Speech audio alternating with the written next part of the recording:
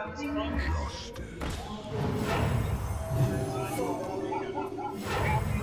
for duty. Let's see how we got this going.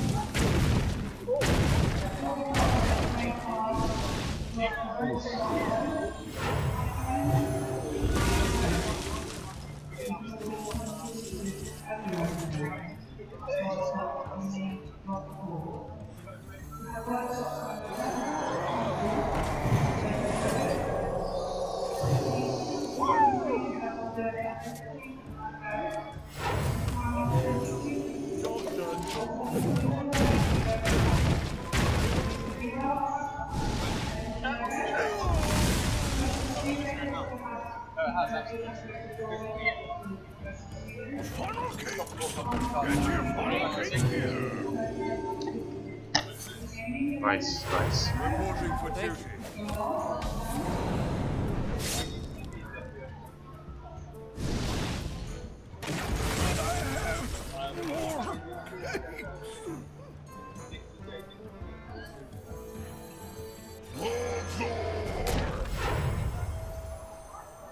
Well played.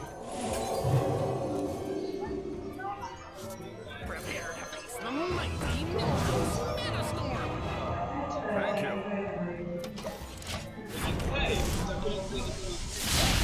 Ooh. Sorry? Yeah. And a little bit of heal. Well, if he attacks me once, I'm dead. So I'm legitimately waiting for a heal here. My eyes are open. It's not enough though.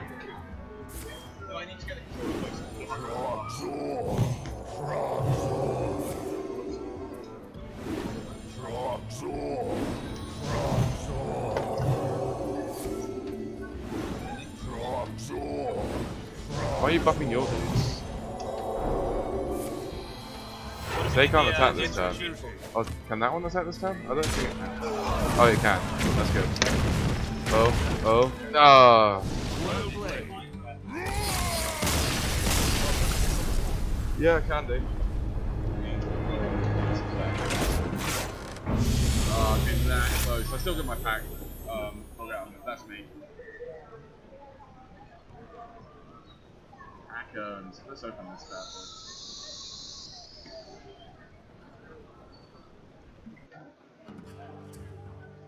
Aiden. So I'm guessing you don't need me anymore. Well, if Cormac doesn't turn up, I can support as well, so that's fine.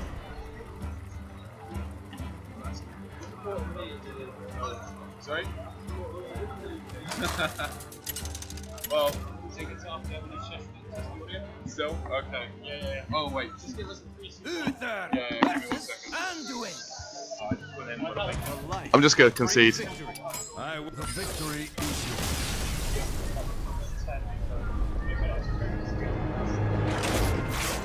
Right, okay, sorry, I forgot about that. Tavern Brawl. I'm just gonna concede. There you are. Okay, right. Okay. Alright. 3, 2, 1. Okay, sorry. Uther versus Anduin. The light shall bring victory. I will fight with honor. Let's cancel this from YouTube and just put it to Twitch. Okay, do you want to do it? Probably playing that first. Yeah, that's good. Play that. Definitely play that. Because if that dies, and then play the swords. Yeah, and just swing in, because he might assassinate it. Okay, don't worry about it. Okay, I'm going to give you some here. Okay, so if you can... Ooh, hello. That's good. Yeah, just swing in. Jade Serpent guide you.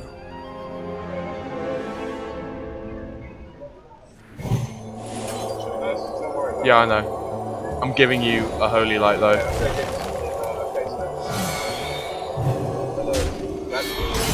Kill the Law Walker. No. You can give me some cards. So you can give me that law, Holy Light back. Play Chow again as well. So Holy Light yourself. Play the Chow.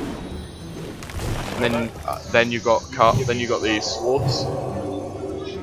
Give me that oh, it's too late now. And then just swing in. All right. Well, we'll be off soon as.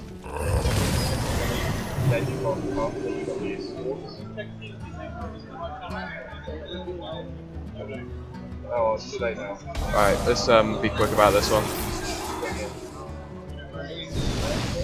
All right. Well, we'll be off soon as. I don't mind playing with him, but I'm already in a team. He's in a team. Are you in a team? What's me?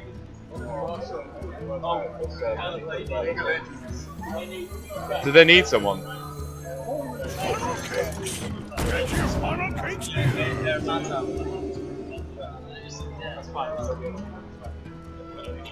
I'm. Oh fuck! All right. Do they need someone? Oh, I just swore. No, that's way to kill.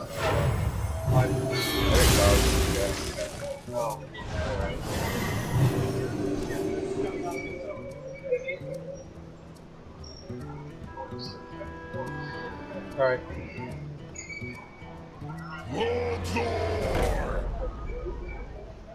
I can, no, double that, that's fine. We can handle that. I can give that team champions as well.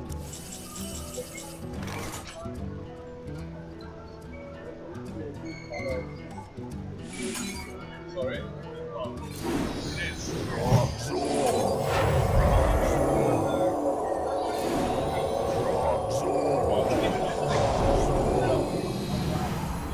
You have been measured and found wanting.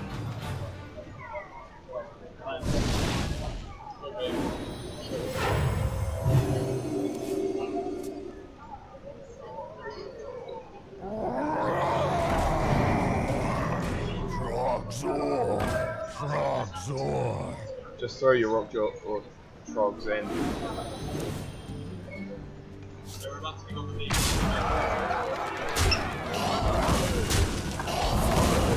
And yeah, just he's gonna die now. That's fine though.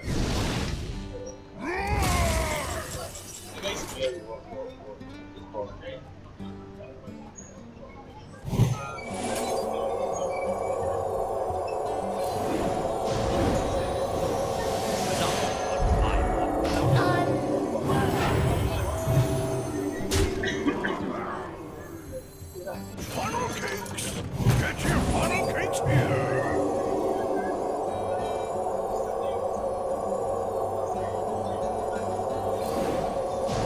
Job's done.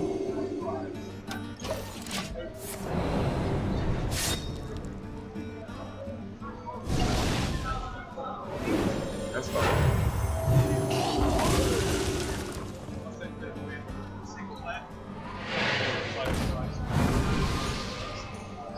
How many fingers do you see?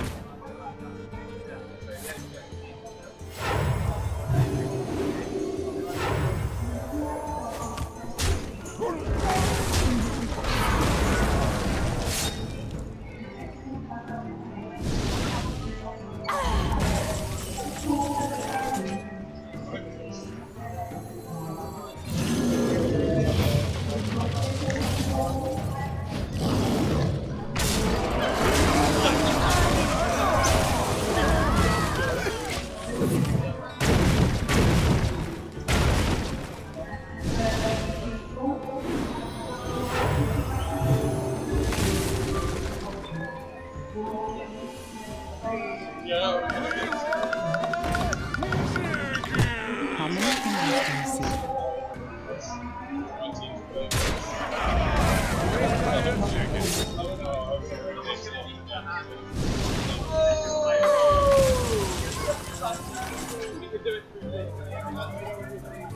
It'll be done in a sec.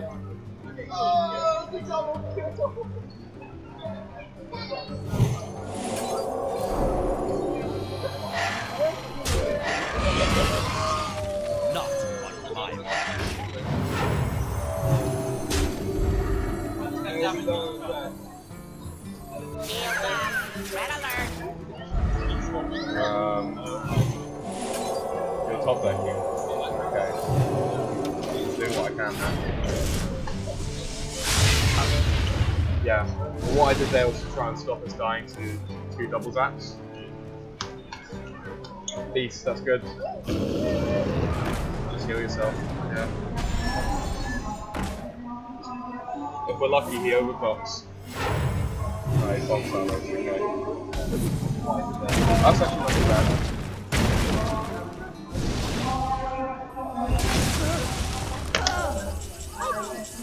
Playing for months.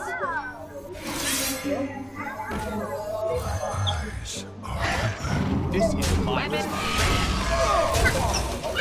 I'm also top reporting guy. for duty. Yes, he's giving you a card, he's giving you a card.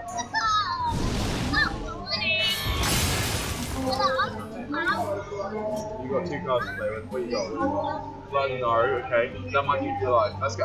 Yes, you stay alive. So, no. Play the, play that first. Light the Naru. We can't do it all. But Yourself, yeah.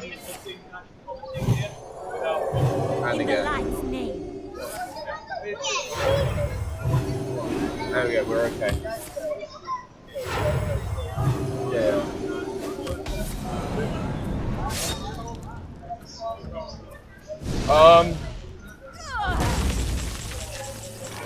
We will need another caster at some point. Colin can stand in for now, and then we can switch out when we get. Yeah, we can have tag team Reporting for casting. duty. And you both To talk, so battle. that's fine. Okay, it's up to you, man. I've only got. I'm 4 short.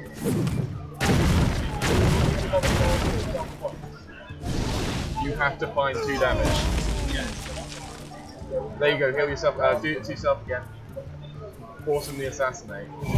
Heal yourself twice. In the light's name. Yeah, it's fine. But it's literally a case of he either assassinates my guy or he goes to the bomb tower. It kills me. Alright, GG. Okay, cancel, quit. Righty,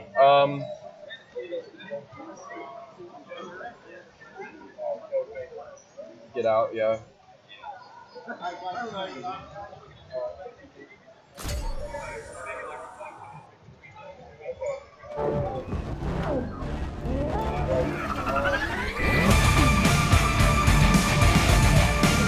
Colin, do you want anything to drink? Yes, please. What? Water. Just water? Yeah, no, I just need to make sure I'm hydrated.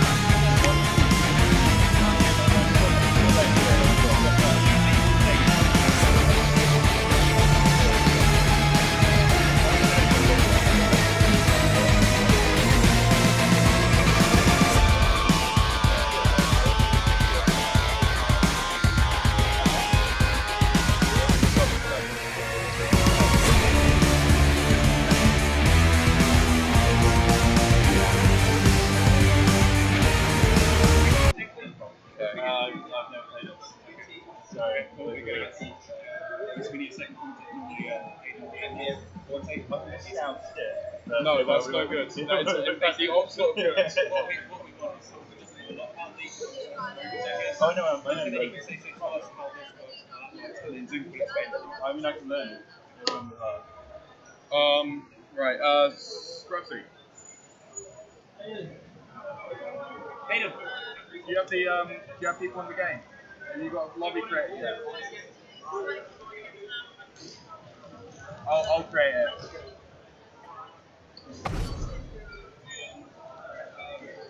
Custom. Great game. Okay. Yeah. You have them, yeah. Okay, so name. Thanks, man. I got printed last thing on along with the flyers. You have no problems. No, I got business cards. So. Yeah. Tournament. Right. What are the team names? Do we know? Oh yeah, they're on the forum. There's like if you go to the forum, Do you have it open? eSports.je. There's definitely like a bit of irony with games down here. I love these guys don't want to be thrown. Right, maybe people stop the cat. That's the wrong way round. No, I'm good. Well, No, I've already got something on the way. we're live on Twitch. Okay, games, League of Legends. Oh, thanks. You want to follow the team? Yeah, I'm bringing the teams up now. We're just streaming on the PS4. We're actually getting Tech Fair team entry. So we got two webcams. You can kind of see. There's one back at TV. The Goon Squad versus. Yeah, we're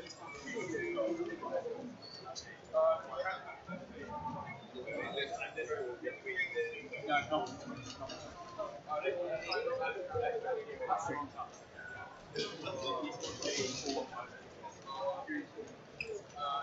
We were in one group.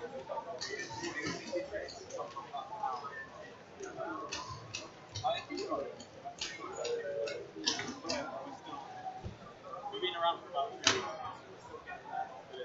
3 years.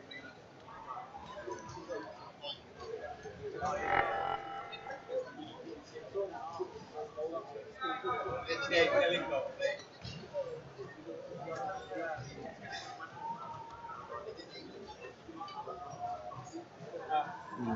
XTM versus Goon. we got properties here, so.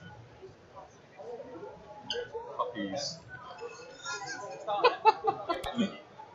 It's not on the stream, right? No.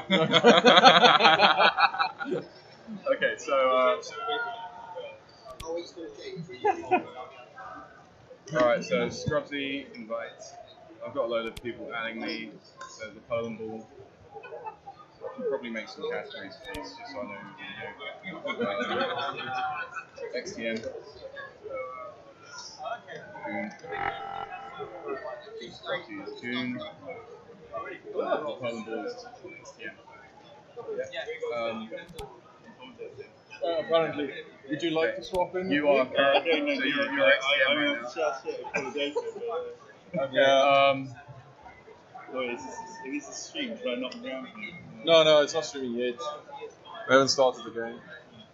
take off captains on each team. I think that's fine. I think bring back the other camera. Bring back, yeah, I will do it in a second, yeah.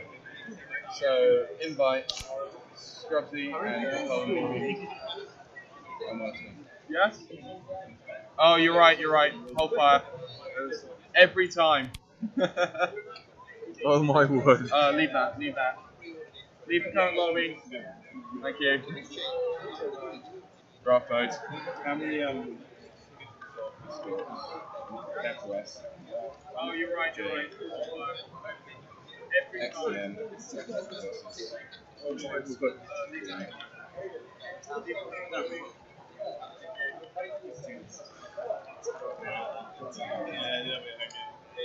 Great.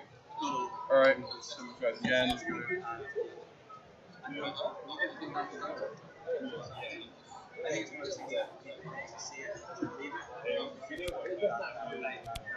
Alright, you've been given invite permissions, just add your team. It was only because I had like PC on my phone. I was just like, I didn't know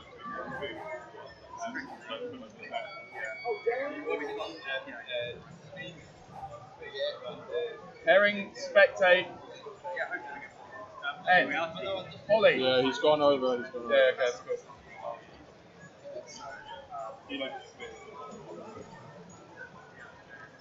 Alright, okay, do you want us to just test some stuff to stream first? Just make sure we've got audio, okay? do it 3, 2, 1. Okay. I want a 3, 2, 1. Okay, you're right, so 3, 2, 1. 3, 2, 1. Okay. Check the camera as well, make sure you're looking. What? You need more color. Everyone, you look at your screen. 3, 2, 1. 3, 2, 1. Audio's good. Sweet. What?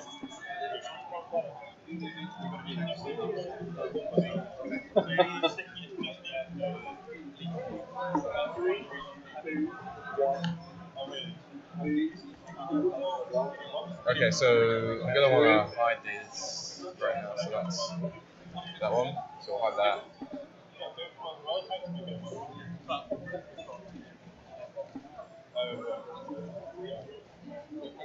Just cover that for the time being. Alright, okay.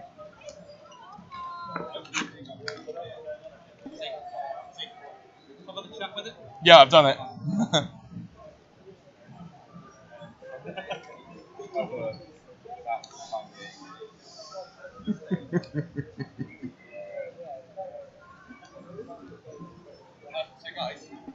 Keep the headphone on the side that you're talking to. Yeah, because Okay. otherwise we won't hear each other.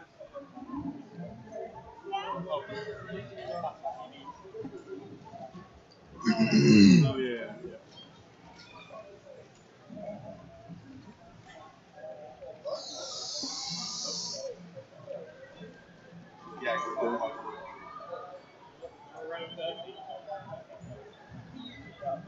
And in fact, Wordsmith, do you want to just go spectate and then back onto the team? Just so that way he's at the top, he's captain.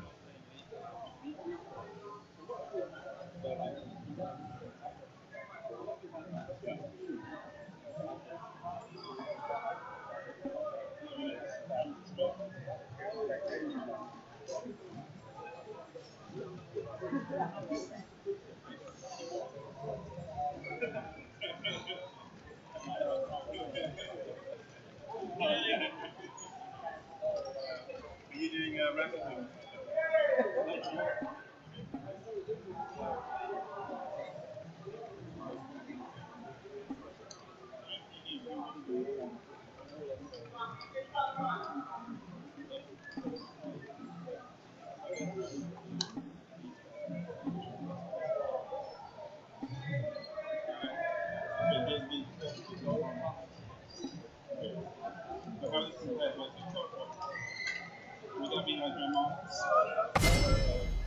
Alright, here we go. Right, so here we have Team Dream Squad versus Team Extreme Me. So just cover this up, that, put that like there. There we go. Right, so wait for bands to come in. We've got Poland Ball and Scrubsy as captains for each team. We are just waiting on the first band, and it is Darius. Fairly expected, very strong champion right now. And the Mordecais are coming from the other side, also very expected. Anything to add, Colin? I don't know. I just think that it's going to be quite obvious bans. We've been seeing the same bans in most games for the last few You weeks. say that, but the last time Extreme Mean played against anyone, they a lot of people target banned them, and it didn't quite work out. See, so there's a Vayne ban. Yeah, and Mordekaiser came through and absolutely destroyed the other team. That's exactly why I'm saying it's going to be pretty obvious bans. Yeah. Well, Vayne still. Vayne's an interesting one. Elise Yeah. is quite obvious. Vayne not so much. Yeah. We'll see how this goes. It's going to be certainly an interesting one. I really hope so. Alright, so 5 seconds for the last ban.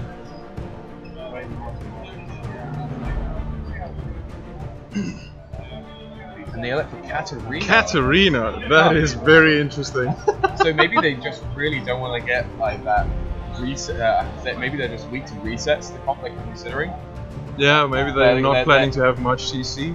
Or just being very squish. If they're really squishy, then they're just going to take, get very quick by burst it, with a lot of resets. It's going to Yeah. wreck someone that has a squishy team. And the last tip ban from Purple Team, this will certainly be interesting.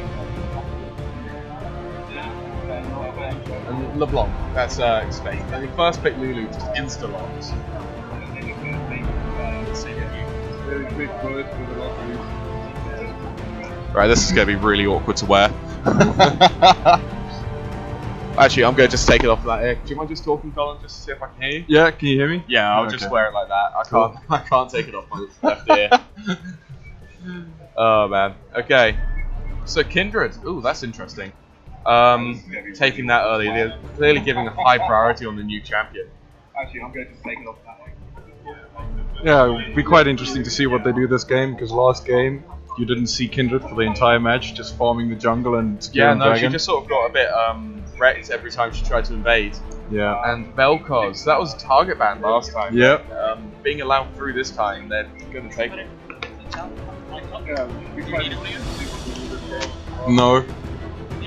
Yeah, okay, we'll just do this. Alright, okay.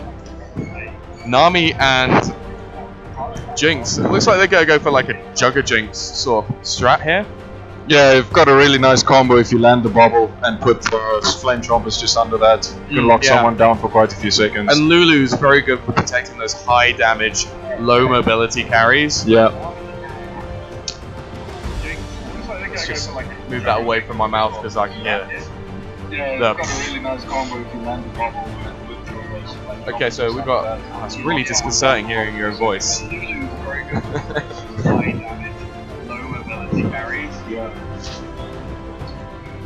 Right, Lee Sin and Sivir. Fairly standard, but Lee Sin top lane, maybe? Alright. I really don't think so. Lee Sin was also target banned in the previous game against the XTM, so... They're going sort of like a pit comp, almost. They've got, like, Lee Sin, high damage, quite tanky. Kindred can do a lot of damage from the quick burst. You may want to move that away from your mouth a little bit. Yeah. Then we got... Really? Rengar? Yeah, that's a favorite pick for Wild Herring. He loves playing Rengar. I know, and I don't and we're seeing the Blitz again. Right. I think it's because of the substitute on the XTM side, Wordsworth. He's, the Blitzcrank is a favorite pick of his.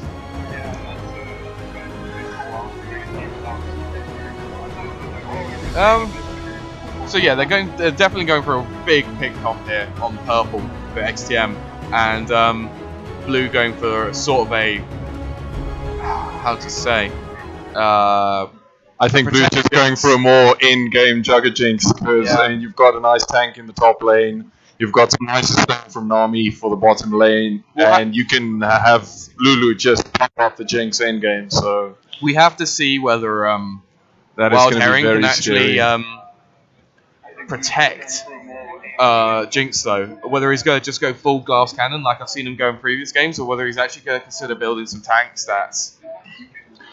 That'll be an interesting one because if Rengar doesn't get a hit early game, he really does not offer much in game.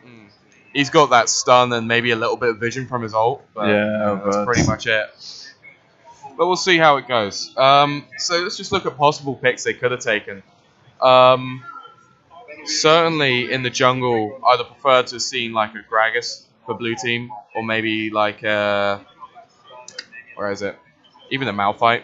Just anything that can gank the lanes a bit more than Kindred does, because she really struggles to get into the lane. I was for a talking proper blue gank. team actually, Goons. My bad. Yeah, I mean, either side really. I'm not certain on either of these jungle picks. Interestingly, no Tom Kench picked. He's very strong right now. Yeah. Volibear, also, he could have certainly worked better with purple team. He can gank early. Yeah. Becomes tanky late. Because they are very squishy. I'm quite interested to see how the laning phase goes, because we don't really have any ganking junglers. The only person that can probably gank is in the top lane in Lee Sin, and obviously he won't be running around the map ganking everyone. Well, he may roam mid. And maybe he's got that twice, teleport for maybe like a teleport gank bot if they throw wards in their in the brush. Yeah, bot lane seems to be going to be just like a farm fest early on. Yeah. Let's see. Also, Rek'Sai not picked. Very strong currently. But clearly not a comfort pick for anyone on either side. I'm actually really happy to see the current drafts. Quite a few of the in-meta champions are not in, so we'll see a very interesting game in my opinion. Yeah, no, I understand what you mean. I'm not sure I'm particularly... Why can't we see in-game? Delay. Cool. But yeah, there we go. Also, no gangplank. Not even a ban on the gangplank. That's a very nice one, in my opinion, that they could have taken instead of Lee Sin in the top lane, because yeah, I don't think Lee Sin is going to offer a lot in game, so it would have been a way sort better of pick, in my off opinion. after his sort of mid-game power spike, where Yeah. he's just an unkillable, high damage sort of brawler. Yeah. And then And- suddenly, when you get to the real end game, when Jinx is going to be a real problem, I don't think Lee Sin's going to offer much in team fights. Unless he can get some really nice flash kicks or war jump kicks. I don't think we need the casters on, do we? We don't need that on at all. We'll just leave that there then. Things like that. I don't know, unless you want people to see your face. Let's just see the HUD. See what this looks like. Why is it not showing HUD? Why is it not showing game?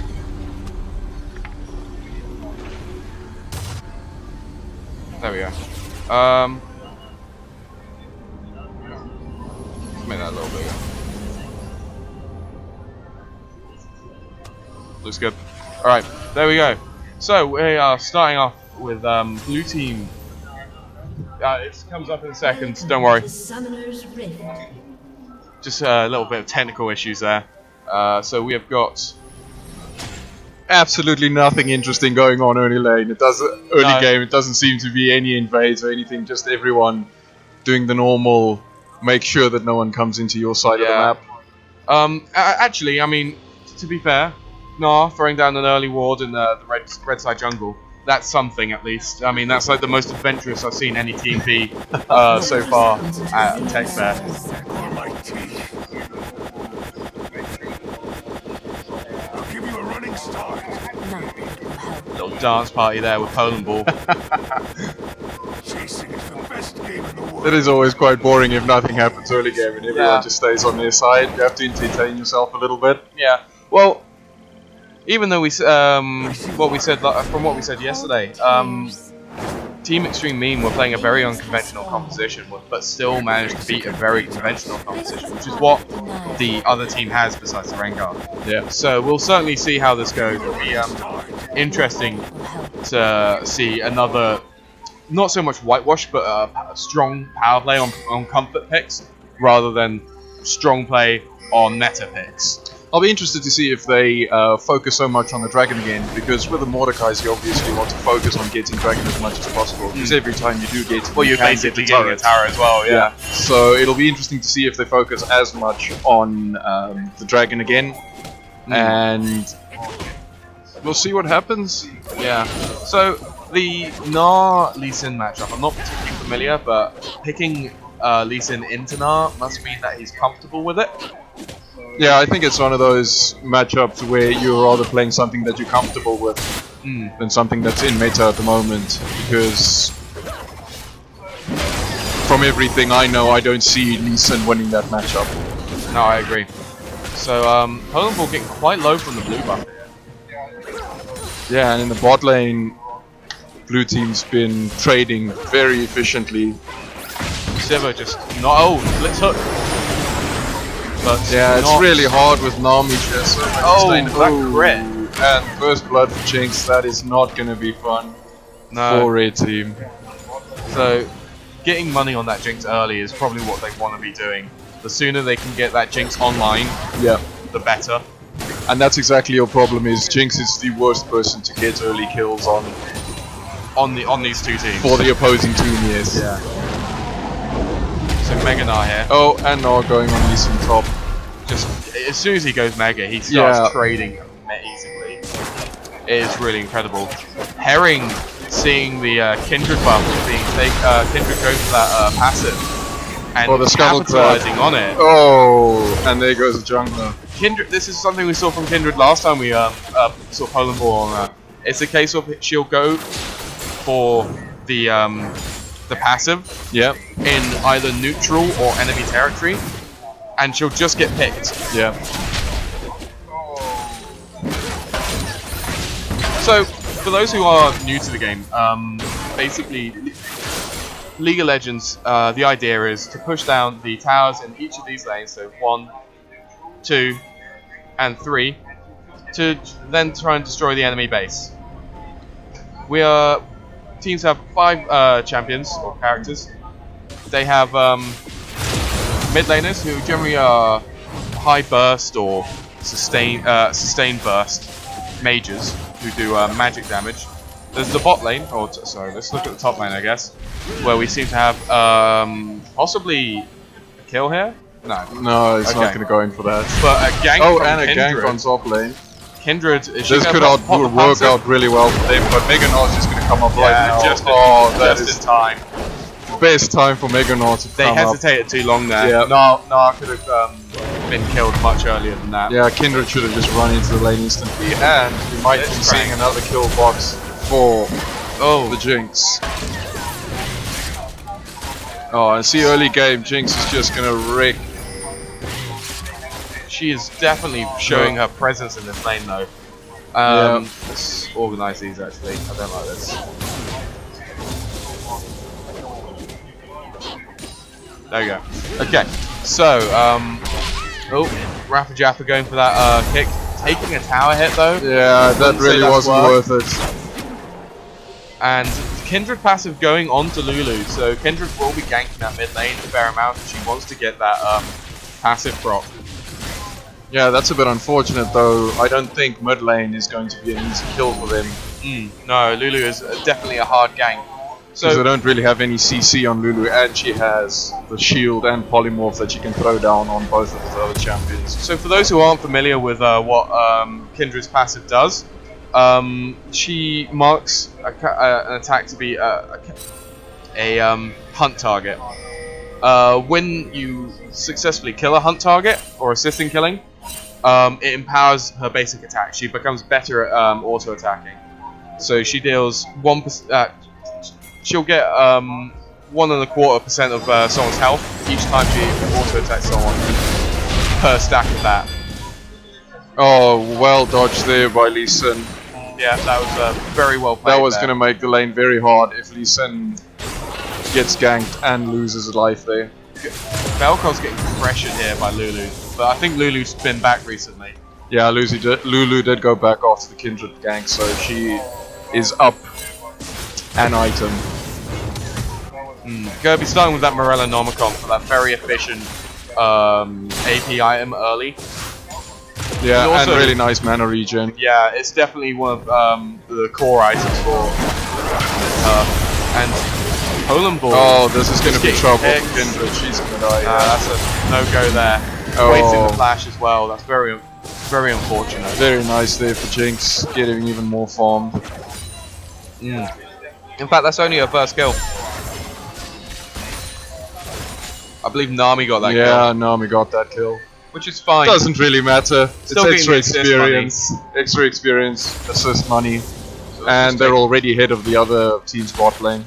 They're already at 1.5k ahead. They are just absolutely thrashing them early game. Yeah. So we look at the total gold here per player.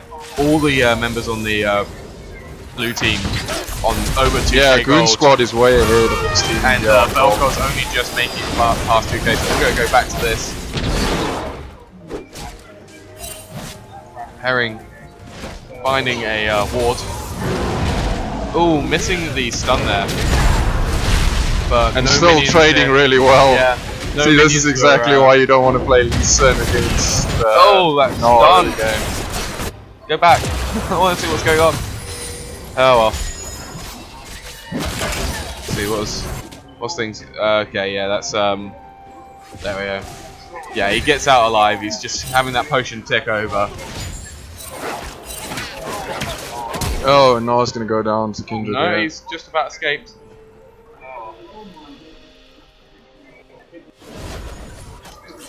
That was very well done from Nor. We've got chief problem solver solving our chief problem.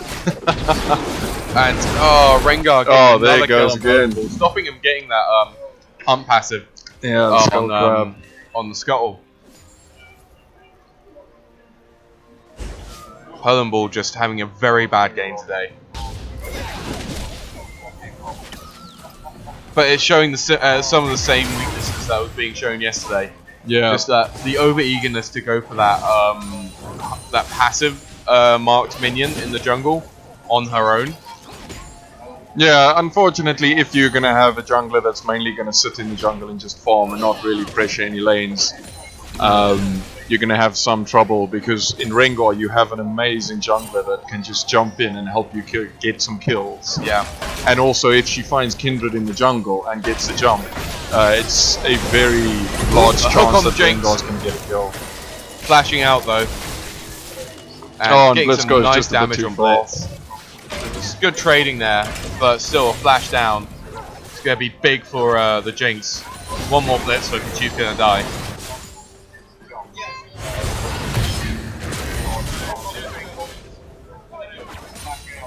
Alright.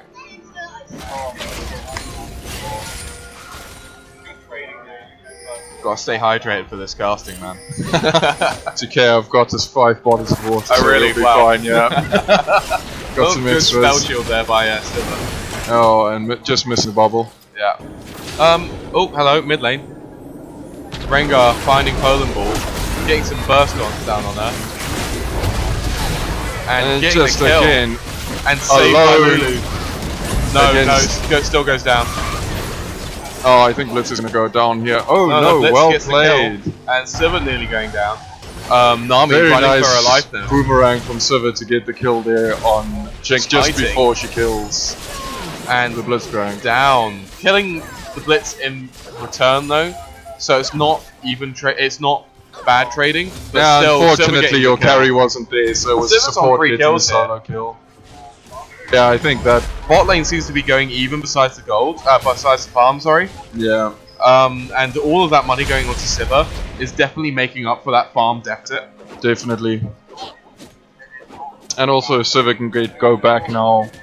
Probably get a Got the sword. BF sword. Oh, she's not Seems to not have enough money for the BF sword, so Yeah. Just still not going to trade really well against the Jinx, who already has her BF sword Oh, and has kicked now in added turret. her crit cloak. Now this is a teleport here from mid lane. Lulu coming top. Burning flash. Slash dodging boomerang. Oh, nearly getting him as well. That is a lot of damage there. He is very low. Poland Ball's still in the top lane, looking hopeful. He may even just have to assist stopping the tower die. So go up top. There we go. They're going to get that top tower. Yeah, that's an easy one, but Vel'Koz is trading in mid. Yeah. He just doesn't push the tower really well, unfortunately. Oh no, he's not going to be getting that tower down anytime soon. That was a very good teleport there by Xenosis Reaper. At least he is pushing the lane into turret, so Lulu will be losing quite a lot of farm. Yeah. Because she seems to be staying top to steal the enemy red buff. Yeah, well I mean if it's If they keeping get a kill Poland here. as a nil point, then yeah, Oh, burning Poland's is flash. dead there. A lot of jokes I can make here. I'm not going to make them.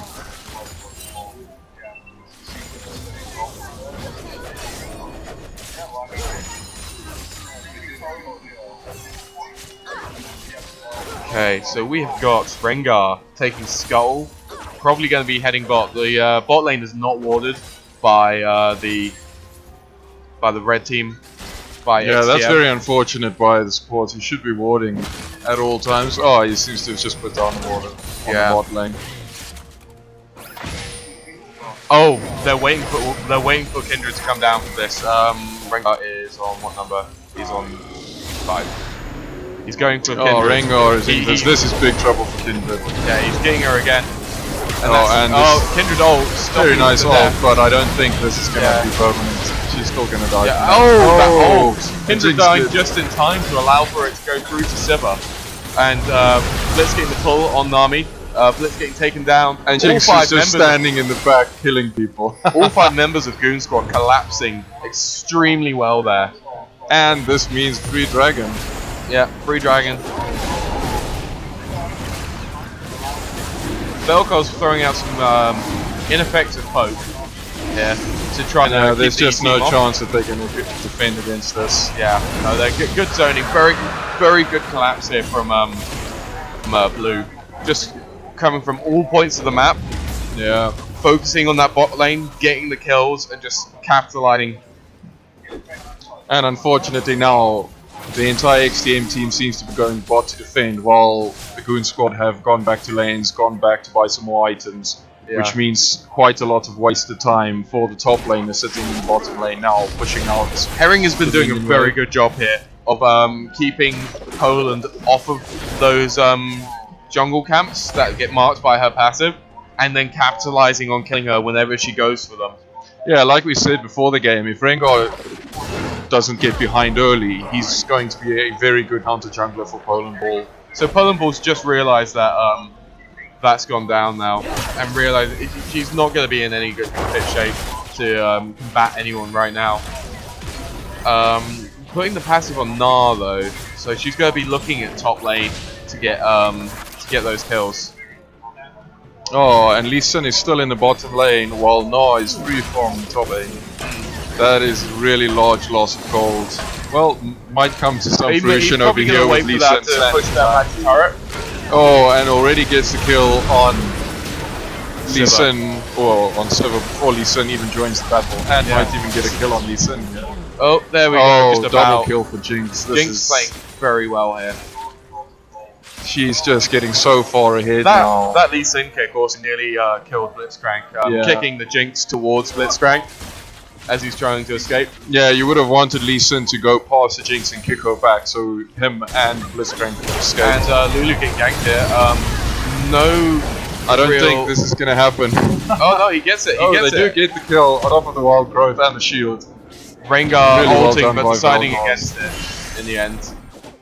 Just shows the massive damage from Vel'Koz's ult, because he just put that down on Lulu. And You just get stayed that inside passive it. just ticking so quickly. Yeah.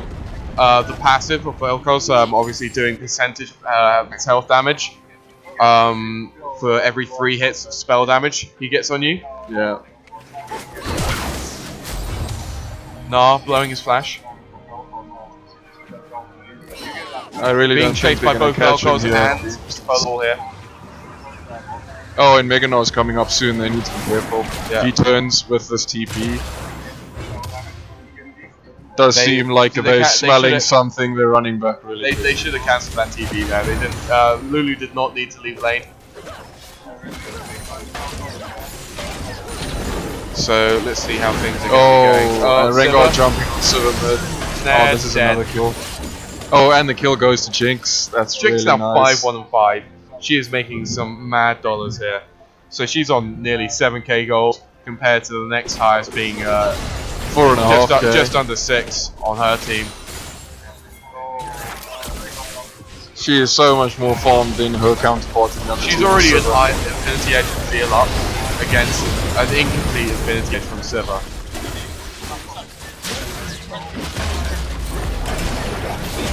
Oh, and this Good ult, but well, it had to be cast as forced out that ult at a very unfortunate and time, and Jinx. still getting the rocket kill. Very nice. Purple should just not have stayed for that heal and just No. left the lane.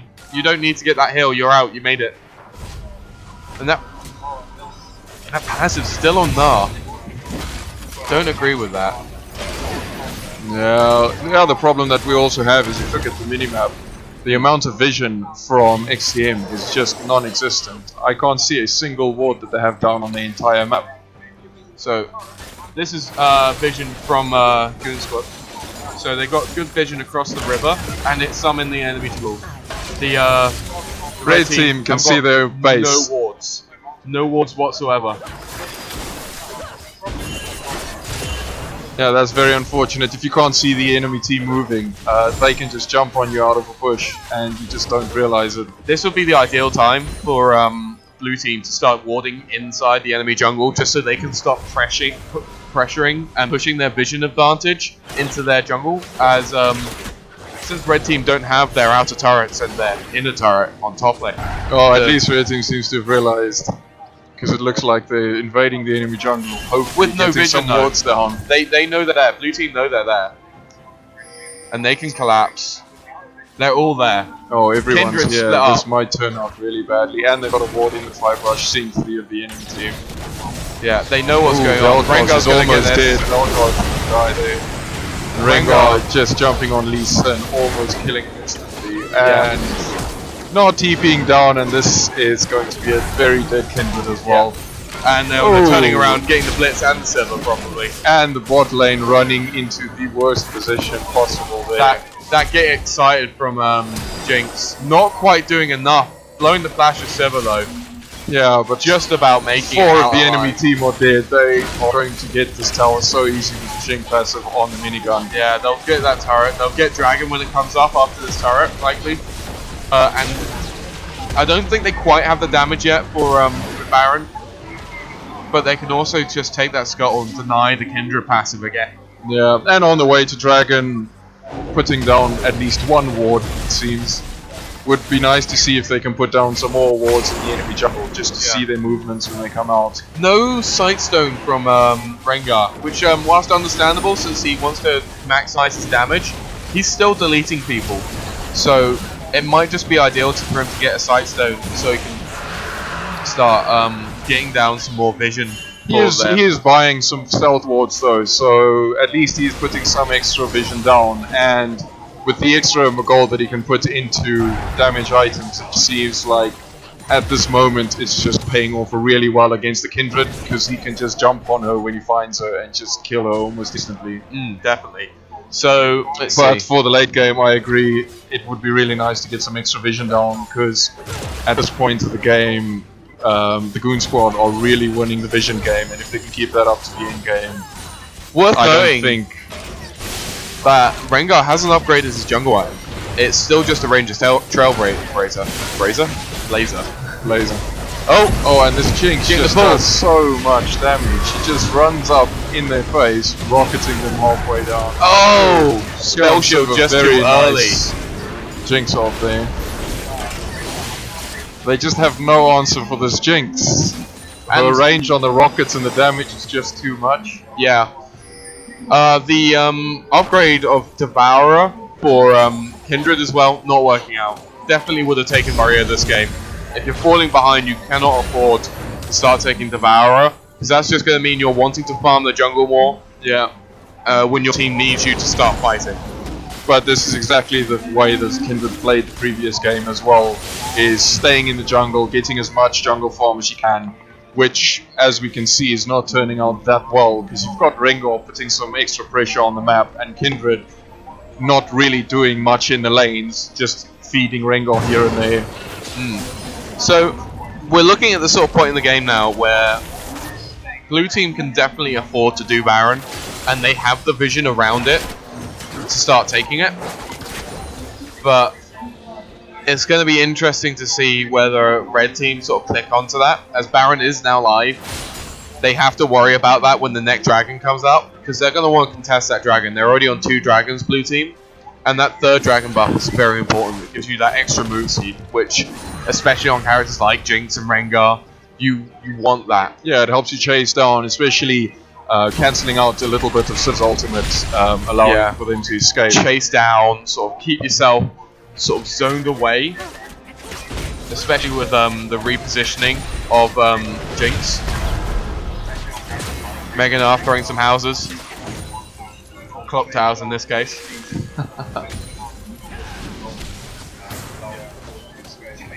I don't know, I don't think they should be going Baron yet.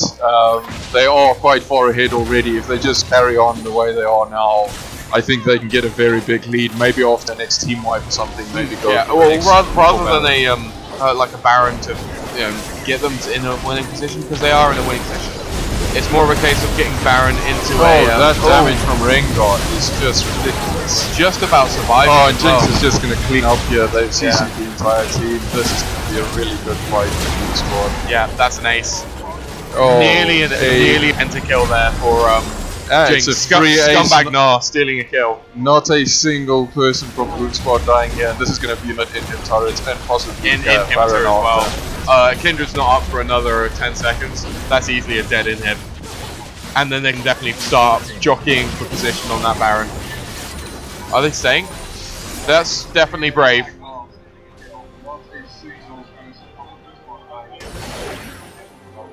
They're just going to go back. It's good decision here. Yeah, and if you look at the enemy at XTN's jungle, very well warded up on the top side, and Lulu and are running through the bottom, putting down some wards and stealing the blue buff. This is going to be really hard for XTN to come back from. Definitely. Oh, not getting that blue buff. These things happen. Needs that mana, man. It's essential to his play. He doesn't have any mana right now. He needs to regen it.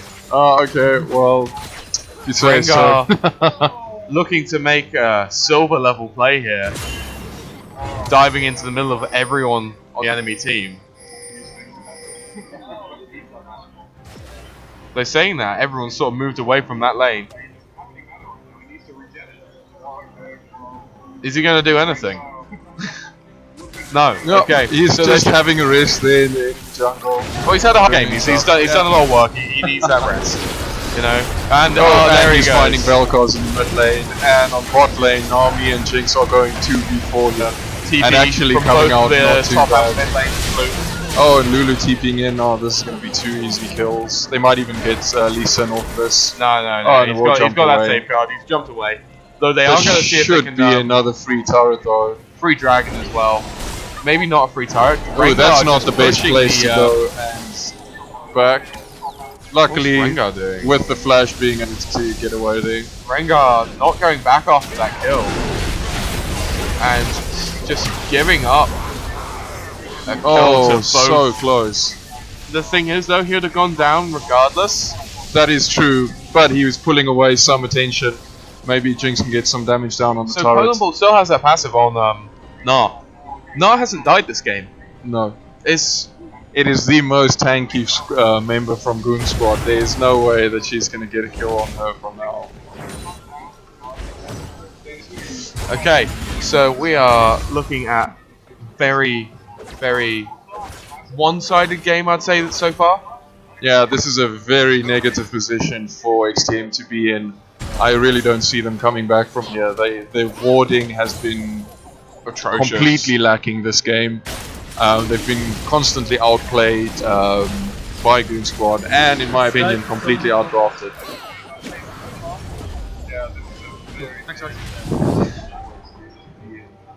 Chief problem solver doesn't know I solved the problems earlier. I can problem solve too. Don't worry, it's cool. Yeah, unfortunately, from the start of the game, we knew this was going to go late.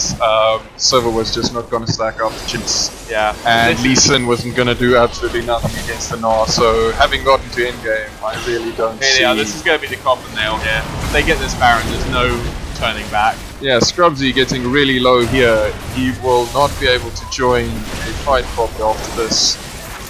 But he doesn't need it. XTM has a very small window to jump in on this. And he gets it. They have decided not to do Leans it so. against the wall. Oh, Blitzcrank just walking and going down. Dying on his own. Flash burn from Lee Sin.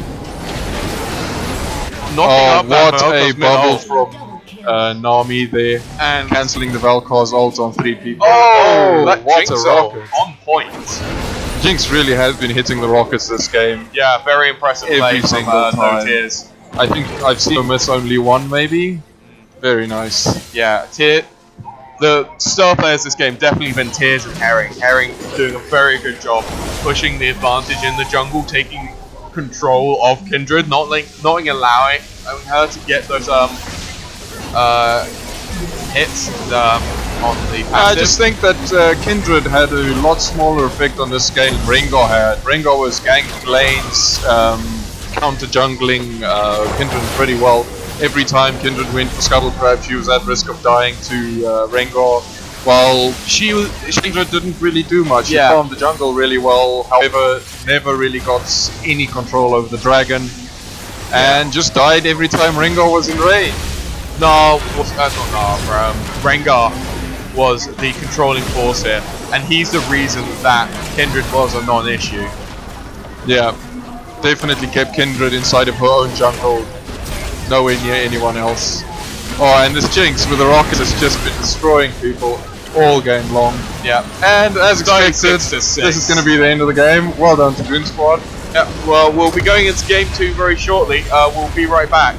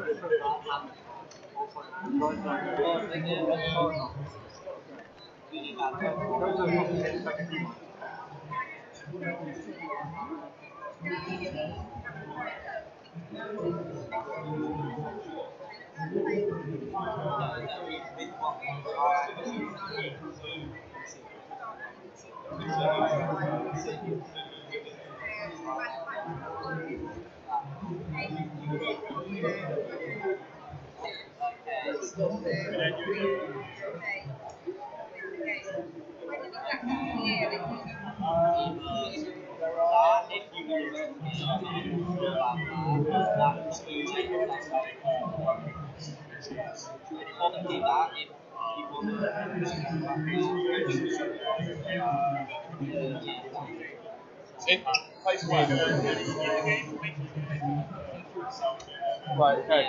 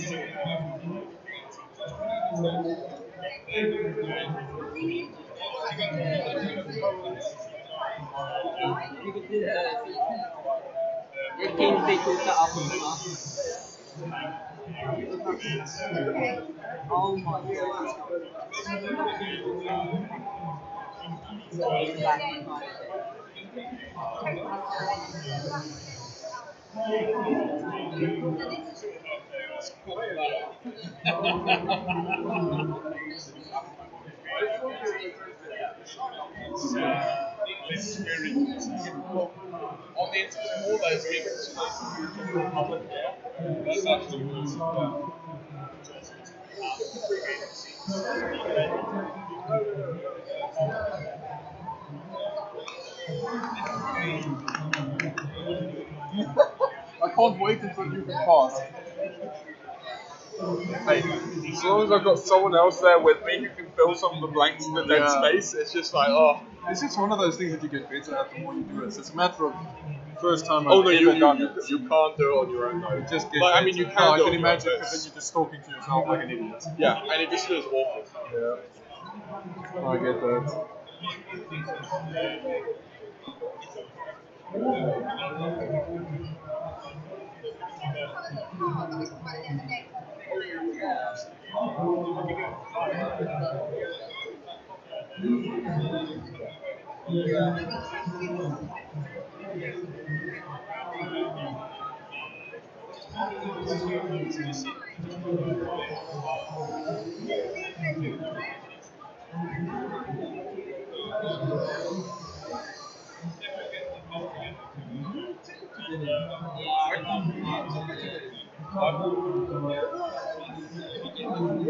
Oh really? Oh. Oh, it might be like a rule thing. Yeah, I just walked in. That might be because I'm an exhibitor. Yeah, we're going. Alright. Your T-mine's okay. Okay, so we can get in soon as, just because we're just trying to hurry this along. Yeah, okay. But it's not that we're trying to rush you, it's just we're trying to rush you. Please hurry up. Okay. Alright guys, get started now, okay? Alright, get going.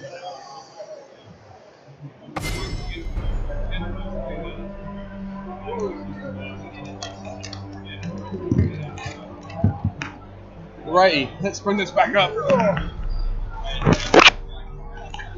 Oh, respect ban. Jinx, our first ban. Not surprised by that one. Okay, let's bring the screen back. Is this the good source? Is this what we want? We want to hide that now. That's that one. Hide that. Probably move that about there.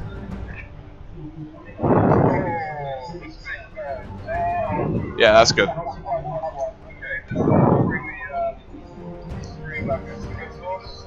Alright, okay, so we've got Jinx, Darius, and Gnar bans. So, blue team definitely going for banning the power characters from last game. Just try and ban out some of those comfort picks that are being taken by Team Goon. I really don't know if that's a great strategy to Well, ban they're out leaving open more champions that people are good with, because firstly, you're leaving out OP champions, and unless someone only plays one champion, I mean, it's not really going to matter if you ban out the one they played last game. Yeah, you still got that Fiora, you still got that Mordekaiser open. You've got so many ADCs to pick as well. I mean, banning Jinx is They not could take a Kog'Maw easy. You can take a Tristana as well. Yeah, they're probably even better served banning out that Lulu, because that disables that entire sort of comp completely. It'll be interesting to see if they have a similar comp this game, or if they're going to go and try something new. Rek'Sai is a fairly expected ban. Rek'Sai is very strong, and obviously Mordekai's a ban right at the end. Yeah, at least Mord gets banned out. He really is very broken. A lot of respect being given for Mordekaiser, and they're looking at taking Rengar for themselves. Okay, we'll see how they can deal. I think that may make a very big difference, because if they can have a lot more action in their jungle than they did last game, I think it'll make a very big difference. I'm not sure how comfortable Herring is on any other pick. We'll have to see. It's time to bench the Kench. Tom Kench, one of the most powerful supports in the game right now, being considered here by Team Goon Squad. I really think this is a good pick, because if Rengar jumps on you in a gank, Tom Kench just swallows up your ADC and flashes away with him. It's a very nice counter pick to the Rengar. And taking that Shen as well, they look like they're going for another protect the AD carry comp. Definitely playing around Tiers. They definitely feel that he is their strongest player. And looking from the previous game, I completely agree with us. He did really well on his Jinx, really farmed well, got a whole bunch of kills, and just ended the other team. And I'm not sure you can hear that, but we're getting the screams of gems here. Look of that Tarot pick. I'm not sure it's going to be locked in though. Aurelia, yeah, there we go. That's better. That's more expected. Yeah. Aurelia definitely a very possible pick here. Can match Shen in sustain and can out harass him. I'm interested to see if the Shen is going to be a support or an actual top lane. It is a flex, but they're definitely hovering over Nami. So Shen is definitely a top lane. Yeah. So they're holding their jungle pick. That Veigar pick though, let's go back to that. Veigar, very strong. I think Veigar is going to be a very big advantage this game compared to the last, because it feels like Vel'Koz didn't really do much for the team. And with the massive AoE stun that Veigar puts down, it's very nice to position yourself in team fights and opposition the enemy team. Are they going to be taking Veigar support maybe? Because he's got that ring stun. It's very powerful. It does seem to be the case with Ziggs locked in. And I cannot see Ziggs playing anything other than that. Ezreal, he's definitely fallen out of favor recently in the ways of AD carries. Generally being thrown in the mid lane as sort of like a caster with the rune glaive, taking smite. Yeah, I don't know how well this comp is going to do in game, especially with Ezreal, because if the Goon Squad go with a Juggernaut carry here, that it's just going to be so hard in game to contend with them. Ash? Ooh, they seem to be going with a more CC orientated ADC. So they got some really good engage here, and very good global pressure between Tom Kench and Shen. They can have half their team across the map in the matter of seconds. Yeah. And it's not as if Ari is a immobile character either. She definitely likes to roam. She pushes out that wave with her Q, and then goes around to the other lane, shares some love, literally, onto the other team. Yeah, very nice mid pick here. Can roam really well. And interesting, Tom Kench is going to be in the jungle. Ooh. Have not seen that before. Oh, of course, because they picked that Nami. We didn't even pick up on that. They picked Nami with Tom Kench. I've seen Tom Kench jungle before, but I'm not sure I like it.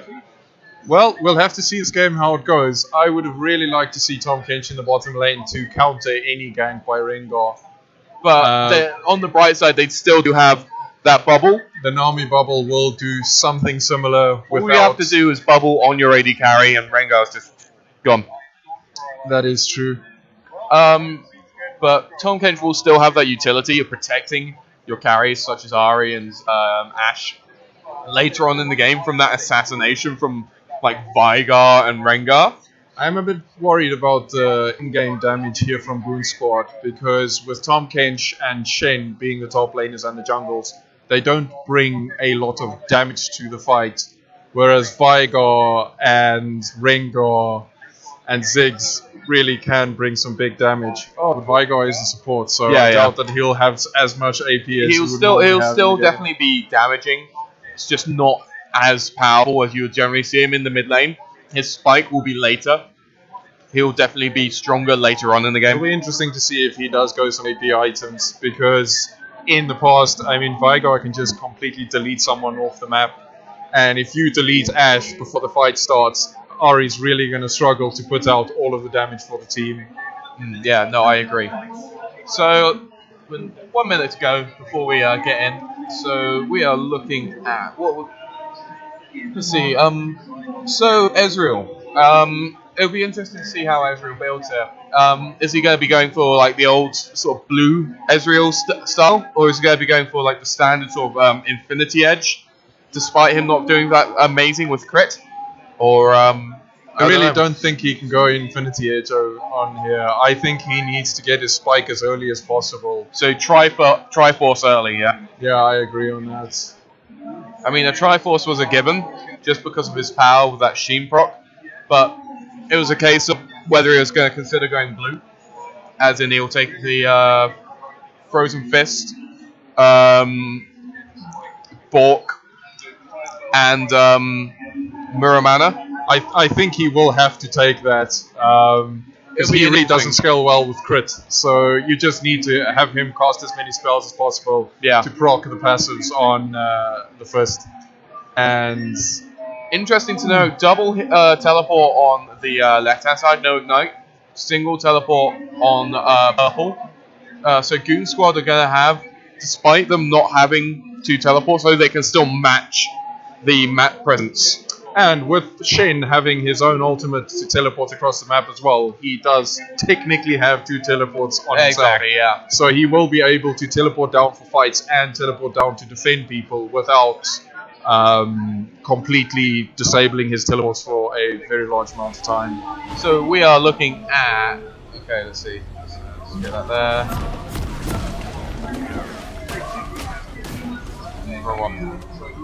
Okay, I'm just going to sort out these cameras here. That looks good, actually. What do you think? Like that? Yeah, sweet. All right, okay. So we're into game.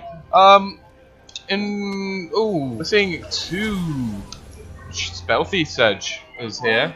This is not common, but we'll see how it goes. It is harder to get the last hits down if you're ranged, since you don't get the assassinate mechanic on that. So it is interesting to see that getting the slows down will enable your team to jump on the enemy team a lot quicker and a lot easier if you have the advantage of a gank, for example, the Rengar. And in the case of Nami, it just helps you to disengage a lot easier, because if you can throw down your bubble and put down the Spell Thief's Edge on top of that when they come out, yeah, it's very easy to get away from any ganks. He do.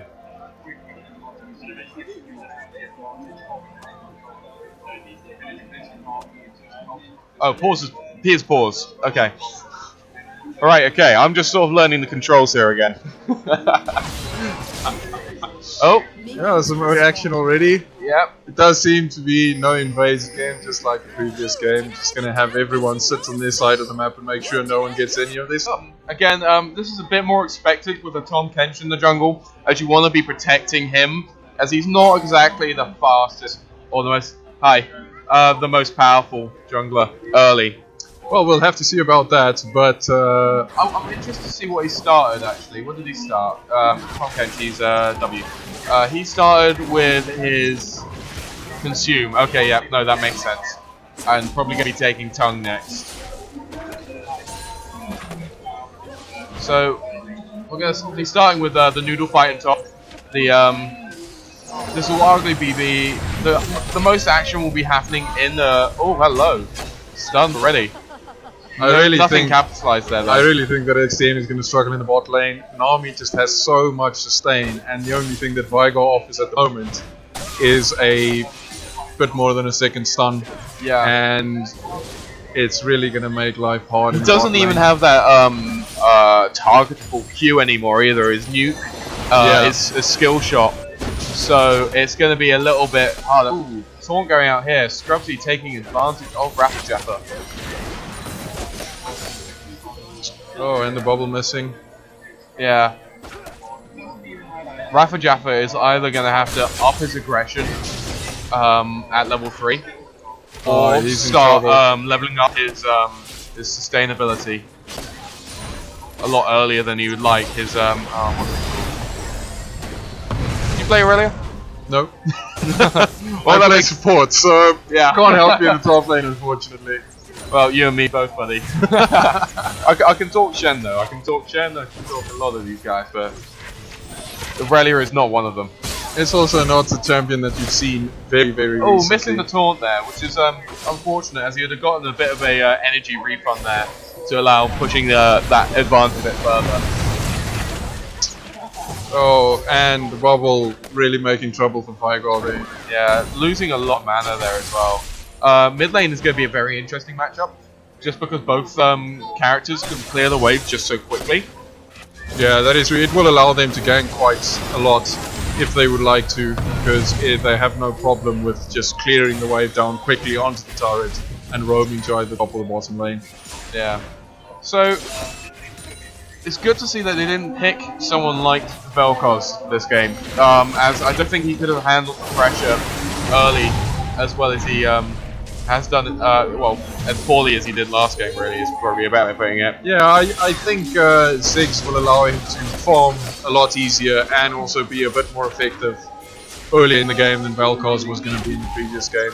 But I think one of the big problems that XTM is seeing here is it seems like the top lane matchups just quite a lot in favor of Rengar being fed to the Shen here. Fantastic play by Wild Herring, getting first blood. And it seems like Tahm Kench is not such a bad option in the jungle. That was a very nice rotation from Tahm Kench. Finding the Rengar as he wanted to gank the top lane, really taking all of the pressure off Scrubsy in the top lane, who's already winning lane and will he's not quite able to get it. But he's going to get that goal likely on Aurelia. And the bottom lane again is just winning for... Oh, throw the tongue, stun, and and that will be a kill for Wild Herring. Well played. Very well done. Herring showing to be surprisingly competent in the jungle. Yeah, very wide well, not very wide yet, but being able to play Tahm Kench. Interesting champion pool is the best I'd put it. Yeah. He's definitely playing against the grain. But nonetheless, he's doing it effectively, which is all that really matters. Yeah, it is really working out with XTM trying to go for a jungler that can put a bit more pressure down on the map and pressure the other lanes, and it doesn't seem to be working with the rotations coming through from Tahm Kench, since he seems to be knowing where he goes before he goes there, and showing up just to step on the game. Yeah, giving 2 kills up to Kench early as well is going to really make his jungle a lot easier as well. Because his clear is going to be very poor. Yeah, and it's going to allow him to get some movement speed up on him, because that is one of the big problems that you have with him. He is quite slow. As we see a gank from Rengar on the bottom lane, and the amazing bubble again, just kind of stopping Rengar in his tracks right there. No tears. And I don't think they'll be getting anything here. And they don't. Very well played there by Massasade. Burning the Ignite, and hello. And Tahm Kench is ganking the top lane again, and this does look like it's going to be another kill for the Goon squad. Oh, and top lane is just falling apart. Scumbag Tom there, taking the kill for himself. Snowballing himself rather than spreading the love around the team. The gold is all going to be on the Kench, and if the Kench starts falling off, which he can do, he's not going to be carrying this game on his own. He's just going to stop being relevant, and that gold sort of stacking on him will definitely show a lot more I think it'll allow him to tank up a lot quicker, and with his ultimate adding percentage damage to his abilities, it's really going to help him to early game do quite a lot of damage and tank up, and he can just keep running in on the front line with the Shen being able to TP in if he needs any help, and just hopefully not die. Yeah, as we see Vigar getting bubbled again. Yeah, And Vigar getting quite a lot of damage down on him. Being chunked down to third just after getting back to lane. And getting that smite down and just taking down Shen. Shen was way too focused up there. Didn't have enough warding going on in the river. Yeah, it's also like that for the first time we see the jungler from XTM actually making a difference. And Kench coming into the bottom lane for a gank. Taking Ari with him as well. Hitting both of the bot lane. Getting another kill for himself. And he can just stand there tanking the turret while Ari puts down some more damage. And this should be a free dragon, because I don't see how XTM will be defending anything here. Well, I mean, they still have Ziggs and Rengar up. Rengar and Ziggs are both nearby, but they don't seem to have enough vision on it to know that they're taking it. Yeah, no, they're not going to contest. Rengar's going back. This is going to be free dragon for them. It's interesting, not even trying to steal it with Ziggs ultimate. Well, they don't know. They don't know. They don't know how much health it's on. They've got no wards. Yeah, that's true as well. Cinderhulk already for Kench, and Bambi Cinder built with the chain vest up top with Shen. They're going for a very AoE sort of base on these very tanky bolts here. It's going to be really hard to kill them in a few minutes. Definitely. Missing that meteor there from Vigar, despite the cage going down on Ashe. Rapper Jaffa falling behind again. He's he really seems to be struggling against Scrubsy in the top lane. Yeah. Well, he's got. Let's just check the gold. They're actually even on gold. It's just a case of he has that constant fear of Kench, fear of the Kench. Yeah. Going on. The fear of Kench. Fear of the bench. So let's see. Also, worth noting, we don't have the Wordsmith playing this game. We have Shock Raccoon, who's their AD carry for XTM. He's come in as a sub, as the expected player has not been able to make it today to Tech Fair, and it's been definitely sort of showing that they're not playing as a united team. Just letting that Igniter down, it's going down very easily. Aurelia going to follow. Rengar getting counter ganked. So very hard. But getting out with his life. Yeah, I do think it's showing that if you have subs in for your ADC, it really is making a big difference in the bottom lane. Since they have lost the bottom lane twice in 2 games. Yeah. Shix was on Ashe taking down the Vigar. Yeah. Shix was on the Sivir last game. So I think that support may be his preferred role over AD carry. Yeah. But then again, it's hard to tell. If he's picking Vigar as support, it's very unconventional support and does not seem to be working in this game at all. Mesosay just pressuring the Ezreal away, just not allowing him any farm. He has half the farm of Ashe, and there's a kill down. He's going blue. He's got his tier going. He's building into his Sheen. But yeah, as expected, but I really don't think that he's going to get enough items up quick enough to be very effective this game. Yeah, he's going to be spiking way too late. And by the time he's spiking, he's got Tom Kench and Shane, both of them should be very tanky at the time. Just standing in front of their team, taking any hits that he can throw at them. Funny thing that I saw just now in mid lane, Tom Kench throwing the consumed scuttlebutt into mid lane, so and it dying, so it just runs all the way back down river. Rengar making a gank on bot, getting a expert bubble just about before he takes the kill, and Shen's coming down. Shen's in, he's got the taunt down. That's Ezreal, and that's kill. going to be a triple kill. Let's see if they can get the Ziggs here as well, Tom because if they there can as well. more of them. Oh, and you get slowed Burns down. a flash. Flash there. And the arrow coming through, and that's definitely going to be the kill. And Tom Kench following Shen just for good measure. Taking his own kill. It's ensuring he gets the kill. And Shen teleporting back top just to ensure that his turret doesn't get punished. And only missing a few CS. That is very nice for the Goon Squad here. Being able to go down, get 4 kills, and not really lose anything in the top lane. Yeah. Goon Squad's just asserting their dominance here.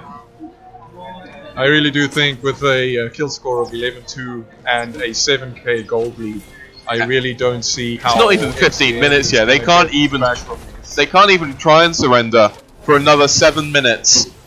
I don't know if they'll surrender. Oh, I doubt they'll surrender. I mean, any given Sunday, or in this case, any given Saturday.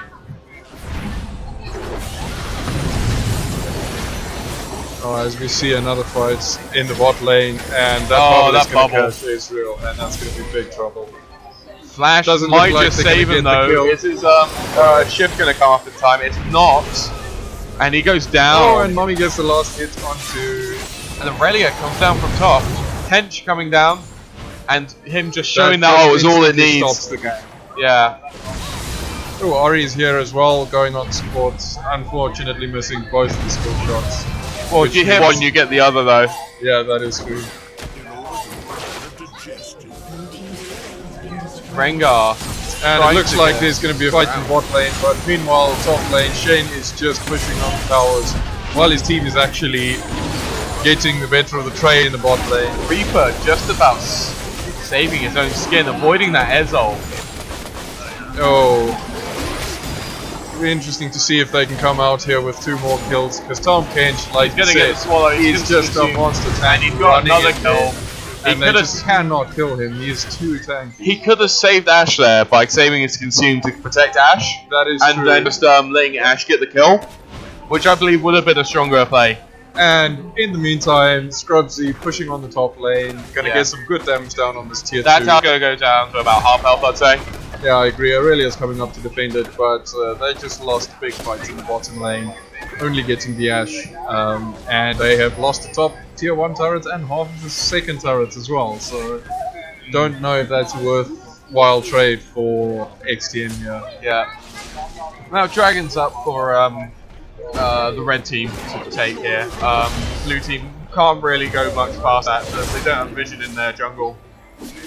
Shen getting chilling smited by Goon Rengar. Squad is just going to collapse here on top of the chasing Rengar, and that's going to be another kill. You can't chase into that lack of vision. You look at their vision, right? Blue team, they got no vision. They've got a ward in their tri-brush at the bottom there, but that's it. Whereas if you look at red team, they've got wards in the enemy jungle.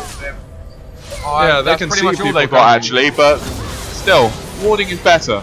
Unfortunately, the warding is relevant if you're chasing someone around into the other side of the map, and in this case, they're chasing someone without any vision of any support coming in, and in this case, it was the support of Ari and Tom Kench that just made a kill on the squishy Rengar a very easy thing to do. Oh, the Ash arrow hits down on 2, Tom Kench is coming in with ultimate, and that's a very dead Ezreal. Yeah. And possibly Aurelia as well, with a very nice bubble coming through from Tom Kench swallowing the Ari there, protecting her. Oh, very nice. She just gets out of that 6-0 as well. This is a whitewash. This must be very frustrating for XTM, seeing the enemy team all escaping on such low amounts of health and not being able to do anything. And that's the problem though, you're playing against a Kench. He can just swallow anyone on low HP if you jump on him, and that just makes life extremely difficult. Rengar trying to get a steal here. He needs to be careful because he might be in very big trouble here. Oh, missed the bubble. Misses, and he'll be getting away from this. Yeah, having to burn that ult though. Yeah, that is very unfortunate. And as we can see here, if your jungler in Rengar does get behind, he is really ineffective because he did get a gank on the top lane and tried a few ganks on the bottom lane, but because he's so far behind, he's just not been able to do actually anything. Yeah, it really shows the ebb and flow of a snowball. You wouldn't see a Tom Kench doing this well typically, not compared to like your more conventional junglers. When they fall behind, they can still stay on pace with the rest of the teams. You know, like if you have a Gragas or a Rek'Sai, I mean, I know Rek'Sai is banned out here, but having either one of them go behind, it's not such a big deal. And here we have Ashe just that just shows you the 1v2 massive pretty difference in farm. Ashe going 2v1 against the enemy bot lane and still coming out with the first kill before getting any assistance from his support. Ezreal going for the phage before Sheen. Interesting. And here we go. Rengar going to go down to Nami, it looks like. Oh, Ashe taking me to the last hit. Yeah, I think Israel just wants that a bit more HP just to be able to survive a bit longer in these fights because they really are getting taken down very quickly. It's getting very low and he's going to go down to this, but Gives Ari up that getting shutdown goal to Ziggs, which is probably the worst character to give it to on this at this stage. I agree, but unfortunately they're so far behind. I don't know how much difference the 15k gold lead. I mean, it's like it's pretty much writings on the wall. It's just a case of the game finishing. Yeah, in this case, unless Goon Squad really overextend into turrets and get team wiped quite a few times, I don't see it. The Goon Squad's game to lose. Definitely. And Shik's going down. Just out of position, no warning there. And with the Vigo only having one CC mechanic in the large stuff, if you miss it the first time, you just have no defenses against someone just running up to you and killing you. Also, it's telegraphed now that the change has been made for it to have a delay before it comes down. Yeah. It's Oh, very nice jump from Aurelia. They just no support from their team. And Tom Kench gonna come in, not quite steal the kill, not in time for the Aurelia flash. Oh, and the ult to Shay, of course. Tears missing his first sort of global range big ult. Yeah. Like the first time I've seen all game, both games really. From a very short range, unfortunately. But yeah. That would have been a sure kill if it hit. But nonetheless, it's forced them to split.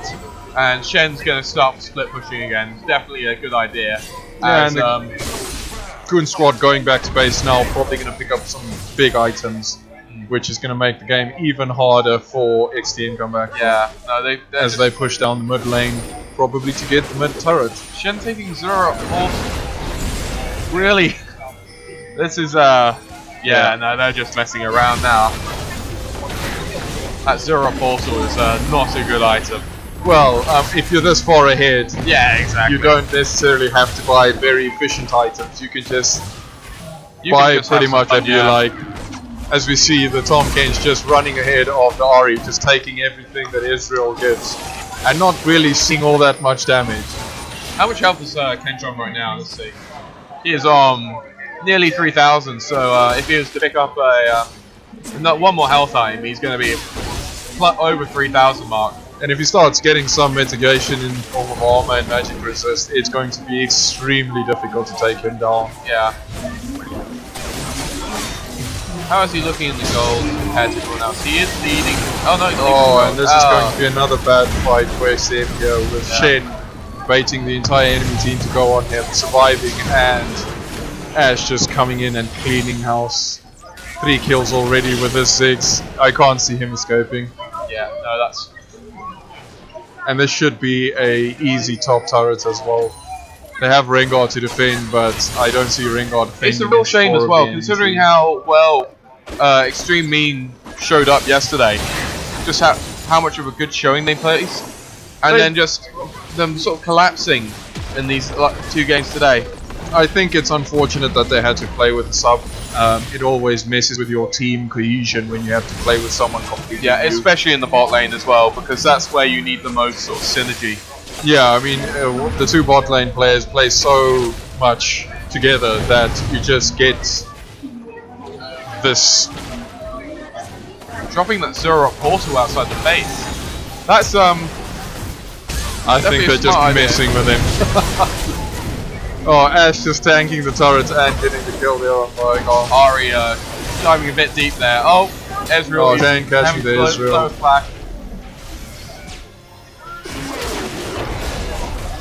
It's not over yet. And Tom Kench just duking it out with the Rengar in the bot lane and getting the bedroom fight.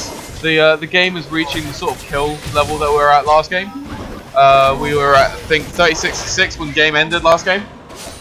So we're getting there. They're on pace. If they get one more kill, they're ahead of pace. Blue team. And also 21k gold lead. This is a very negative position for XTM to be in. Yeah. With every single lane pushed in, Tom Ken's putting damage down on the turrets in the bot lane. Yeah. Shin keeping 2 players busy in the top lane, and looks like he's going to get a kill here on Aurelia. Yeah. And tank up the tower for quite some time. He can afford to though. He's got that Zero portal and that Sunfire.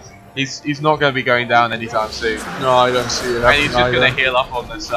Ash soloing the dragon, and now they can take blue buff from the enemy team. Yeah.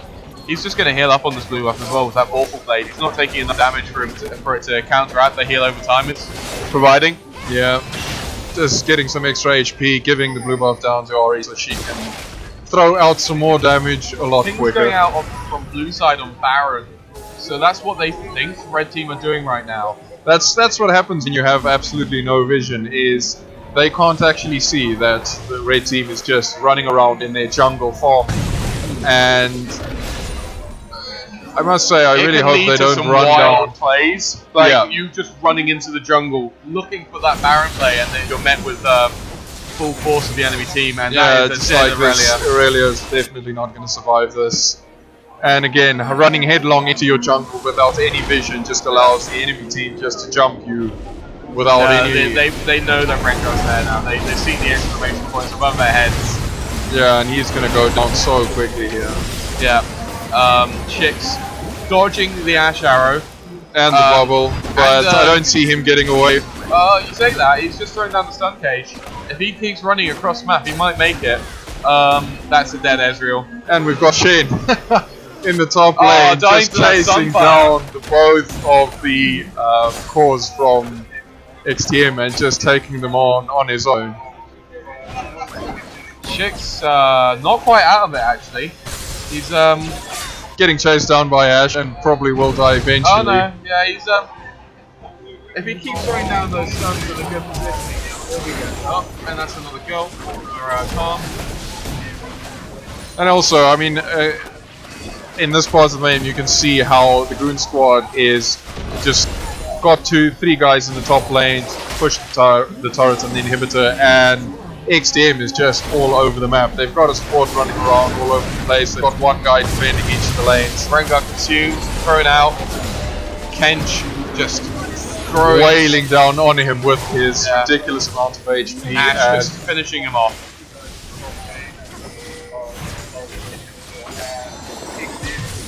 And with 2 inhibitors being down soon, I really don't see any chance here.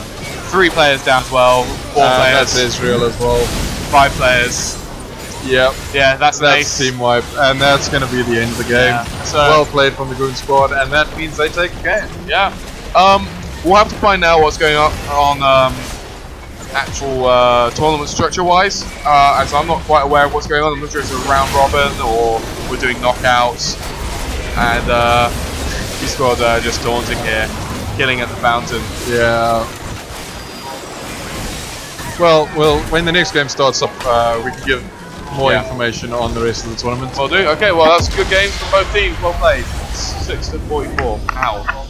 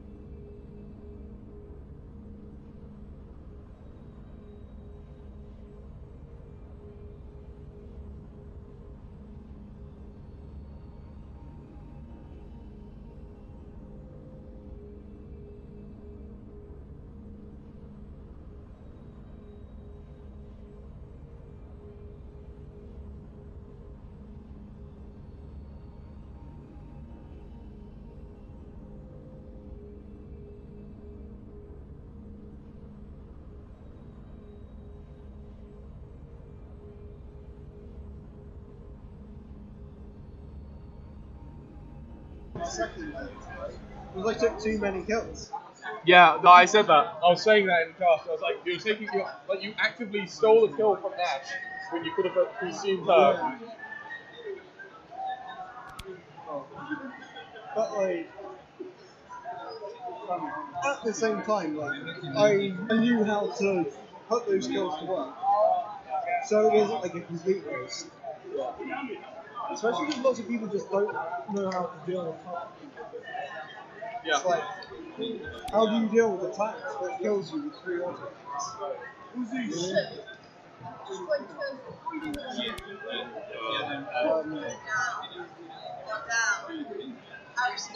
Well, that's smart.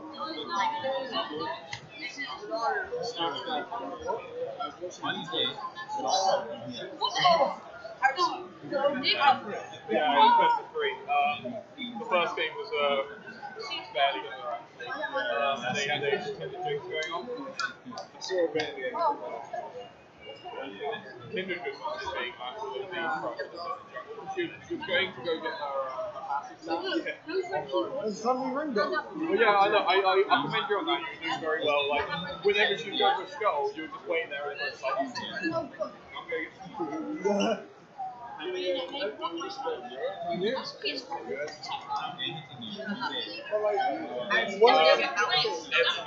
at least another 2.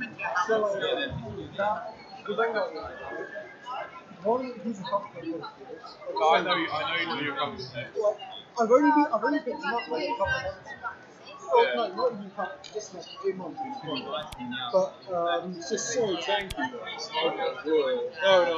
thought you were talking about those games. Once was the box was open, that was it. And once was this. Oh, okay. That's fine. Once that box was blocked, but like most of the time. Yeah, it's like a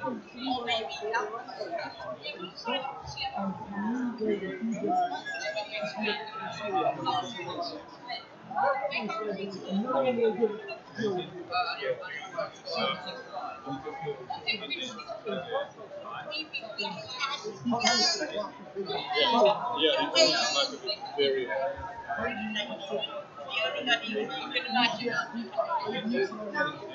The other problem is with having the support of blitz. If you jump on and see the enemy running off, left you off, but there was 2 other people that could wail on the wings. So I don't know if you have a.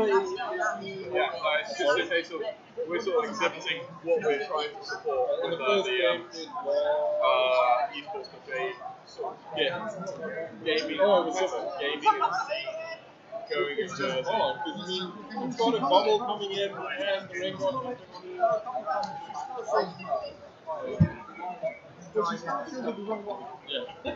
Nah, we've got some people who will skills. It's a case of if people are worse than other players, they can at least aim to get better. And vice versa, people are better than others, they can aim to make them better. So then when they're playing against them, they can also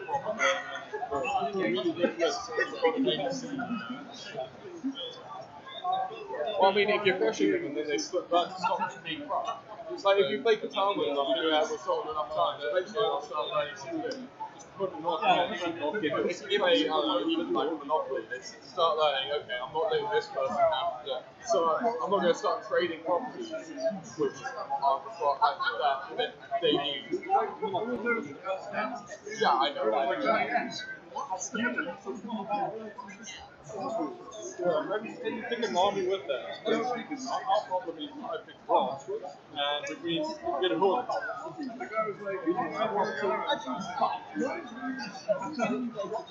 Yeah.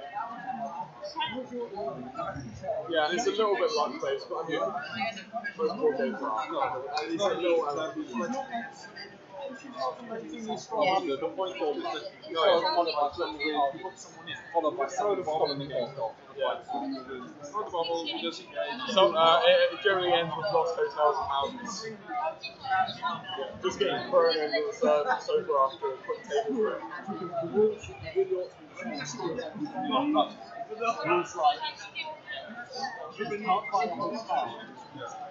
Oh yeah, no, we always do that. That's So don't have the houses available. Can't buy those cards. fair enough. So don't buy those cards. Our houses, once I keep out the houses, no one else can do it. Yeah, fair enough. Anyway, I just need to start organising stuff.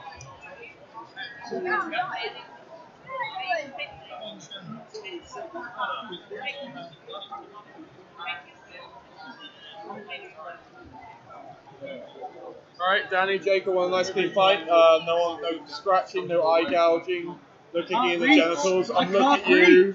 I can't reach. Yeah, with your stubby little arms. I've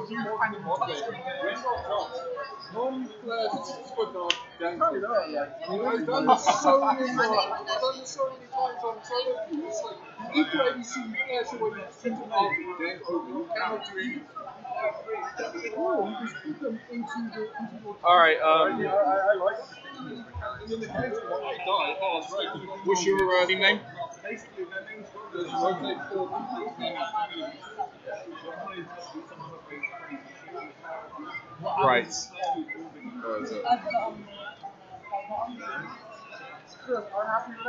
Fizz on my Jace, okay. Fizz Jace. Okay, and I need to add you as a friend.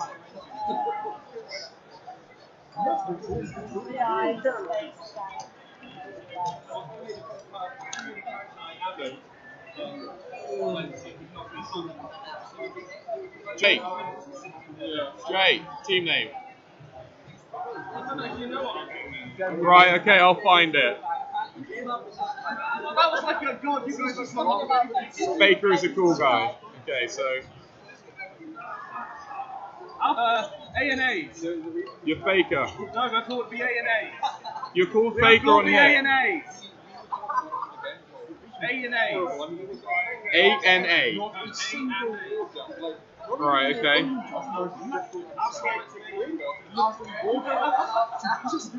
Alright, what's your league name? What's your league name? Wagner Force? Why? I'm not going to say it.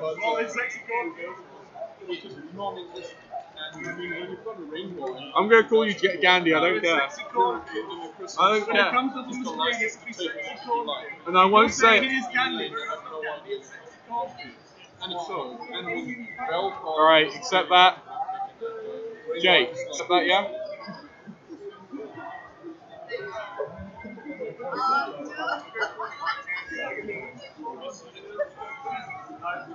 Jake, accept the friend request, yo. Friend request. Friend request. Accept it. Thank you. Well, I transferred my account.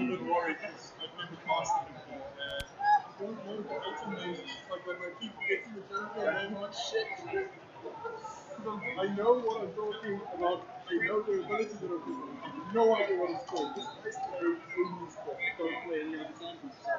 When Shane starts jumping around and throwing swords, I have no idea what it's called. If you want to, I want to start talking about this now. Sit down and learn all of the abilities, all that. I mean, it makes you sound like a fucking idiot. I don't know which is his cue because I've never played Shin ever. Okay, so here is yeah, okay. Dash kind of gives it away. The whole dash with the little yeah. What? That team name. Right. It's not what they. I told them that. You're not allowed it. Why? It's too crude. And you know it is, so something else. Too cool. Crude. Crude. You know what the word crude means? Wait, Wordsmith will explain it to you. No, do you mean Fizz Jace? Oh yeah, Because that's them. they're not allowed that either. You got to tone it down, guys. You got to tone it down. It's being broadcast to people. That's what's wrong with it. A and A's is fine. Okay.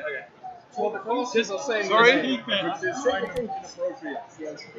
Yeah, you guys are still in. How am I wrong? Don't know. I'm not. I don't know, alright? We'll sort it in a second, okay? Sign in on that one and then just... Not really. That's probably- the thing last thing. Can I spectate as well? I'm that class. Smaller kids playing. No. Well, I mean, you can stand over the shoulder, but I mean, I'm going to be having Hayden cast with me. Great game. As in, like, on the other- Draft mode. And it's a bit juvenile. J. I wanted to go with duct tape, but we went for Sorry? yeah, Versus 404. it's similar, but the problem is, I mean, if you want younger kids to play, their mother has no food. And if your mother comes around, well, my mother didn't do the shit. My other mother to play season, writing cards like that. And costs have to say, Jake. Okay, alright. Jake, you're now lobby leader. Give Danny invite permissions. Give Danny invite permissions. And then add everyone from your teams into game. now you're just going to look like an idiot. Don't add. No, you have to go to the invite tab.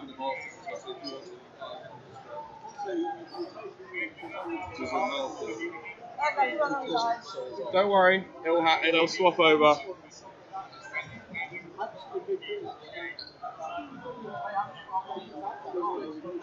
Proper clan thing with a bunch of teams. Yeah, what about you?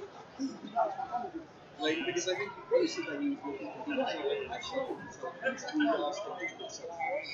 He said he would Company or?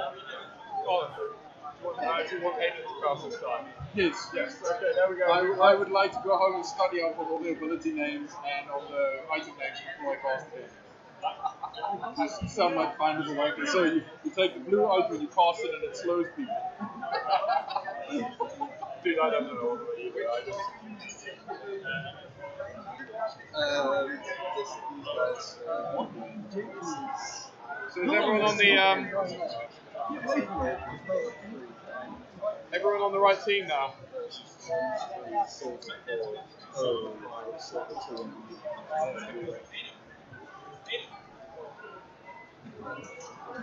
Wait.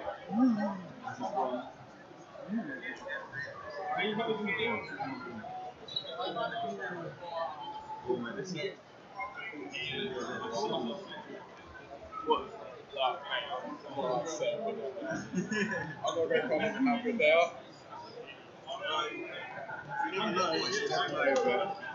Yeah, okay. Danny, you got everyone on the team ready? So, have you been able to set up your keybinds and whatever? Because people may have changed them.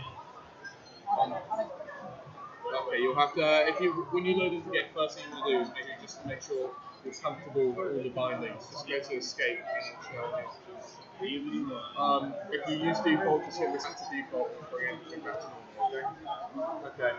Just let your team know that, okay? And just let me know in chat when you're ready, okay?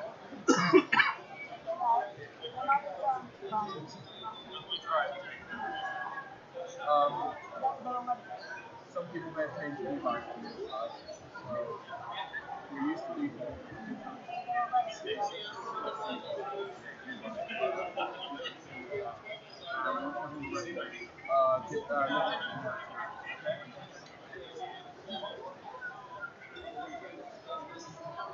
Okay?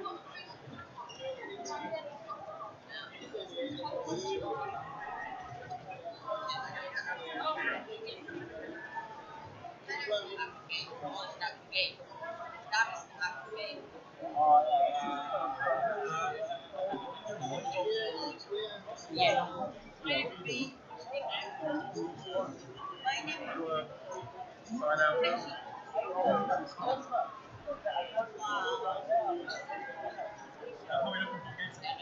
We're just waiting on everyone to be ready. I'm ready. I'm ready. Okay.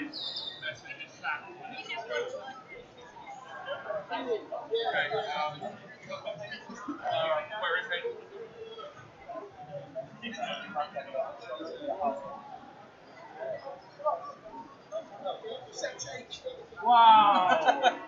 I curse upon your gameplay. Brutal. Jesus, I can't believe it. Jake, get us a mystery skip. The caster cam won't be on, so it's going to be that cam there, which I'll be resizing soon. Yeah. You're an insect Hayden. You know. Do like really annoying radio. And the Gibson connects. Well, sorry, it's Jake who says go when they're ready, but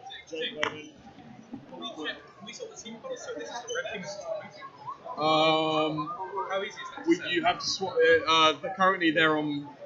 Yeah, this is blue. That's red, but we have to. We do have. It does matter though, and it will still swap over the next game. Okay. All right. So we want to keep it cool. Jake, ready? Ready? We good? Okay, cool. Alrighty.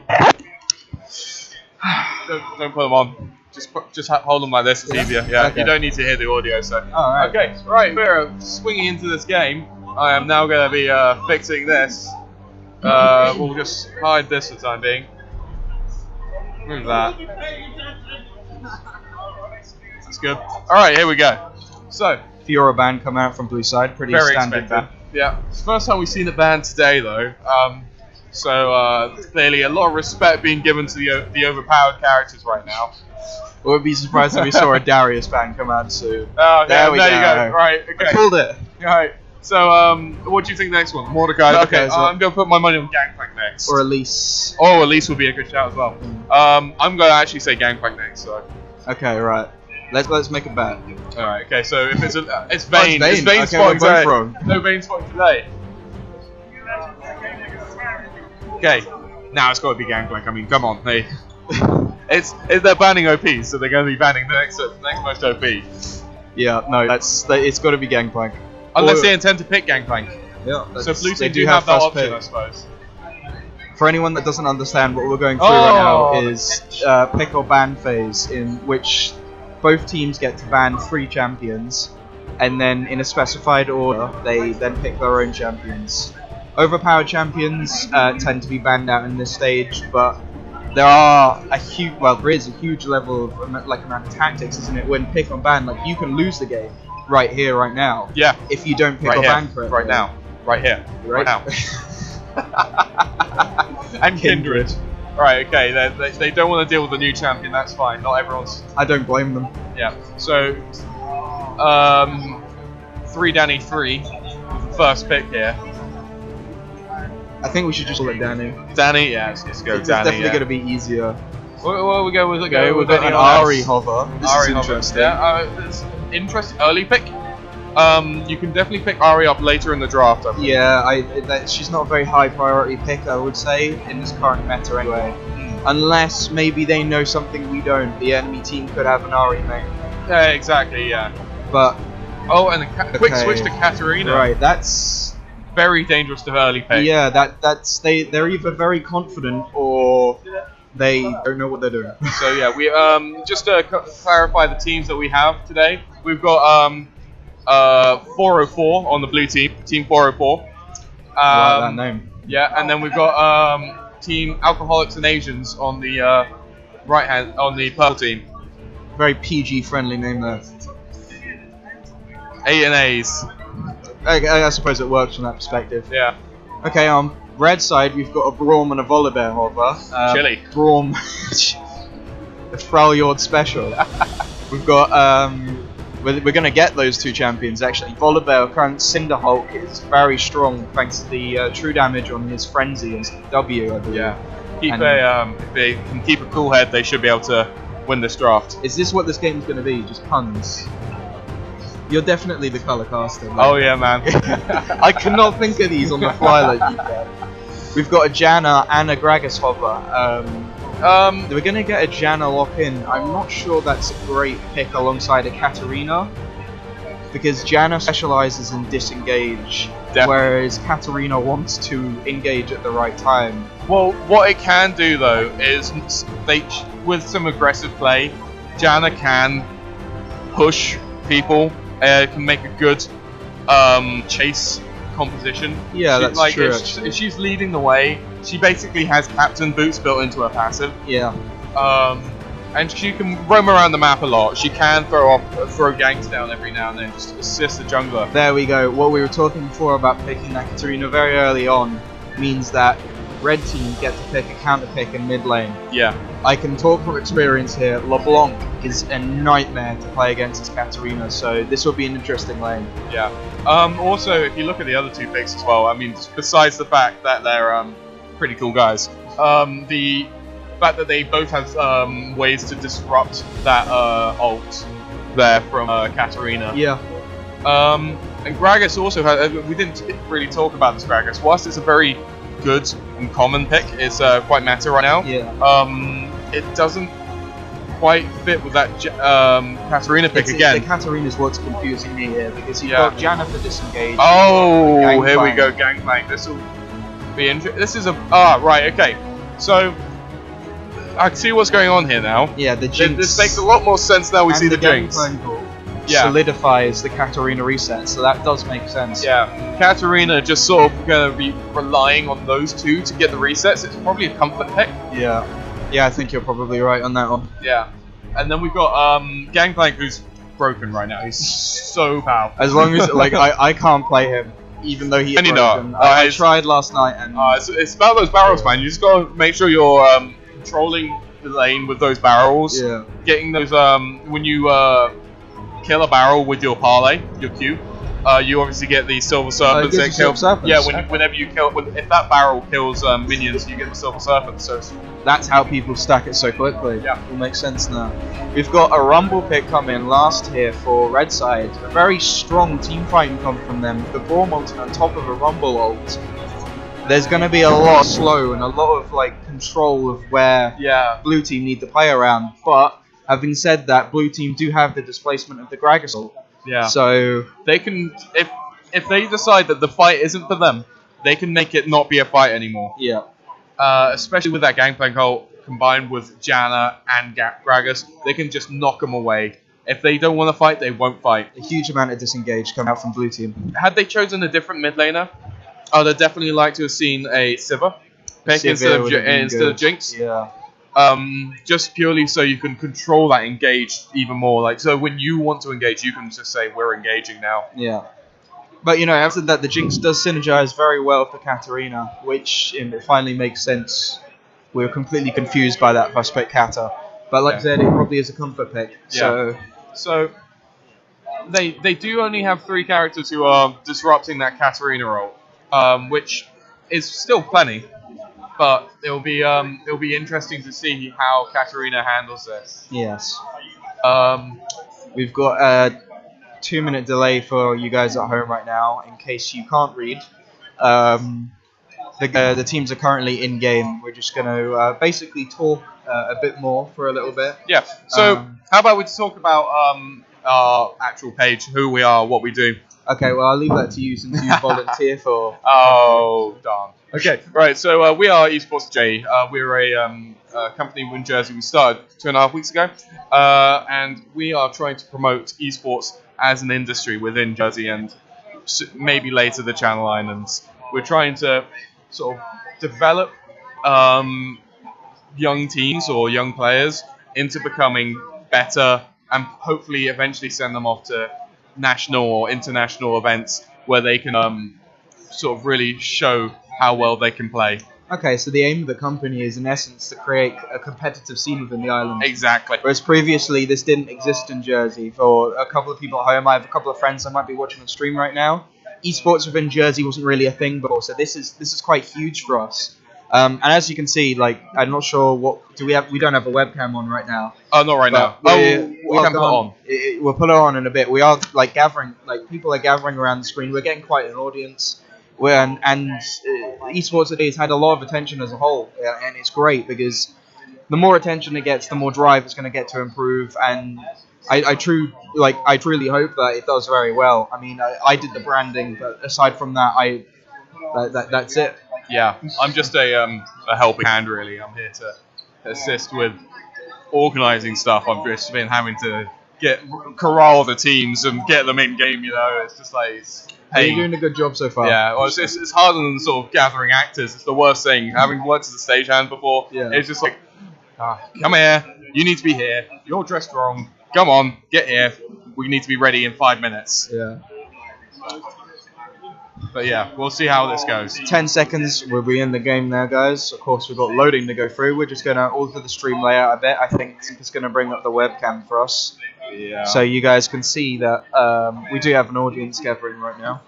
Yeah. I don't think we're gonna have the audience. We can probably ask Ed to sort that out later, though. Okay, right. So we'll just let Have this, we got the webcam of the players at least? We'll do this one. Oh, okay. The webcam of the players will come up when we load in. Okay. Just because I don't have this. If I'd ideally had enough time, I'd have set scenes, but I have manually adjusted right now. Okay, that's fine. It's one of our first times doing this, so I think the people at home will understand that it's not going to be perfect. Okay, welcome to Summoner's Rift, everybody. We're in game. We're just going to organise the stream layout. I'm just off screen. Wrong cam.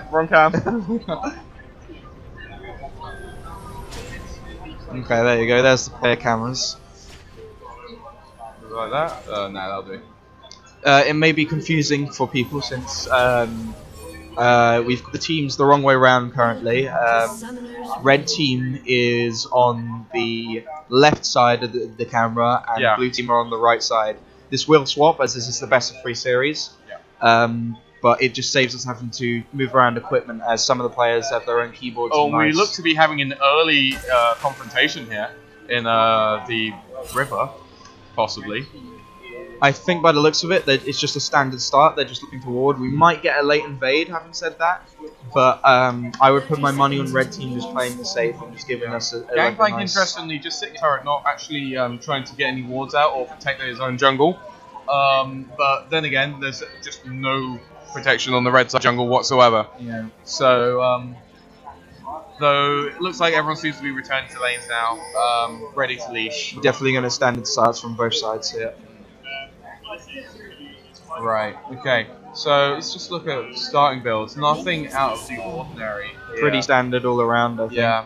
Boots on Katarina is a little I find Boots on Katarina is actually a pretty good pick because it synergizes really well with the lack of once her shot goes down, she's very vulnerable in lane. Yeah. And it synergizes really well with her Sinister Blades, I think it is, or her W. What's her W, please?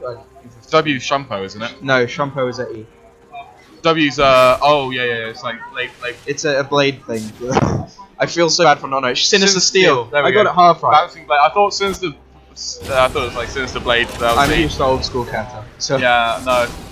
The only thing that I will bring to attention here is that I haven't played a lot of GP myself, but I usually start Flask.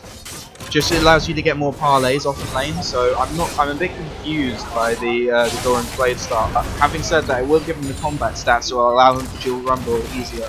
Yeah, no, it's a fine start, Doran's Blade. You can Flask and Blade. Both are fine. It's personal choice, I guess, isn't it? Yeah. Either way, they both are effective. Gangplank getting a very early lead though in this lane, denying Rumble of any of the last hit. But Rumble doesn't really sort of Rumble isn't it's like level 3. We've got some aggression going on bot lane here. Lucian taken very low. I think he's going to be able to walk away from this one thanks to his heal, but that does take both of his summoners. Jinx is going to take 2 turret hits though, so that's... At least she gets to keep her summoners, I suppose. Exactly, yeah. She went too deep though, definitely. Should have just kept the advantage of popping the heal, not gone any deeper.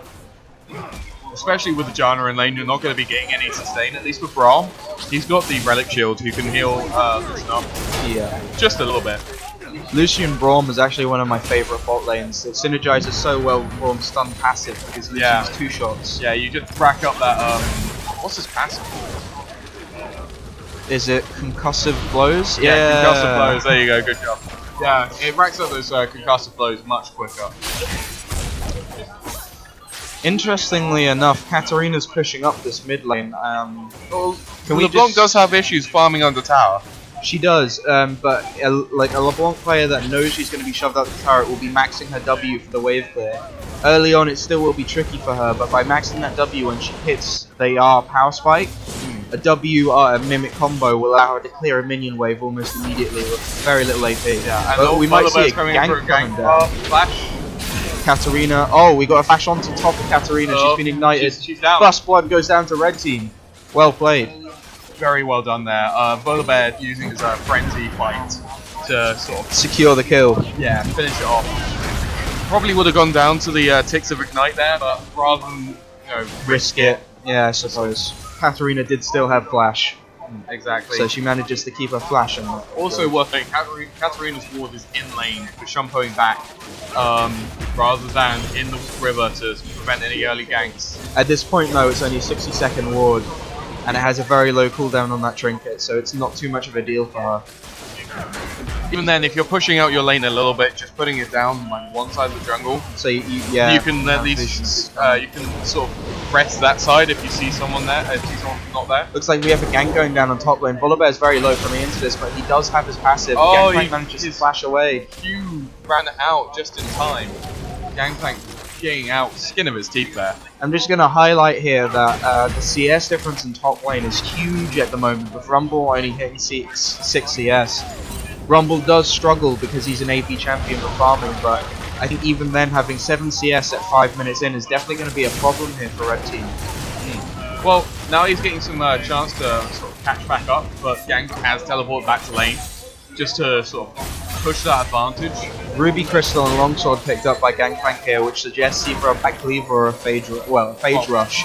But it might be a Triforce. It's likely to Triforce, as any Gangplank worth of salt will be building Chi. Good old crit plank. Nah. Mate, crit plank is the easiest way to clank solo queue, trust me. Alongside Trundamere. Trundamere. Anyway, enough about there we Trundamere. go. Valentine Just taking a barrel. lot of damage there from the barrels. Not respecting GP well enough. Gets the flash out of there to make it out alive. Gangplank wins pretty much any melee matchup, just purely because of those barrels. If he has a barrel down, he controls that area of the lane. If he gets 2 down, he can just control an entire wave. You can't even move up to your wave. I'm just going to highlight here that in Red Team's just CS difference isn't looking particularly great for them right now. Even in bot lane, Jinx is almost doubling Lucian's farm. And despite that first Katarina blood, goes in on top of LeBlanc, the Ignite goes down. LeBlanc falls. very well played by Well played by Kat Kata, but surprising I have to say. Yeah, no. Despite the first blood gold advantage as well. Red team were behind by about 1k. So it's definitely far. Oh, hello. A GP ult goes down on top of Lucian. Lucian foolishly walks back into it. The Jinx rocket clips him. It was a hot face there, really, though, wasn't it? If he walked forward, he's going to die to Jinx. If he walked back, he's going to die to Gangplank. Definitely in between a rock and a hard place there. Lucian goes down for his first death of the game. On his back, he is going to pick up a pickaxe, which is 23 CS, so it's not so bad for him. But I fear for when Jinx goes back, which is now. Jinx should be going back now, and yeah, The F sword coming out for Jinx. Yeah, F sword boots. Good pick up there. Gangplank already destroying Rumble's turret at 7 minutes. It's not looking good for this top lane here. 7 CS. I'm pretty sure it's the same amount that he had last time, but he might be able to. Oh my god! What a that's close filthy. fight. Those crits just bringing Gangplank as the victor after that fight. Is that a crit? It looked like a crit from the barrel. I Maybe. could be wrong. Barrow does a lot of damage. He has been maxing that. Yeah. Volibear taking the blue buff No, away he's been from maxing his LeBlanc. Q. He's maxing Q. Just very strong showing here from Lucian in general. LeBlanc under her turret. Gragas manages to catch Volibear in his own jungle, but I think Volibear's caught him. Katarina is on the way. And Volibear's surrounded here. No, okay, he's got the brown escape. It's fine. Red team seem to be collapsing in the jungle very We had well. someone just dedicated to controlling the camera. Yeah, it would be great because it's doing its own thing at the moment. Yeah, it's just Katarina, a very questionable ult there. She could No, have, it doesn't matter though, because that ult's such a short cooldown. It doesn't matter. if she had flashed and ult though, she would have been able to pick up the kill on LeBlanc. Yeah, you're correct there. I'll give that.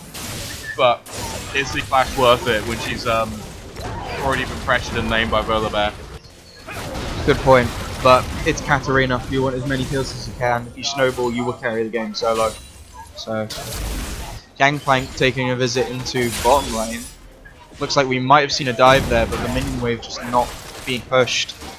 Now Gragas joins the fight, or Gragas might have been there the whole time. The camera he's been there for a while. The camera isn't doing us any favors here. Yeah, no.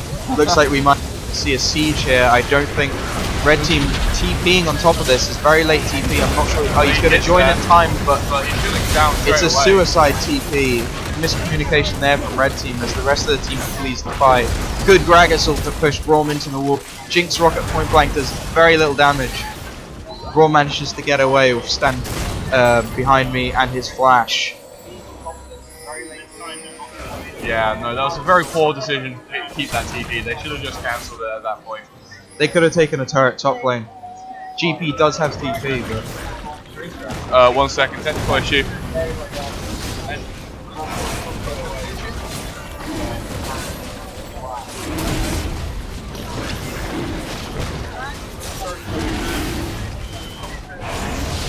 Okay, right, no, technical issue avert. In that time, blue team took, well, 3 minutes ago, in that time. Blue team manages to pick up the first dragon of the game. Yeah. Definitely sort of showing themselves to be stronger team here. LeBlanc doing a good job taking those barrels down before Gangplank has a chance to parley them. Meanwhile, Rumble is that's Lucian. Is it F? It's the F buttons. No, it's not. No. Now we've got Fog of War. There we are. There we are. What have you done? I hit. Just. No, I've got it. I've got Okay, it. you got it, yeah. Fog of War's good. So F1 does blue team, F2 does red team, F3 does combined. Okay. Learn something new every day. Scrubsy is indeed a scrub when it comes to controlling the spectator. I'm just a scrub in general. Born to scrub. Rumble rushing Ninja Derby here. That lack of AP is really going to hurt. He's still only on 20 CS and we're 11 minutes in. He should really have had his haunting guys sort of started at this point. Started by this point. Or even if he wanted the armor, like a Seeker's arm guard, just to sort of get through the laning phase. Yeah. Seeker's been picked up by LeBlanc here, which is fairly standard considering the Jinx and the GP are both fairly well ahead in lane, so that Zonya's is going to be a very good pickup for her. It does mean though that Katarina's got the sort of of still being relevant against her. For lack of MR coming out from LeBlanc, she's just going to drop fast for Katarina's ult and Ignite combo. Well, they're clearing wards. Seems that blue team are looking to push down mid turret here. Red team are collapsing on top of them, but with the Jinx, they might be able to, might not be able to get there in time. To be honest, Rumble goes down, saving the turret, but not much else. LeBlanc goes in. Volabear is looking to tank a lot of damage here. LeBlanc's just on the side. Lucian just joining the fight now, culling the wave, getting a lot of damage out of Jinx, but Gragas manages to ult them away. Again, this is blue team's comp. Jinx rocket. The Katarina resets. Oh my Triple god. kill for Kata, looking to become a quadra. This is what we were talking about, the Jinx rocket combined with the Kata. Oh, yeah. Blue team chasing way too far here, but managing to pick up the ace. They should be able to get Dragon off this. Or, no, Dragon went down a while ago, mate. I'm tired. I've been up way too early. It's okay. Oh man. Okay. Rumble finally managing to pick up some AP here with a blasting one. I'm not, maybe an Abyssal Scepter, but you really have to question where this is going though. Yeah. Katarina managed to pick up an unofficial quadra for that, allowing her to pick up a Zonya's. Yeah, good start for Kat getting that essential item. Blue team looking to take away the blue buff, but just given up due to the new aggro on the jungle creeps. Oh, hello, Braum. Are you going to be able to stop found her? Jinx. He manages to hit Q. Volabear's coming as well. The exhaust goes down on Jinx. Volabear's manages to kill GP. Braum still chasing. Oh, he misses the Q. Oh. Jinx gets away. That would have been huge for the red team with Jinx being on a kill streak currently. That Jinx ought to be dead, really. You should be missing Qs from that range. Especially when they had vision of a brush. Exactly, yeah. Red team, blue team seem to be. No, it is red team. Red team seem to be enjoying themselves. Yeah. From what can happen. So we'll keep an eye out for that in about 3 minutes' time. Yeah. We'll see if things are still going the same way and they feel the same way about this game. Volibear and Braum fighting Janna and Gragas here. Jan's going to activate her coin. They're looking to disengage. Braum, he misses again. Cornfield's not been on point of his Braum keys these games. Or this game even. Grazel, wonderful, managing to blast both the Lucian and the Braum into the path of the Katarina. LeBlanc tries to come in, but her focus appears to be on Gragas.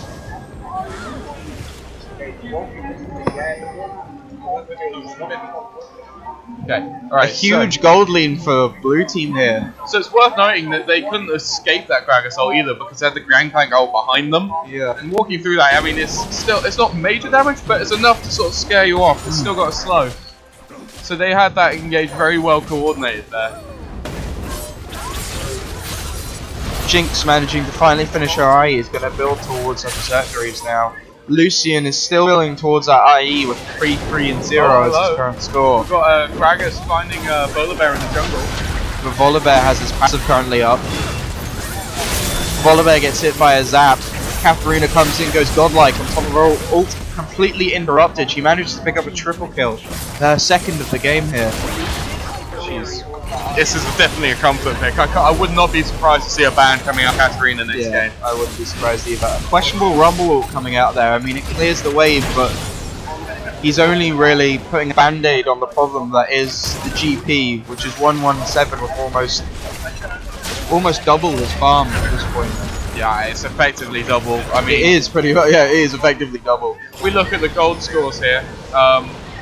Just huge advantage going towards the blue team. Everyone seems to be ahead.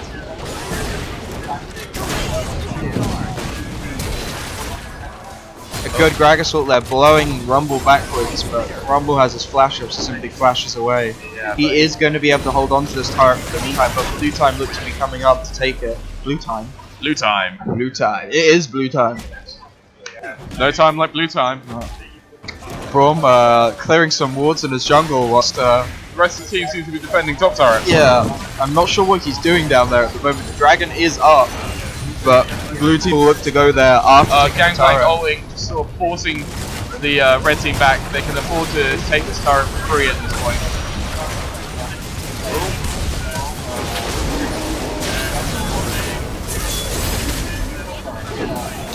Volibear looking to engage on Jinx, but he's on his own.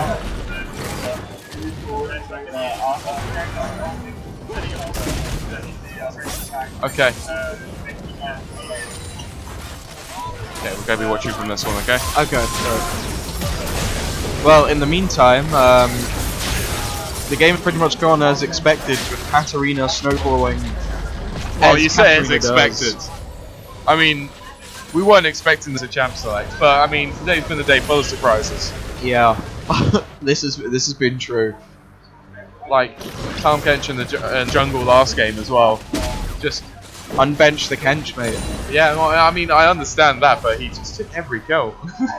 Yeah, no, trust me. He was getting greedy. He was like, I understand he's got to eat, but he doesn't have to take all the kills. Yeah, none of us were particularly happy about that. Even me, as the Shen tank, wasn't.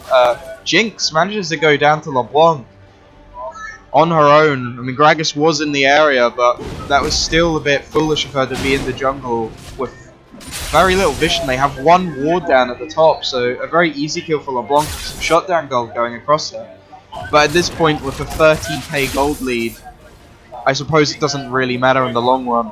So red team are doing a good job of keeping some vision on their jungle, but if you look at the vision, the warding from blue team, they just have a lot of vision in that top part of the jungle and on the lane, so they can see where red team are moving, and they should probably move this back to the direction they can.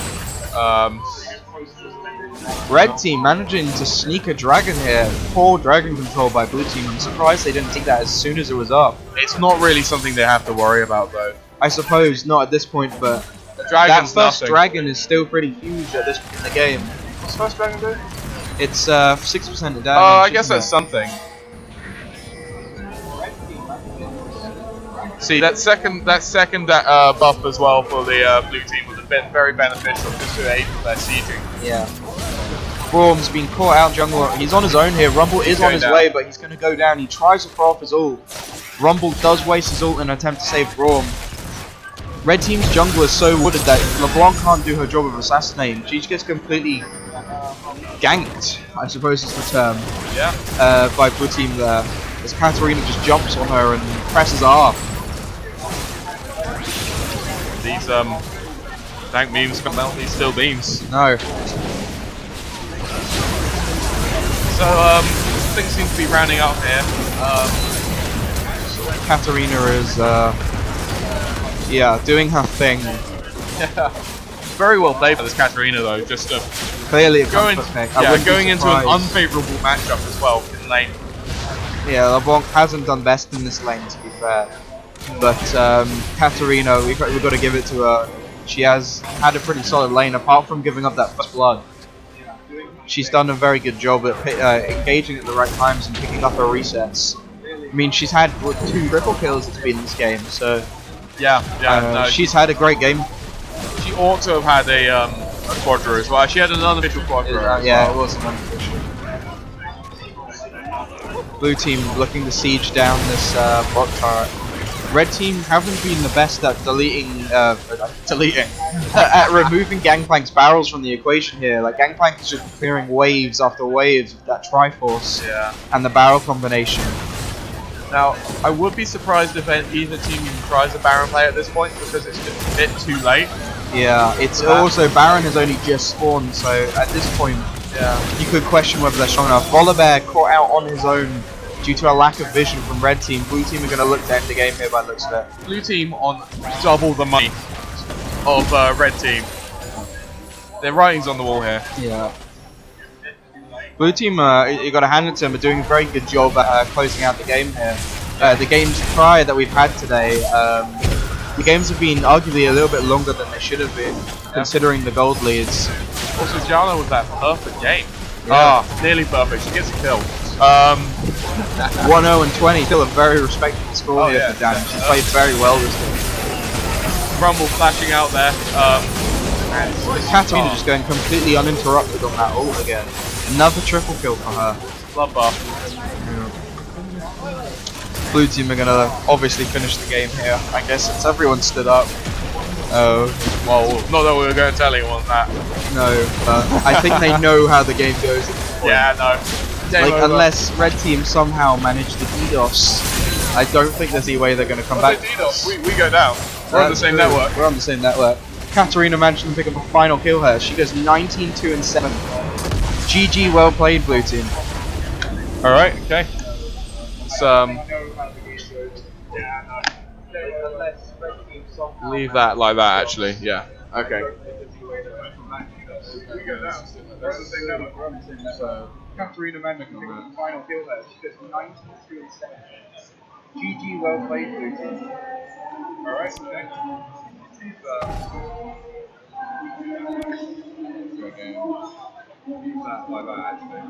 Really? It's not really always me. What? We don't play. We can't learn it. Wait, we can't play later on today anyway. Yeah, I know. I know, but like for the next, like we don't learn it. It's, you know. Well, apart from one of them makes cancer. Does he? Really, you didn't see? I know. I don't think I named it. I saw the chat just like the game. So I'm gonna run on that assumption. Well, they know that like they know they're against like a shit team, but it's just gonna be a pubs. That's why I'm not, because like sure we might know that one of them plays them, but it's really easy to do. Like in a 5-man snap, you can do it so easy. What are the team members again? Asians and alcoholics and Team 404. Team 404. Okay. Well, they were something else. They were Fizzle my Jace, but yeah, that's not allowed. End of the day, they have zero. Like they have no sensitivity. The vision control was really bad as well. Sorry? LeBlanc was blind. Oh, again, every time. Why couldn't you just point that slightly earlier? Sorry, I'm gonna take some. Rough mode. No, he makes for the next game up. Yeah, give me a sec, mate. What's his so it's it is versus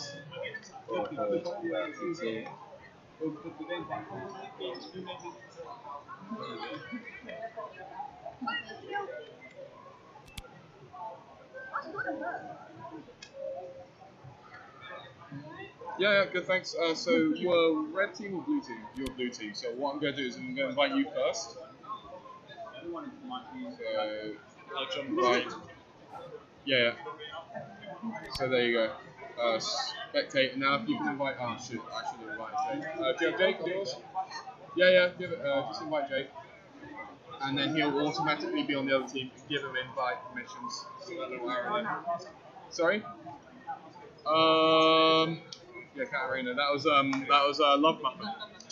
Who's Love Muffin? Don't worry, it's fine. No, we're just curious. Okay. Wait, I need to bring up the anti-chat filter. Hold on. Anti-chat. So get rid of those dank memes. Yeah, man.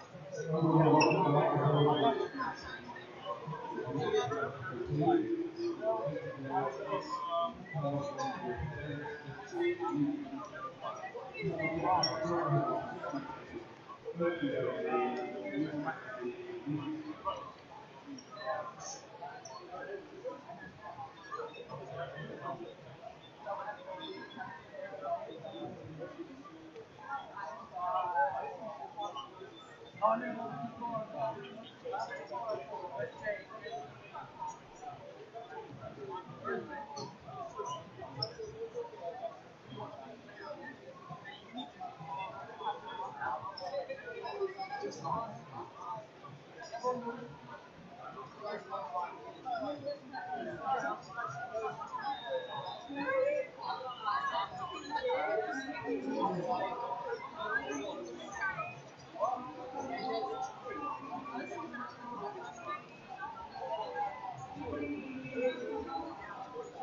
need to go move my car so I see. Okay.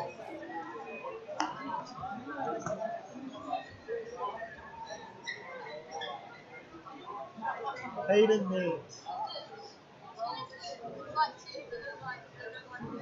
Alright, let's do that for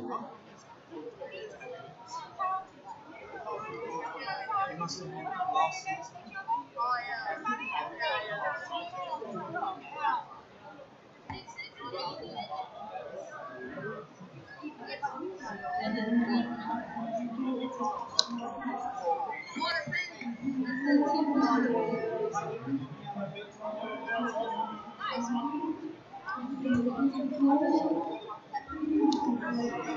computer turned off. Right. I would suggest turning it back on. Then turn it back on again. I don't know. Yeah, you just hit connect. So yeah, just top left connect. What? No. You just go to connection. Connect.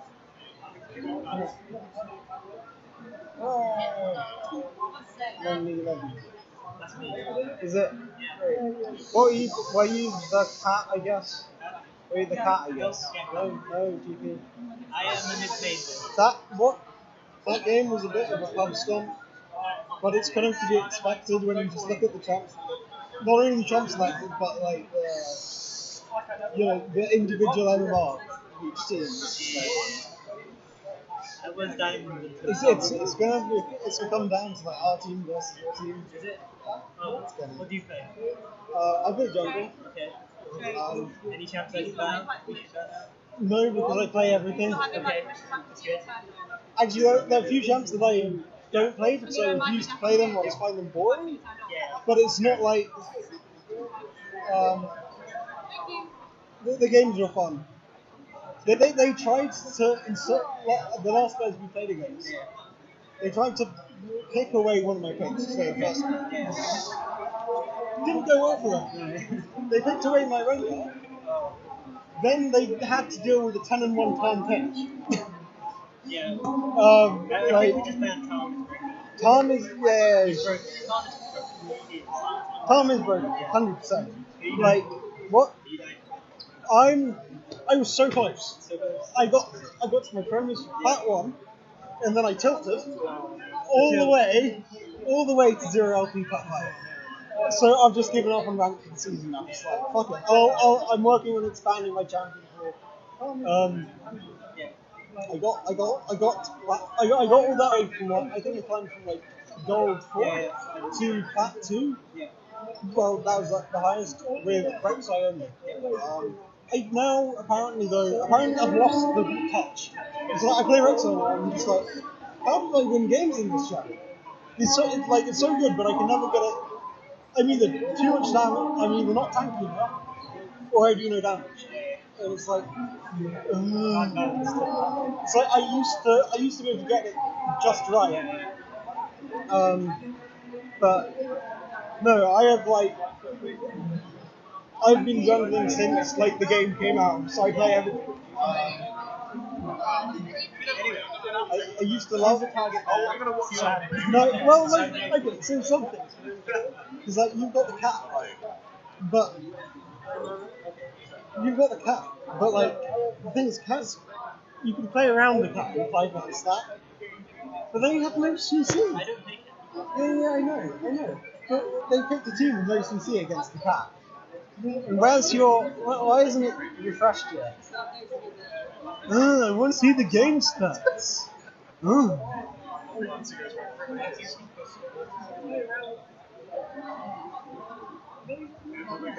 Smile, you're on the internet. Am I? Please don't. 2 seconds. You'd have had to change it. No, please don't change it. So it's like, you can see the pulse that you're making. Cats will get sued doing that. Where's the? I want the. Right, I'm gonna try yours. Screw this. Is it 2 eyes or 3? Well, aren't you a special snowflake? Oh no! Wait, I found it anyway. Hooray! There you go. Oh my god, you never died. Great. Right, Ed. Yeah. Oh, right. He does actually play.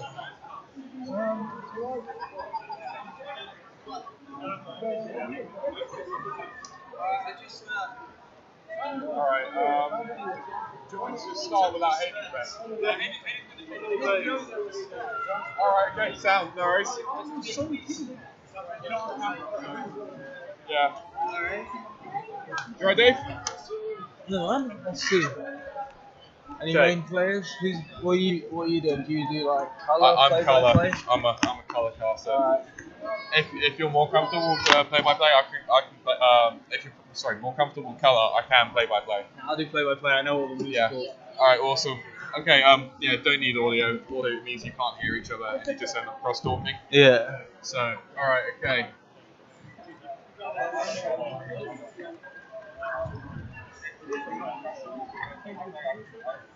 Hey, you guys good to go? Everyone good?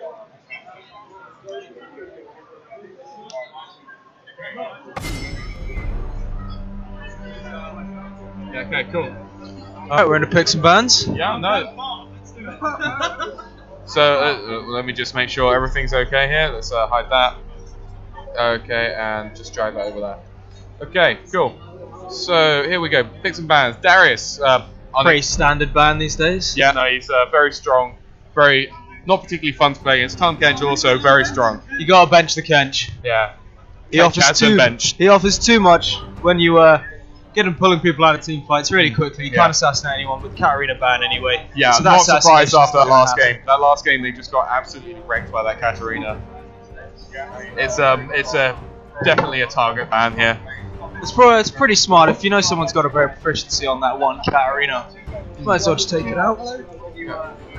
Hang on. Okay, so interesting ban here. I would expect to see a Fiora ban from blue team unless they intend to play it, and I would not be surprised to see a Mordekaiser ban.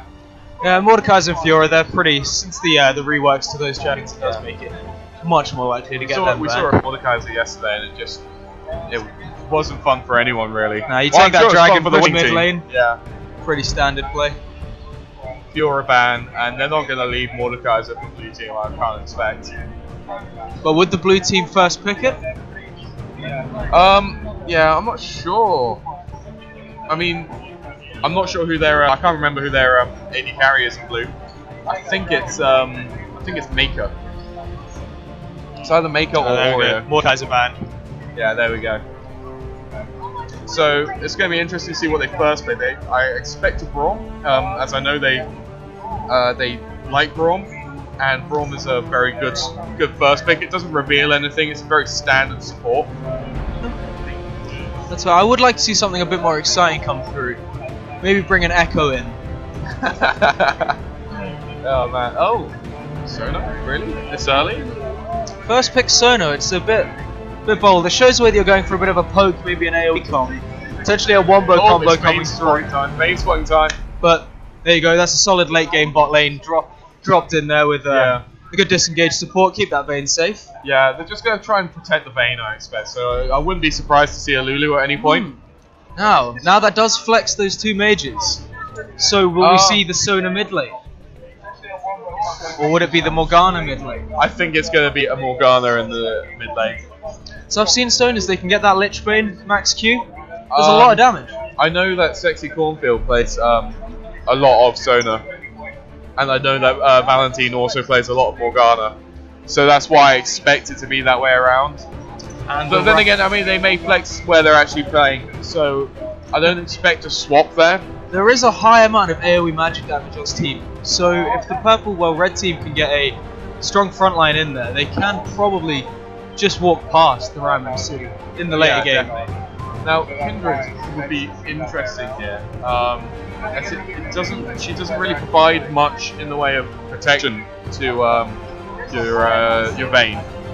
She does have that slight slow. She's got a very slight slow, and she's got that ult, which is an extra burst of life. If you can time the ulti, keep the Vayne in the ulti and the enemies on the outside, it does a lot of damage, especially with the Janna shields coming in. Those heals. Shouldn't talk about hovers. There we go.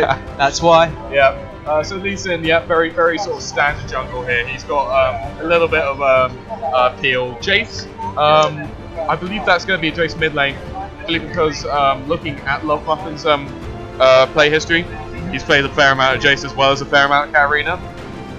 I don't like this AD stacking. They know they're going up against a Rammus, so picking AD in a solo lane and the jungle, as well as a strong ADA carry. Maybe they're just intending to completely ignore the Rammus. But Renekton's a strong pick here, just building another tanky top lane. I like that.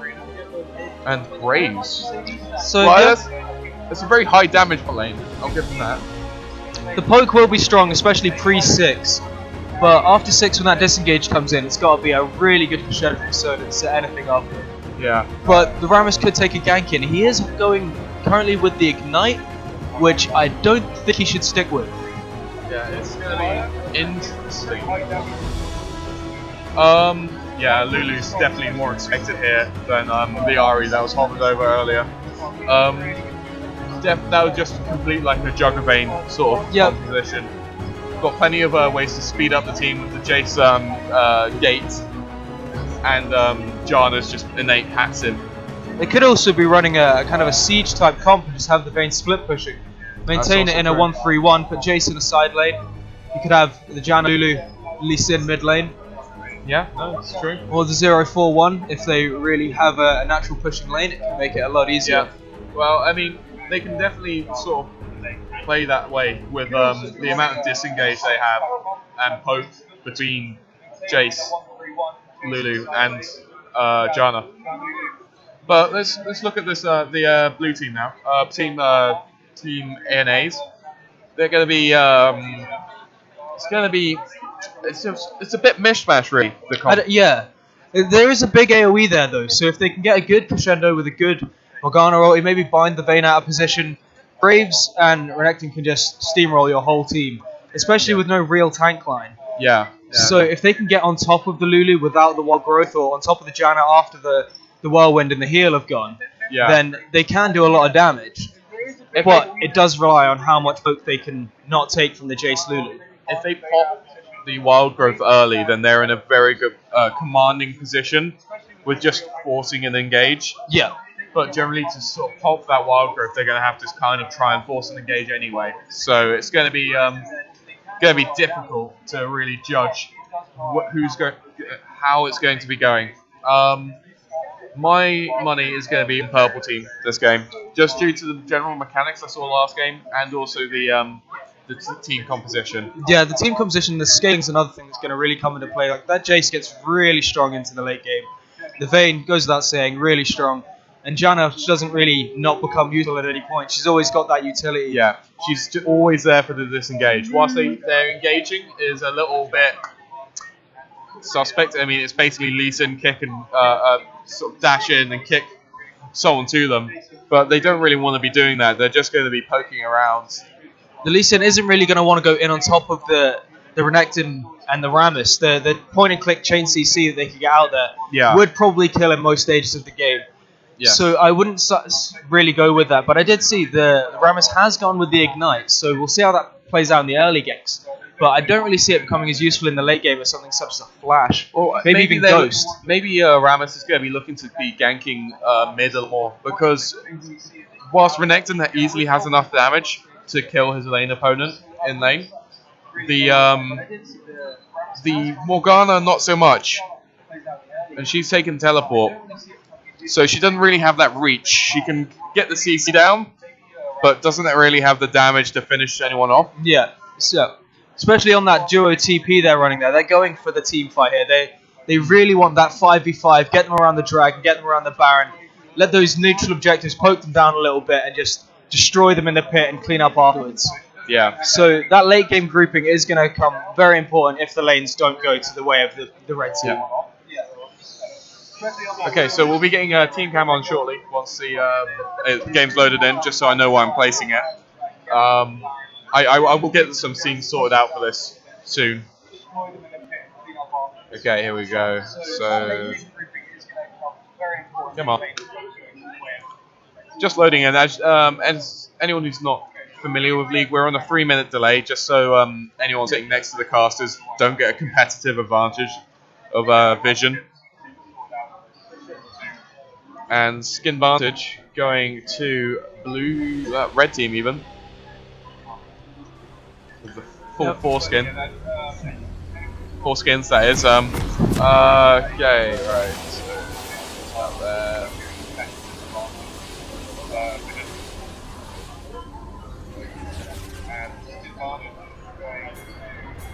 Yeah, there we go. Alright. Oh. No. Oh, there we Okay. Yeah, I was just gonna get on that in a second as well. Welcome to Summoner's Rift. Is that Lulu top lane? No, Because they're staying as 5 right now. it's the other way around. Since I have them on the other screen. But it's a full invade from red team. Ramus been found. If Ramus has to skew Q here, it might be dangerous. He's dead. It's That's his first blood over to the Vayne as well. That's the last thing you want to do. Exactly. No, that was a very, very bold move there. But they knew that no one else was making those strong moves early game. It's not like the rest of the games that have been played today. All of them have been very sort of defensive, just sort of warding and protecting their own jungles. But they saw an opportunity to try and steal red from Ramus, as he generally starts that way. And if he's starting at his blue, he's not going to have his red. I mean, his gank is going to be a lot weaker at that point. And his jungle's a lot slower. So that's another thing. You mentioned the warding there. There was a complete lack of vision from the blue team. They hadn't put even down trinket wards at this point. There still is just one trinket ward just to make sure the invade doesn't come back from the red team. So still, if you look at the red team, they've used all of their trinket wards bar 2 there. And it's just the junglers used his own. Bit of a fight there in the top lane, just showing some dominance from the Renekton, as you'd expect. Yeah, no, definitely. Jace face checking, but it's not really going to make too much of a difference in this lane right now. He's going to be zoned out from going into his melee form, but he can handle himself pretty handily in his ranged mode. A lot of poke coming down the mid lane from this Lulu. If she can land that Q, get the help picks, extra bit of harass, just a couple of autos, can win the lane in very early on. Yeah. Morgana starting with her Tainted Soil rather than her Dark Binding, which definitely sort of indicates that she's looking to farm this lane. She's not worried about an early gank. Yep. That does show quite a bit of disrespect though. You'd expect there is a lot of damage, especially coming out of the Lulu. Lee Sin, point and click CC. You can't really give up that kind of safety that the rest of the kit offers. Yeah. And going with the 2 mana pots in lane, I don't know how I feel about that. Not even taking 1 health potion. Yeah. It's a very selfish start, but just try and force the lane. Force the flash on there from Sona by Vayne, pressing the advantage given by that Janna guild, just getting huge amounts of damage out whilst taking far less than they should. So Vayne also getting very low there, taking a lot of minion harass, taking a lot of extra damage. Could have been a bit cleaner there, I think, but still coming out with the advantage. Flash down, as I said. It's a very good little combination in lane though, with of the combination of Vayne and Janna passives, because Vayne can dash in to poke, get that movement speed whilst heading towards her enemy, and when she heads back to Janna, she gets that movement speed back. So she's just got a general movement speed advantage right now. Still a lot of harass in the bot lane. They're gonna really try and pressure that little advantage they got, especially with the Vayne coming back to lane with the extra longsword. That bit of bonus AD is making those quick trades a lot more meaningful. Yeah. Now that oh, hello. Definite gank in the top lane. Lee Sin coming in, saved his Q. Gonna use it for the execute. Yeah. There we go. That second kill over in the top lane. And Morgana seems to be handling herself a lot better now that she's got her Dark Binding up. She doesn't have to worry so much about Lulu just coming in on her. She can sort of have this zone of control around her. Definitely still putting those, keep the W spammed out and just auto attack the minions, save some mana, just save the bind for when Lulu tries to go aggressive, just walk away. Yeah. Just play it super passive and you shouldn't really, there's going to be no kill pressure from the Lulu. Turn it into a farm lane, just farm a tower. Exactly. See there, heavy poke coming in from the Sona, that's what they really need to watch out for. The early damage isn't something to be ignored from the Grave Sona. Just because they lost a bit of an advantage, that doesn't mean that the damage is any less. Well, combined with the fact that Sona's already healed back up and Vayne is still in a sort of bleeding state almost. She's been knocked behind on the health, whereas Graves can just get pushed back right up. See, this is what they need to be careful of though. If the red team initiate a freeze here, it gets very dangerous, especially with that Lee Sin knocking around. They don't look to be doing that though. Well, there is a slight invade. Lee Sin coming in through the Tribe Rush. We'll see if that amounts to anything. Okay, a lot of damage in on the Vayne. This could be a serious misplay. Oh, Lee Sin missed the Q coming in, but Ramus is there for backup. Opting not to die in. Not taking it too deep. Oh, 2 flashes, but And Rammus he still gets the gets the taunt taunt. off. Lee Sin Q's a minion as well, but the disengage from Janna, it should be enough to make sure no one goes down. That was a good move there by Rammus. Despite his early jungle woes, he's still making waves by having that huge gank pressure, blowing 2 flashes and still forcing the Janna back out of lane. See, Lee Sin having not backed as of yet, and Rammus already going back to base. There's a definite combat advantage with the Rammus right now. Well, he's only got boots and the health crystal though. He's not But even. those boots, you saw how far. Oh he yeah, got exactly. already. Yeah. And he did burn 2 flashes, and he could still walk up to them and still land that taunt on Janna. Oh yeah, no, if there was a definitely. bit more follow up, maybe some more mana in the bot lane, less harassed, they could have definitely been a kill, especially under that squishy support. And here it goes again. Not quite getting anything on Lulu. He's a bit pushed up to a tower. Not really any room to work with anything there. No real pressure gained either. It was a bit of a waste of time, to be honest. But they could have done some farming. Could have done a lot more to assist the team there. But did get the wave pushed out, stopping it freezing at the turret. Next an ult burned there by Jace. Not really to any effect besides the heal. Now Jace has taken a CS lead, which in his ranged form is to be expected, but if you get a lot of that under the turret, that's going to go up to a 10 CS lead at just about 7 minutes, which if it keeps going at that rate, it can spiral that Jace out of control and really negate the early game of the Renekton. And he's already got his early tier of the goddess, so that's stacking up nicely now. So Vayne has gone back and got a Bilgewater Cutlass. Yeah, there we go.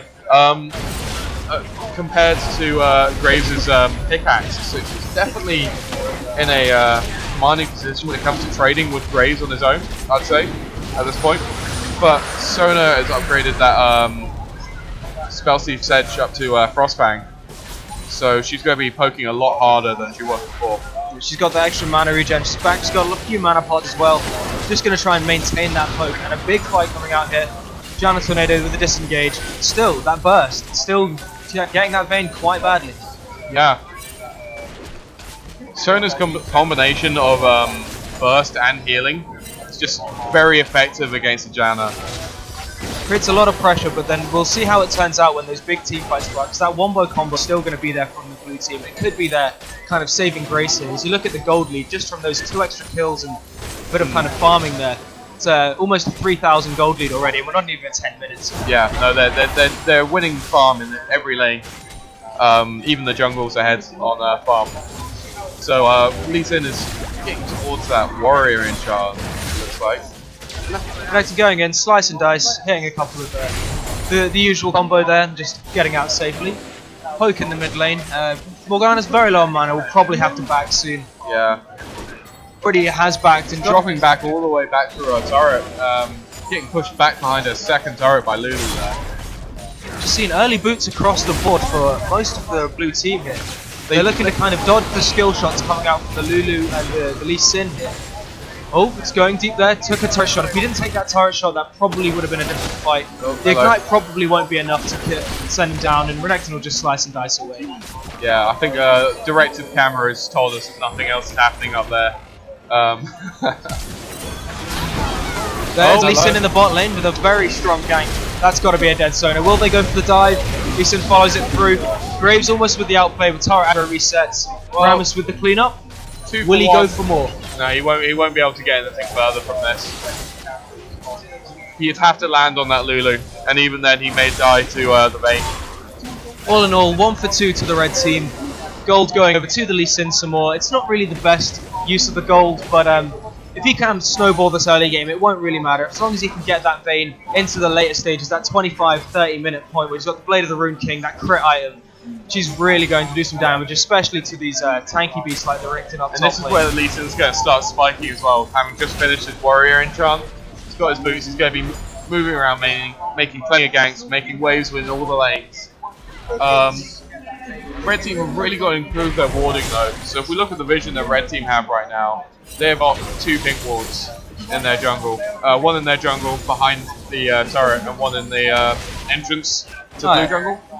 Blue team, they've got river wards, they've got a little bit of jungle entrances warded, so they know when the enemy team is going to be coming to gank their lane. They have a vision control. is they've seen the Lee Sin come in through that tri-brush several times now.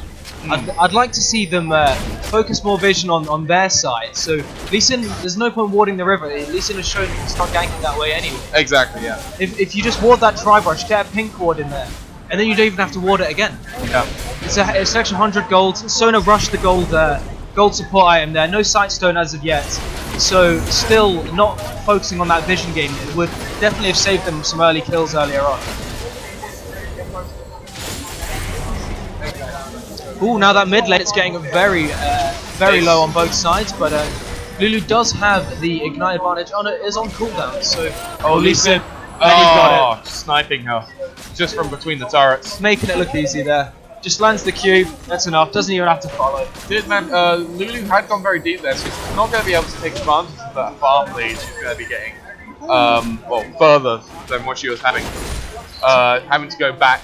But she has purchased that Morello Nomicron, very efficient item, very good for Lulu. Definitely good against the Morgana with the cut and healing passive.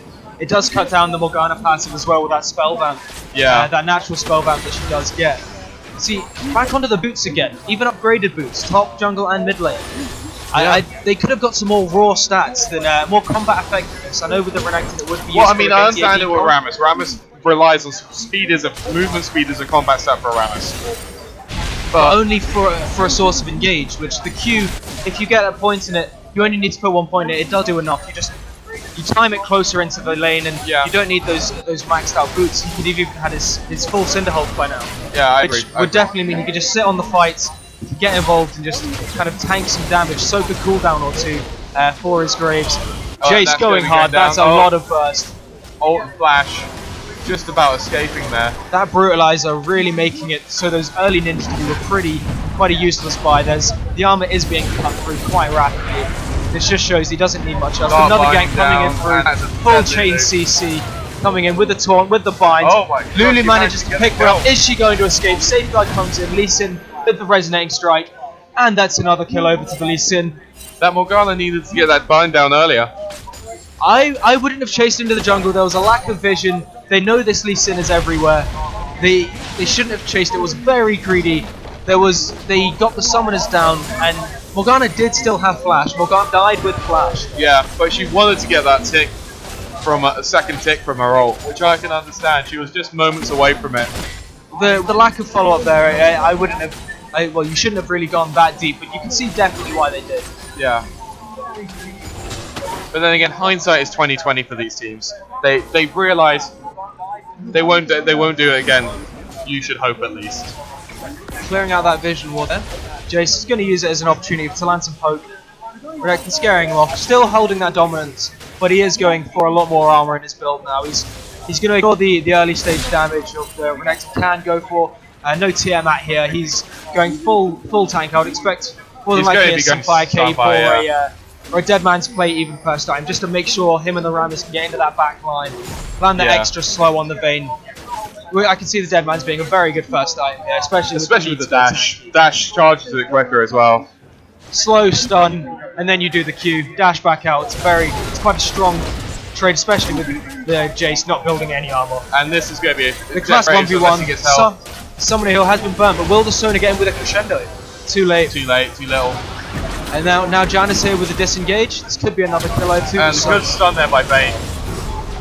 Another full engage with the Jace. This is a dead Renekton right here. Oh, missed the Q, but will he go hard? Will he dive? Acceleration he's going gate. for it. He's going for the melee form. He's going to jump in, knock back. Boom. Yeah. And it's another kill over to the Jace. That's 9-1 now. Snowballing this lead with what's that? That's 7k lead now? Yeah. It's massive. They're taking the dragon. This will be the second dragon going over as well. Uncontestable, and it's going to be for a good another 10 minutes here before they can even think about contesting that. They need that 5-man wombo combo. Nearly missed smoke there though. That was their one chance. Flash Was there the from Lulu over the dark binding. But that one QC breaks the black shield already. It's not going to be very useful on the carry. And the kickback, easy pick up. Torn under the turret with a heal coming through, but there's the Janna with the disengage. He's going to have the Howling Gale, and they're just going to walk away. Unless the exhaust comes out on the support though, is that going to be a kill over to the Renekton? It is. Sona. Secured by the Sona. She did set it up. She definitely earned that one. You definitely argue scumbag Sona there though. Your team's behind. You want that money on your carries.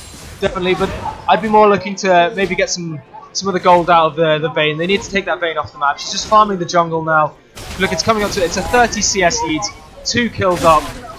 Graves does have the BF sword. He's almost got the Infinity Edge. Once that Infinity Edge crit kind of power spike comes in, they might be able to take out, if they can pick off the Jace or the Vayne, maybe even the Janna, if they can get some good target CC down. Wait, has Vayne missed 4 eyes here? Does Fork doesn't build out of Rico though, does it? It does now. They patched changed it. It was 418, I think it was. They gave Rico Bow 10 damage on hit, and it now builds into Wit's End and Blade of the Ruin King and Runan's Hurricane. Right. So you'll see a lot of Vaynes, a lot of Callistas build the Rico Bow. That's fine. I was still under the impression it was double dagger. Oh no, they made the daggers a little bit more useful by giving them something to kind of go into. That's better. Yeah, no, I like that change. And she's got that Blade of the Ruin King now, and building into her first seal. Morgana 50 CS down in the mid lane. This mid lane hasn't been very good for the HUD push. You would have expected more CS. No. Blue buff Ram steal is goes backing over. up. He had to respect the damage coming through, but Lulu will. That's a very good crescendo with the chain CC. Wild Growth coming in, but the Sona is so squishy on that front line. Rammus is going deep for that shutdown goal. Renekton picks it up on the back. But Renekton will have to die. He's going down here, but can he take the Janna? No. Too many shields. Safeguard coming through with a shield from Janna. And meanwhile, this is a 4v5 with Vayne in the bot lane, just farming up.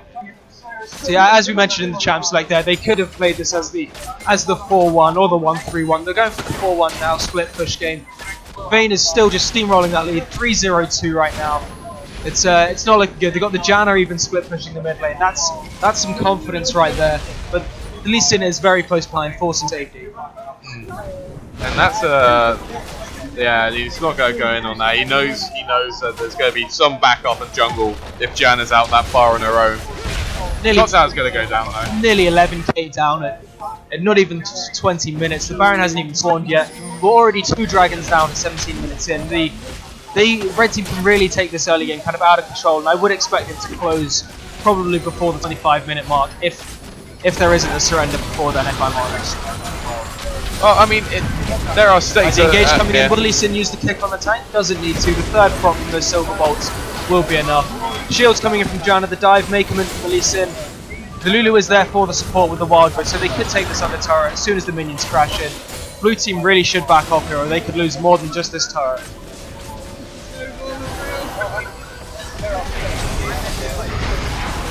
There we go, the Lulu's going in. Lee Sin following, good turret juggle. There we go, straight another double kill. Vayne and Lee Sin, it's been the name of this game here, just snowballing it the whole time. From that very first play of the early game, that invade really kind of put that Rammus too far behind. Would imagine that would be kind of game from here. Yeah, this is writings on the wall here. The Rammus, whilst being definitely fearsome in the early ganks, it's just not enough to carry through the team when they're losing all 3 lanes.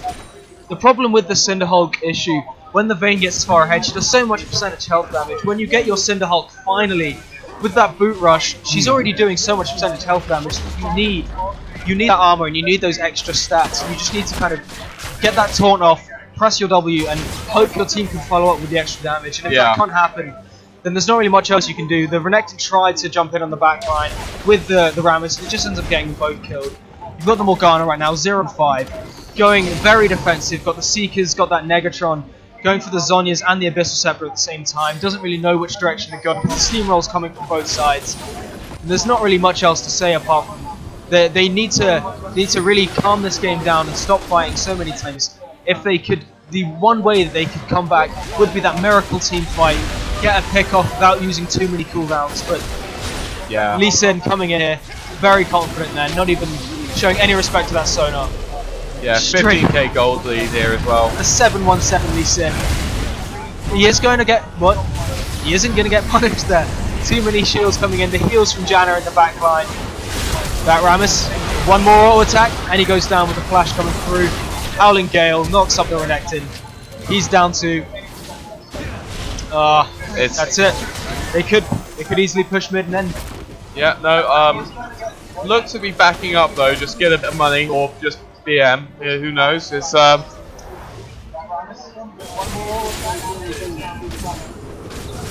Bane with that Phantom Dancer as well now. And absolutely crush any tanks there at all. And there's a 405 Jace from that top one as well. That was a all-round map steamroll there. There was nothing really for the other team to do. The invade really set the tone. Credit where it's due. The bot lane for blue team did a very commendable job there. Yeah. They stayed even until even ahead towards the until like the lane started breaking up. Even at this point now, if the Vayne didn't get so many kills, they would be very even. The Graves has gone relatively similar in CS, but the main CS discrepancies are definitely in that mid lane and the top lane. That did make up a lot of the gold lead in the early game, especially with the Lee Sin getting so many kills, staying so far ahead of the Rammus even in farm. That 2, 3, 4 all attacks, there's the surrender. Yeah. GG. Good game. Well played.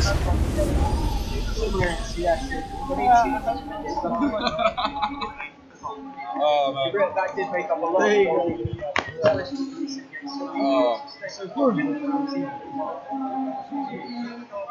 Two, 3, 4 attacks, there's the surrender. Good game.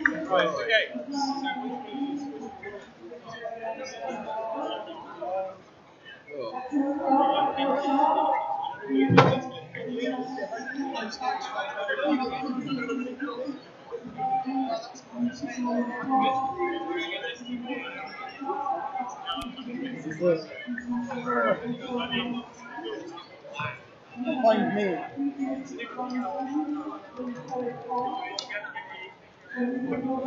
Check this. Oh no! No, the Nunu games. I've played so much Nunu. Oh my god. Are you Bengi or Tilt Master Nunu. Yes. What? Why? I was on stream still. No.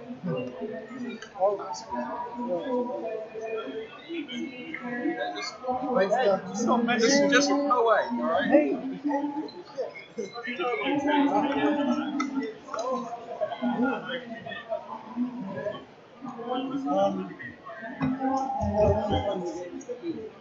Sorry? I want to play the games that we did We're finding shit with the game. Just give it a sec, okay? Well guys, don't be too cruel, just play nice and everything.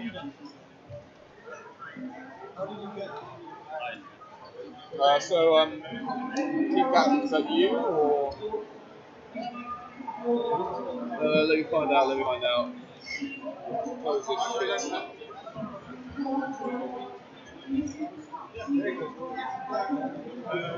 Alright, Baradeur, whoever that is. Holland's team captain. Right, okay. So we're going to take Proz as being team captain, yeah? Okay, cool. Nice.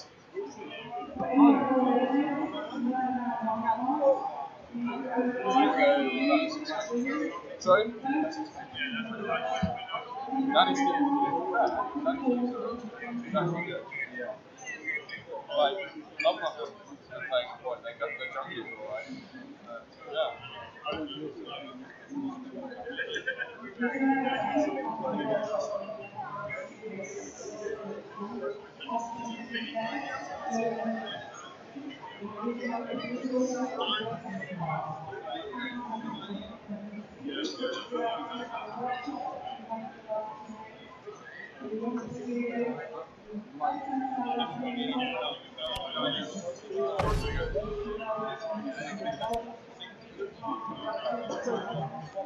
Draft mode.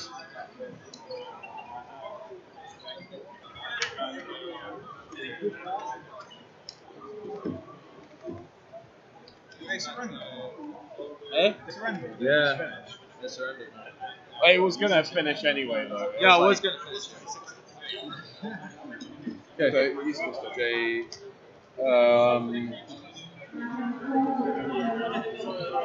Tilt City. versus 404.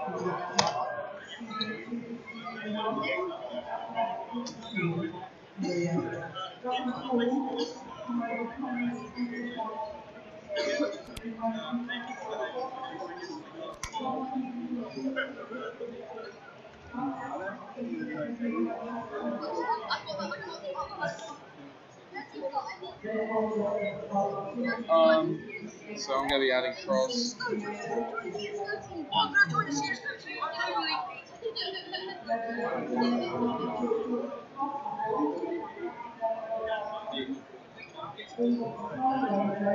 He's doing all this.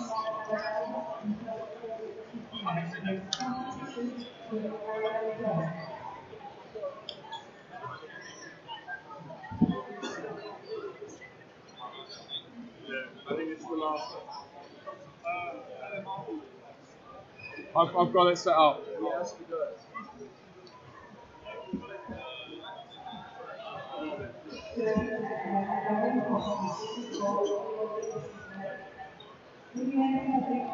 Danny, I've just sent you an invite, okay? So if you can set that and make sure you're on the blue team. So that's my team here. You swap this side. Yeah, join the team I'm on currently. And then you can get Colin in.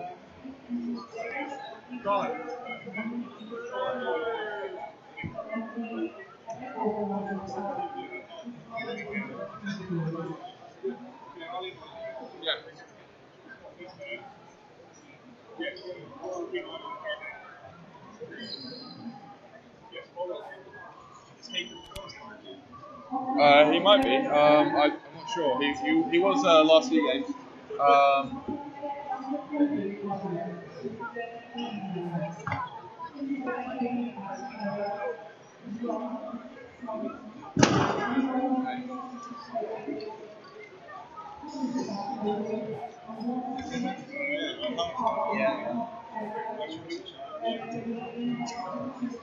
I know he's such a selfish one. It's not to see him. Yeah. We all get some. Oh, yeah.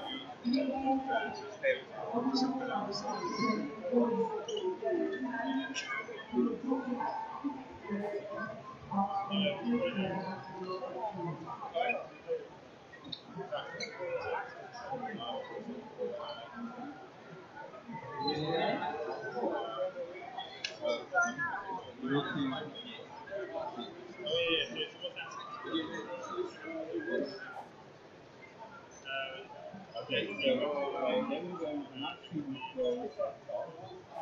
going to actually go Killer went to go bottom.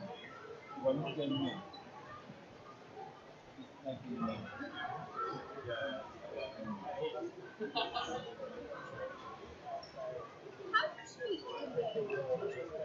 at the moment,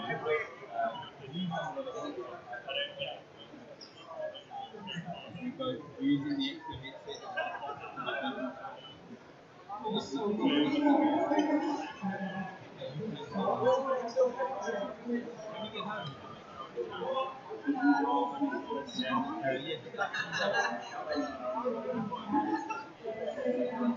Alright. If you'll just cover this for a second, I've got to get some food in me because I'm absolutely starving. Yeah, go for it. Yeah, if you just cover for like a few minutes, I'll hop on. Yeah.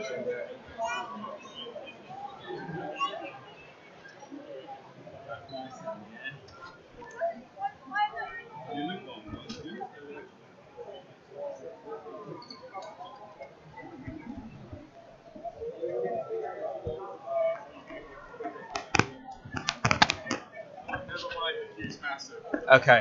So Scooch. Have I got your headset? Have you got mine? It doesn't matter. it doesn't particularly matter. I've been using red. You've been using red. Yeah, there's a bunch of hairs in it. Maybe yours blue last game then. Yeah, that'd be Dave. He got a bit tangled. Oh, okay. So he's got a lot of hair, so he'd get tangled. Yeah. He was on Team Anti-Barber, as I called them the other day. Right. That's a good team name. I like that. I mean, it wasn't what they're actually called, but I thought that's a bit. It's a good name. We'll run with that. All right, okay. Let's hop into game. I'm just gonna go grab my iPad and be right back.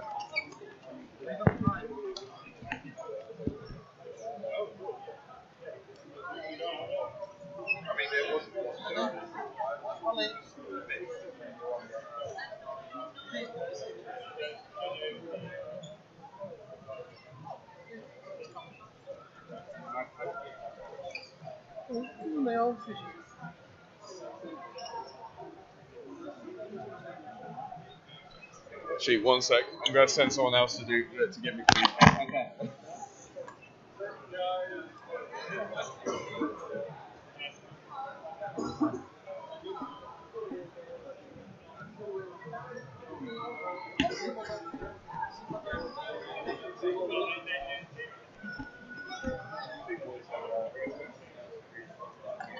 Oh, this is weird.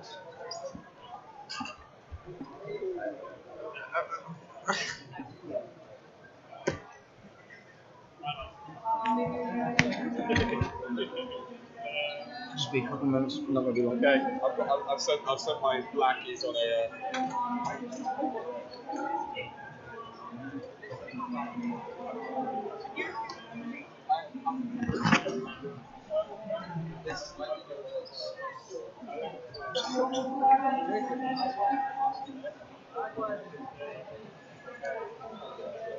Okay.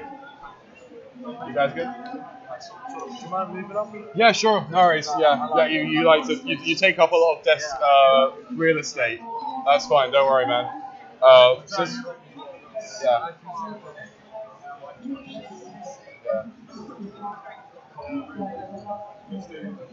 All right, Danny. Is your team ready? Sorry? Yeah. Okay. In which case, I'll hit the go button. Yeah, she's. Sorry? Yeah, just go ahead and click the start game. Alrighty, folks, we're going into the picks and bans here. Let's just minimize that for the time being. Put that around there. Put that like that. There we are. Okay, so we have got Tom Kench and Jonaban. Jonaban, definitely a target ban here. Yeah, I'm not surprised if that Johnny ban. They saw that it was picked both times by Danny, both times to great effect as well. Yeah, Danny went flawless in game 1, and then I didn't see game 2 unfortunately because I had to move my car because I don't want to park into it. Ah, yes, wise. Ribbon ban. Oh, target banning. He's not gonna be happy about that. That is a particular favorite of Best Ribbon Gods. Never against. Really? Target ban on Vayne there. Yeah, no, they don't want that strong bot lane just holding their own like they did last time. Really strange bans come out. I mean, they are targets, but that leaves a lot of OPs. Yeah. You still got your Darius, you got your Fury, you got your Mordekaiser, you got Gangplank, all of which are available. So I wouldn't be surprised if I saw blue team Fuss pick something like I don't know, like a GP or something. GP, Fiora, yeah, no. Darius even. Mordekaiser and Jinx bans going out. Mordekaiser expected. Jinx again, I presume that's obviously the ban out Jordan a bit more. He is the highest ranked member on their team. Oh, right. Sack Diamond 5. Fair enough. So, I don't even know which one it is. Fiora, but I really wouldn't be surprised if this gets locked in right now. Yeah, no, they've left open OPs, but they have left open other OPs as well. Like Lulu's still available, Darius is still available, Gangplank's still available. They can still pick many strong tops. Mundo's available. Mundo? Yeah, Mundo. Who plays Mundo? Well, Mundo is strong. Mundo is okay. No, right now he's pretty strong. A Leona pick. Looks like we might get an aggro bot lane with this Leona pick. Yeah. They're looking to go super aggro on Jordan and maybe shut him down in the lane phase. I was kind of expecting a brown pick actually from Tilt City here, but they obviously opting for Leona just for a little bit more aggression. We're seeing a Renekton being offered here. Renekton go. Renekton does fairly well against Fiora early, but as soon as Fiora starts getting that Tiamat, and as soon as she hits a level 6, her ultimate, if she manages to proc roll her Vital, she'll win the duel with Renekton. I actually played this matchup last night. Alright, okay, well, I'm glad you told me this, because I don't know Jack. It's tricky early on, but you do, like, you scale a lot better than Renekton. Yeah, well, I mean, Renekton doesn't scale. He's there to early game bully. So, we'll be, Katarina not being banned out. It's definitely very strong in the first game for Love Muffin. I would prefer to see an Orianna. If that gets it, I'll be happy. Well, they've already got 2 very strong answers for Katarina picked in. So it would have been a bit of a risky pick, but something tells me that he would have been okay with Katarina still. Oh yeah, I would have been very okay with Katarina. Having seen it last time, it was beautiful. I'm not surprised to see an Udyr here picked up by Barrett. He's played it in several of the games that I've seen him play. He's actually very strong on it. It's definitely a comfort for him. Well, I presume he'll be going Tiger Stance with a Warrior and Giant. Yeah, no, I agree on that. From what I can expect, I suspect that's going to be a support Morgana.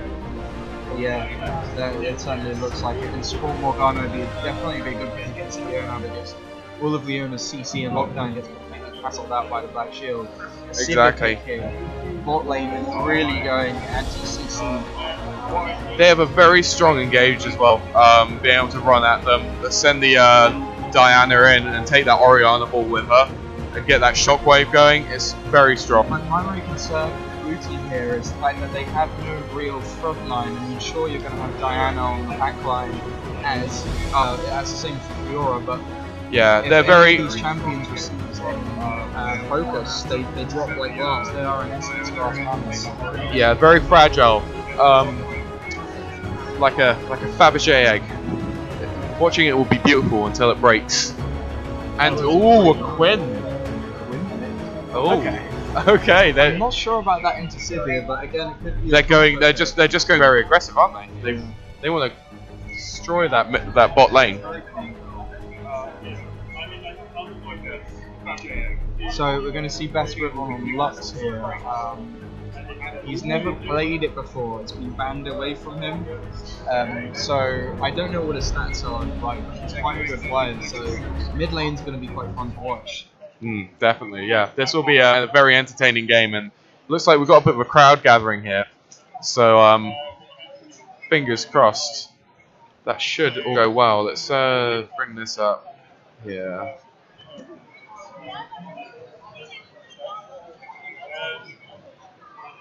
There we go. So we've got the team cams up right now. It's going to be... The teams are on their respective sides. We've got red team on the right, blue team on the left. I'm really interested in seeing the team fight for red team. They've got a really strong front line with that Leona, Renekton, Udyr, and if Lux is left untouched at the back line, she can literally rain terror upon the entire blue team. All it's going to take is one binding combined with an ultimate, and that Fiora isn't going to look so strong anymore. Oh no, definitely not. It's definitely more of a sort of a balance between damage on the blue side and something that's closer to. Oh, there's my hand. Sorry, and tankiness on the red side. Yeah. It's going to be sort of just interesting to see how an unstoppable force meets the immovable objects that are on the other side. I like that. It's good. I've had minutes of practice for this. Oh, the delay's a bit annoying. I know, just hearing your voice again, yeah, it's weird.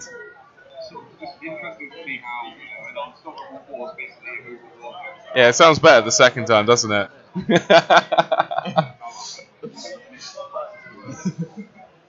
Just listening to ourselves laughing. Yeah, For anyone that's at home, we have a delay and the TV's right beside us, so we can hear ourselves talking like good 30 seconds afterwards, I'd say. Yeah, I can't even have the headsets on now. We can't hear one another. Yeah. So we end up talking over each other, unfortunately. Yeah, wow. There's a definite lack of acoustics in this room as well, which is. Oh yeah, we're in a massive dome, really. Yeah. For those of you who don't know, if any of my English friends are watching, we're in Fort Region, which is in essence it's a giant. It's like a stadium. I'll put the camera on so they can see. Have we got a camera? So we've got this. So we can just sort of like lift that up. Like. Yeah, it's literally a massive dome. Massive. It's like a sports center combined with a stadium. So yeah, there's a certain lack of acoustics. Okay, so we look like we're going to be coming in soon, which will be certainly good for us and good for you guys. Yes, we have something to talk about besides Fort Region. Yeah. No Gangplank pick, which was interesting. I certainly would have liked to have seen a Gangplank into Fiora. Honestly, I expected to see a Gangplank pick picked into Fiora because Fiora doesn't deal very well for barrels. Like you were saying in the game before, Yeah. Gangplank pretty much wins most matchups unless it's a ranged top laner. So let's just check out the skin war here, see how things go. So we've got on top blue, we've got 1, 2, 3, and bottom we've got 1, 2, 3, 4. 4 skins for the red team. Red team's going to win them. Yeah, skin advantage. Yeah. Everyone knows skins increase your damage. The better your skin, the more skilled you are. Okay, let's just mess with this. Okay. What was the team fight button again? Was it A? Yeah, A does it. So that brings up the whole skirmish mode. It's generally better for replays, but obviously since we're not doing replays, it's just like it kind of doesn't matter. Welcome to Summoner's Rift. Let's see. As you can see, we're on Summoner's Rift. I would presume we're going to get pretty standard starts for both teams here. Although arguably Red Team does have a very strong invade, I would be surprised if they put it off because Blue Team Lux has forgotten to buy items. Lux has in fact forgotten to buy items. I'm not really sure what's going on here. This is He's just sort of sitting there. perhaps adjusting his key bindings. Yeah, no, not everyone's decided to sort of. Has he realised yet? I think they did realise at some point, but I'm not sure if they realised before like minions spawn. Oh, there's a let's go to directed cameras. There's an invade going on. Invade come by. We're going to be spotted by a ward. Yeah. I'm not sure they know it's there, but they haven't found anything, so they're simply going to drop a ward in that bush and turn back to the jungle. I think they realised at some point, but I'm not sure. It's really loud, isn't it? I'm just gonna try and keep the mic away from my face a bit, because my voice is really loud on that screen. It's just frustrating, man. All right, so they invade cancelled. They're going back to a fairly standard laning with a good leash for the jungler. I think Lux has finally realised that he hasn't got any items. That's really not good for him. He doesn't have TP either, so he won't be able to join the lane. Yeah, he's going to be CS down. He's going to be probably about 6, 7 CS down, I'd imagine. Definitely miss a wave.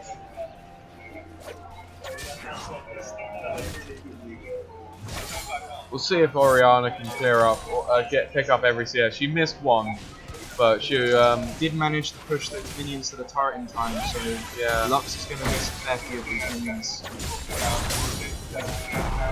Skirmish has gone down in top lane. Renekton losing out a bit there, thanks to true damage from. Is it true damage on Fiora's? It is vital true damage. Yeah. Not sure what percentage it is, but they do in fact pop. Well, let's find out. Doesn't say. Okay. Thanks, Tooltips. Good job. Proud of you. So it decided to stay up in top lane Fiora anyway. gets level 2, goes immediately in on Renekton. Renekton has no answer to this. The Ignite goes there, Renekton flashes away, but Fiora dives underneath the turret.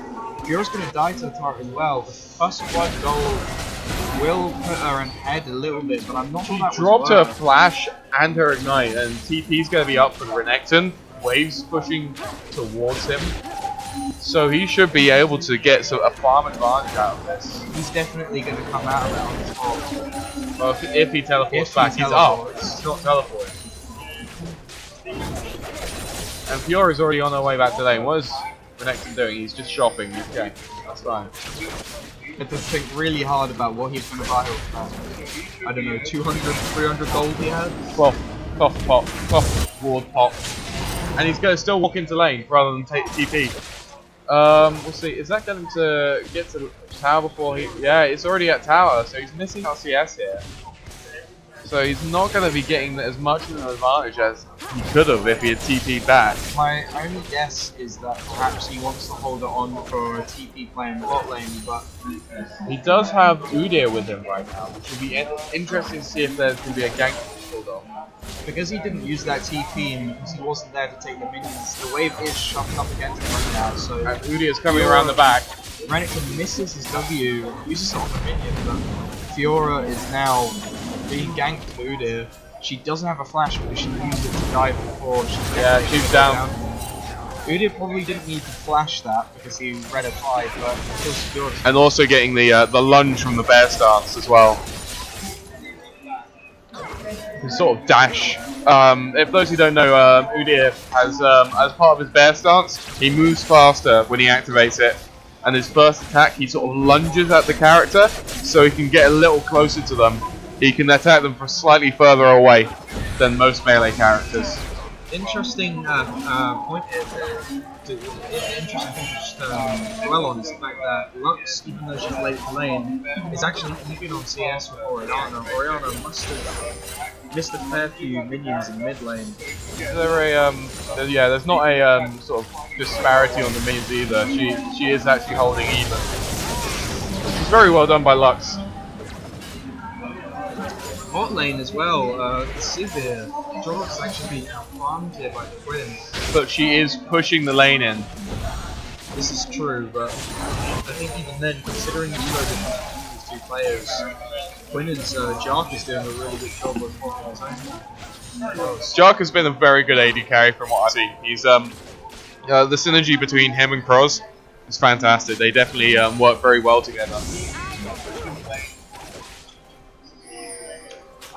We are looking at possible action in the river here, with Udyr trying to get that scuttle.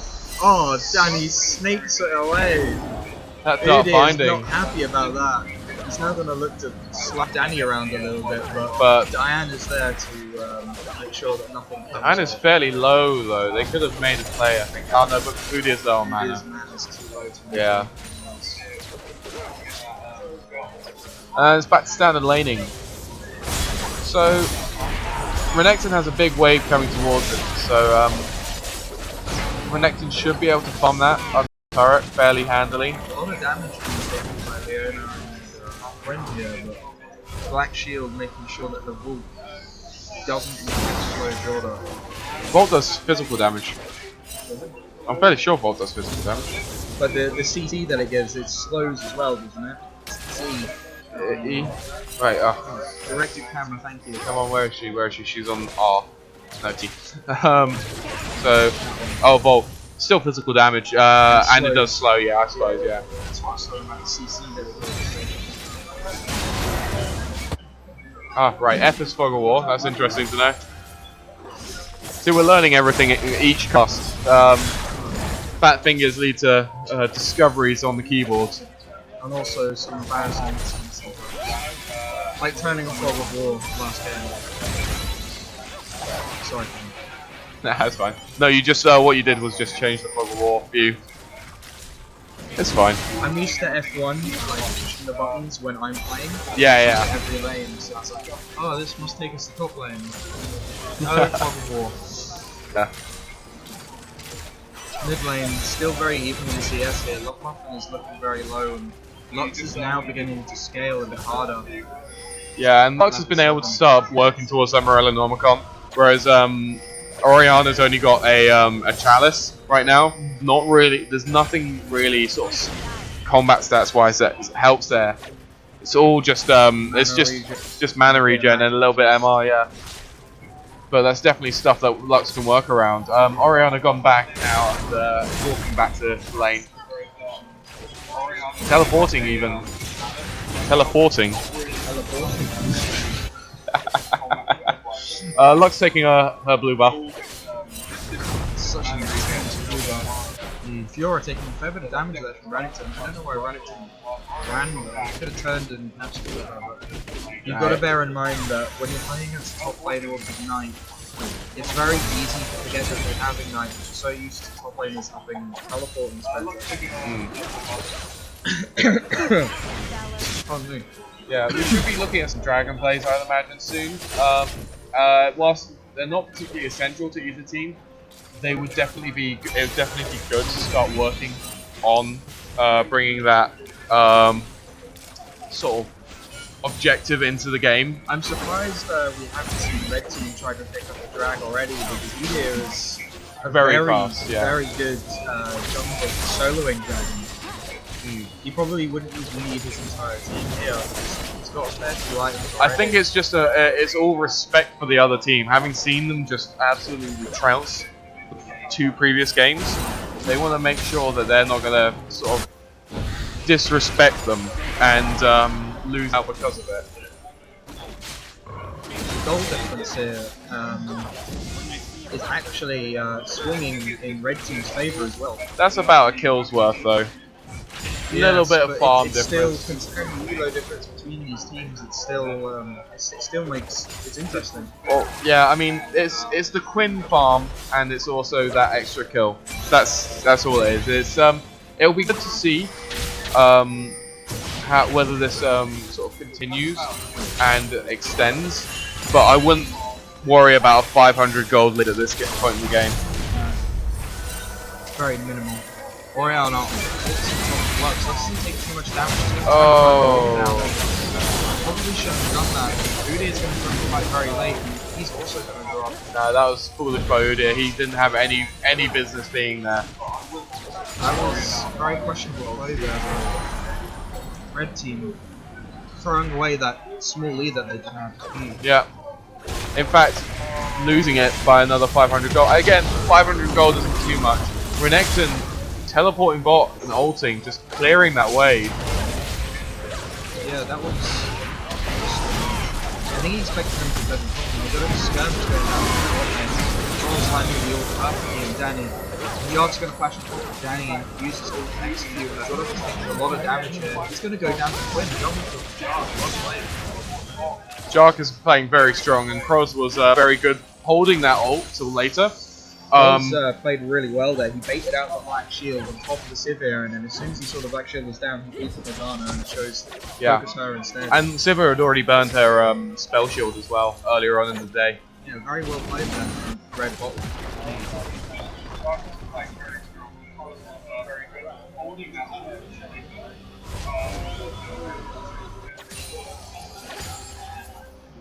Dead air. So yeah, we're back to top lane now, according to director's camera. It's going to be a big wave heading back towards Renekton. He's starting to reach the point where he's not going to be taking trades as well from Fiora, but saying that, Udyr's here. Fiora doesn't have a way out unless you kill Udyr. The CC coming out from the red team is just too much for her to handle. This is what I was talking about before. Because Fiora's a really strong hit, and Diana is really good in the jungle. They have no real front line. Yeah. So the second one of them gets locked down, what red team has to do is pick one of them, and as soon as one of them dies, red team has the man advantage anyway, and turns the fight into a 5 versus 4. Certainly, yeah. So with the tank to soak up red team's cooldowns, any kill that they get is a valuable kill. Yeah, the kills on the red team are certainly more valuable to them than the kills on our own blue team. Because you may be 5-3 up, but that means if you start, the actual total health of your team will still be lower. And it's not like Renekton and Udyr can't throw out damage either. Renekton appears to just be going full tank here with Sunfire Rush. You might look at building a Titanic Hydra or... I agree. But you wouldn't be building that early. He has to build that after his first tank out at the very earliest. Yeah, that might be his next item, I think. Certainly a very strong item for him, though. Fiora appears to be building towards a Black Cleaver with that Kindle Gem and that Phage. You just need to finish his gold there to combine those two items. Yeah. Quinn's poke pretty high damage. I'm surprised Red Team's bot lane isn't going more aggro and freezing the wave here because they know that they have the advantage from Blue Team's bot lane. Again, it's not entirely clear as to whether they are able to freeze the lane though. Freezing the lane is a difficult skill to pick up, and knowing when to do it and how to do it even can be difficult for many. Europe went for a really good W there to actually CC Renekton. Huge burst there on Sivir as well. Sivir taking a large quantity of damage. Red Team could look to use a take a dragon now, Sivir is so low. Udyr is ahead of bot side, so we should see that. Fiora getting the stun there on Renekton as he W'd whilst her riposte was up. Yeah, Fiora's actually been pretty good this game, timing this really well, and managing to have Renekton CC. So, for those who aren't aware, since we're sort of at a dead time, I say that, but we're... No, okay, it's fine. Looks like there might be a bit of dragon play going on here. Yeah, Red Team looking to rush down dragon. Really good shot for Not there, quite but the enough. rest of the team isn't there to capitalize on it. Diana misses her E's, and just going to fly away from there. Leona all goes down to try and get Blue Team away from them. Spell Shield and Black Shield though, both allowing Sivir and Diane to keep the chase going. Red Team gets out of that line with a dragon. That first dragon is very valuable, 6% increase on attack damage and ability power. So, and we've also got Renekton still up top, pushing that wave. So, as I was going back to before, how does one freeze the lane? For those who don't know, basically, in order to freeze a lane, you need to manage the minion wave by taking aggro correctly, and drawing the minion wave closer to your turret will mean that you push against them. Whilst it'll make you safer for ganks, drawing the minion wave closer to your turret means that your minions get to the lane quicker, which allows you to build up a big wave, which also works at sieges. The most common way to freeze at this sort of elo would be to simply last hit. Rather than continuously attack the minions. Yeah. Which is what I'm surprised Red Team bot lane isn't doing, because they should be looking to freeze the lane close to their turret, so their blue bot side is vulnerable to Udyr ganks. Because Red Team's bot lane is all about dueling, they really want to fight all the time, and they already have that lead for Quinn on 2 kills. Udyr is now appearing in top lane just to scare Fiora off the turret, but she did get a lot of damage down there. Yeah. Renekton's still holding on to his TP when he could have probably saved the turret from taking that much damage there. Lux, some questionable calming there, making her take a fair bit of damage from Orianna. She's now completed her challenge as a blaster one as well. Lux managing to complete the Morale and Momicon and Anita's large rod, so she does have a large amount of AP at this point. Yeah. Orianna getting that core down though with her chalice, Unholy Grail, as well as the timing that just perfectly to go past the. Red Team bot lane. Danny pulls up a pretty good ult. Shark might go down here, but Danny doesn't have to die. Yeah, no. She manages to take a kill, but Ross is going to be there to clean it up. Skirmish going on in the top side here. Red Team. Grand challenge going down on Udyr. Udyr flashing out of it though. It's a good move by Udyr because you don't want to let Fiora pop that ult, because it not only heals herself, it heals her entire team. And in a 2v2 situation, that really wouldn't have been good for them. Renekton is a bit too far forward here, and Udyr can't really help him. He hasn't got the mana for it right now. They're just going to take more poke from Diana Q, but I think Orianna seems to be heading up that way as well, through the jungle. She does have her ultimate available. We could see a dive hit, but I think we are likely to back out now. Quinn is now headed up top as well. Good job there by Renekton, stunning Fiora under turret after taking a little bit of damage. Quinn's now going to come across Diana. She's going to actually go directly for Diana. This is so strange to watch, an AD carry going for the Diana. Well, I mean, it's Quinn though. She doesn't play like a conventional AD carry. No, I have to say I'm not very I'm familiar with Quinn. She plays more like an aggressive bruiser. Yeah. I've seen Quinn top. I hate everyone that plays Quinn top. I'm just gonna say that right now. You're a bad person if you play Quinn top. You ruin everyone's days. That's me. Oh, it's so loud. I wish I could just sort it out, man. Well, nearly going down there. Ult just to sort of cover the turret. Killing Morgana. Wow, that was very, very well executed. Jark Knowing picking up just- another kill. He's now sat 5-1-1. Infinity Edge Berserk Brews, and he looks to be building towards Zeal now with that Fuller's Glove. Dragon's now going to be up in 1 minute 50. Do you think he'll be going for Zeal, or do you think he'll get the average play first? I think at this point, it might be wiser for him to go for a Zeal because the laning phase is going to be finished soon. Jordok taking a lot of damage there on Zatara, nearly dying actually. That mid turret's going to go down now. They couldn't hold it much longer anyway. Gold looking very even here for both teams. Well, dead even. Might be the closest game we've had so far. Might. Look, this game could turn into a steamroll right now, and it'd definitely still be the closest game we've had today. And that's the problem. Oriana getting caught out by red team now. Did managing to kill. Yeah, no, it's definitely very good. Yeah, Zinc is going to be eating, so I'm just going to talk now and let him eat. Just listen to the sound of my voice and relax. Not really relax the League of Legends, it just makes you really angry. Okay, that's fine. I'm alright to solo quick. I just talk to myself. It feels good, but I can do it. Jordok shoving up that bot lane. They may look now to rotate to the mid lane and make a push or something. Dragon is coming up in 30 seconds, so I presume that push up actually was to get some time to patch some wards down, but then I say that Sivir and Morgana are heading towards the fronts, so I'm just spewing breeze right now. Red team nearly missing that ward.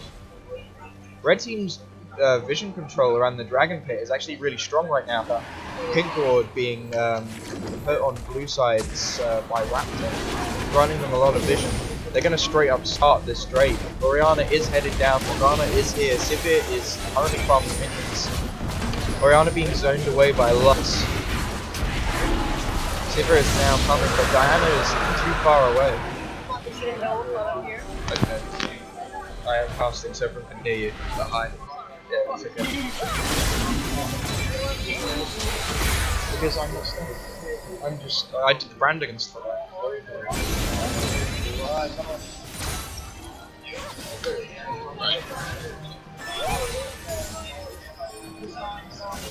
Because that's not something that I do.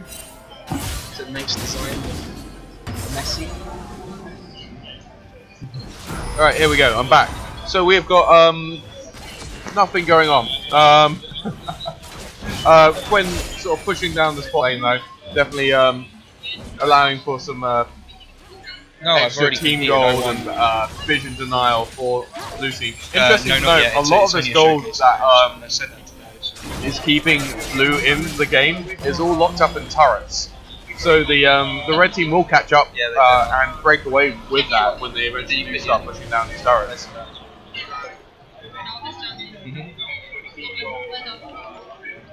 Okay, I'll talk to you later. I'm casting at the moment. Okay, that's fine. I don't know. I honestly And Udyr getting that skull up. He's gonna have Ian to try is and in run. He partnership. gets shockwave. Diana's on him. Oh, Ed's there. Ed's there. And oh, that's fantastic ult there by Lux and Quinn just to get the double kill there. Okay, I just walked back into Carnage. Triple kill for Quinn. Red team are just taking control of this game. I think this is down to a better team comp in general. They because they have characters like Udyr and Iona, and well, in this case not Renekton as he wants to evolve, but a lot of them are a lot more durable. Even Quinn is more durable than Sivir. Yeah, the tanky frontline definitely coming out huge here for red team, allowing them to soak up the cooldowns from blue team.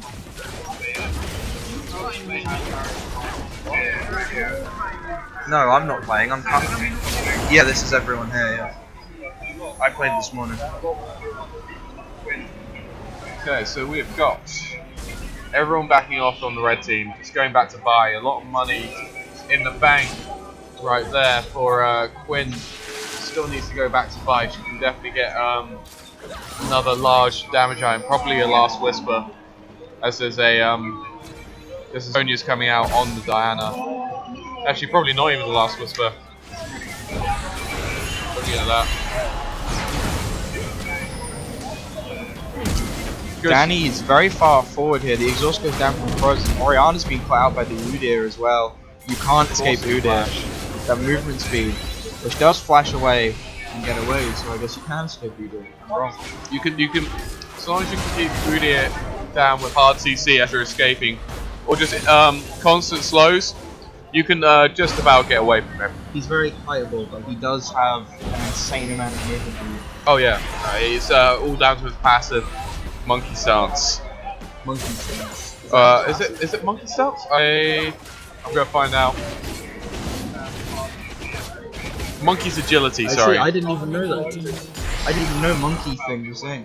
Jark managing to 1v1 Sivir. Yeah, he gets 5 move speed for each time he activates an ability. Plus his bear stance gives him move speed as well. So he'll be swapping between turtle and bear as he's chasing you. Red team, good scores all around. Lux picking up a number of assists and only managing to die once. As long as she's there to throw out bindings and slow with her E, she's still doing a good job. Yeah, she doesn't necessarily need to be bursting down the enemy team. She can just be, there to assist. I'm just going to highlight as well that Cross on his Leona has yet to die this game. All so far 107, very respectable score from him. Yeah, and the Quinn pick, 9-1 and 3. I'm not well experienced with Quinn, I have to say myself, but very impressive play from John. She takes a lot of people by surprise because they don't play her and they don't play against her often. So, like, if you were to first experience Graves, you'd be like, wow, this is really, really painful. This is a lot of damage. Yeah, and you don't expect it when if you don't play against it often. But thankfully, people do play Graves more often than they play Quinn. Because playing against Quinn is just not particularly fun. No, not at all. Especially when she's winning, which she often is. I don't know. I know him, it's okay. I'm just asking you. Okay, so we have blue team pushing up the mid lane against the red team here. But they are clearing ways very easily with this Lux and Quinn combination. They have got vision on the blue team. They know that they're in their jungle. They're just gonna try and bait a fight here at blue team sat in the blue bush. Oh, everyone knows they're there. The Quinn Q gives it away. Red team could have really used that to their advantage. Dong will get caught out here by Lux. That was really low. Good shot they throw out from Oriana, but it's too late. There's such a squishy team there. Yeah. If they get caught out by one Lux binding, just the AoE damage that's piled on top of them with the Leona or with the Quinn and the just Lux's abilities in general, combined with Renekton. Yeah. They're just going to take advantage by... Alright, yeah, delay. Yeah, that's the delay. So, yeah, we're going to see a Baron here. Very wise to taking the Baron rather, and then they can go get Dragon afterwards. They're not going to be having any tension over this. It's going to go down far too quickly. Lux ult just for good measure. A bit quicker, yeah. Blue team pinging out the Baron. They know Baron's gone down, so the natural response at this point is to look to doing the Dragon. But having said that, red team like that Baron home guard buff there already immediately heading towards that Dragon, and blue team are pushed up too far to contest this right now. So this is going to be the third Dragon for red team, giving them that increased movement speed. Yep. Which is going to really help for them, especially the Udyr and the Quinn. Yeah, exactly. AD carries and particularly run at you sort of junglers really appreciate that. Good try, Danny there, trying to take the Dragon with the binding, but not quite gonna out damage a smite. A for effort, Danny. Yeah. That's E for effort. Come on. No, yeah, no, I'm giving A than grade. Oh, grade A for effort. I thought you were just really bad at spelling. Well, that too. I just want to highlight here the Diana really hasn't just done anything for blue team. You see Sekiro try and say something, everything goes down. Blue team falling left, right, and center. Donglord taking tons of damage.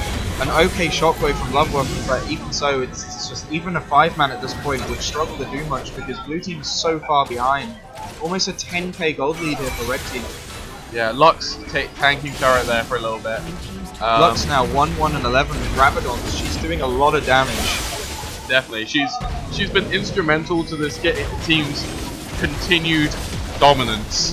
Had they had, you know, just some high damage character in the mid lane, probably wouldn't have been the same. But since she's able to control the team and allow like Leona to get those great ults and for Udyr to catch up if they are running away, it's just allowed for them to really sort of put their nail in the coffin sort of thing in a lot of these fights. I've got to hand it to the red team here. Their pick and ban phase is very good.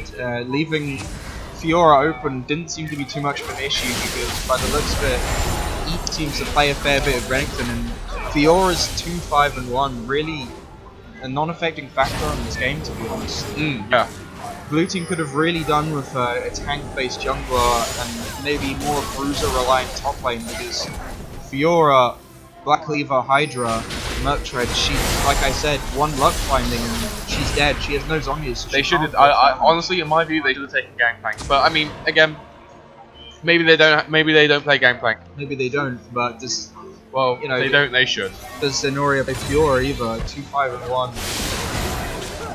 I mean, early plays in the top lane lead to me thinking that Zenoria does play Fiora, but I agree, it's definitely a it's not worked out for them.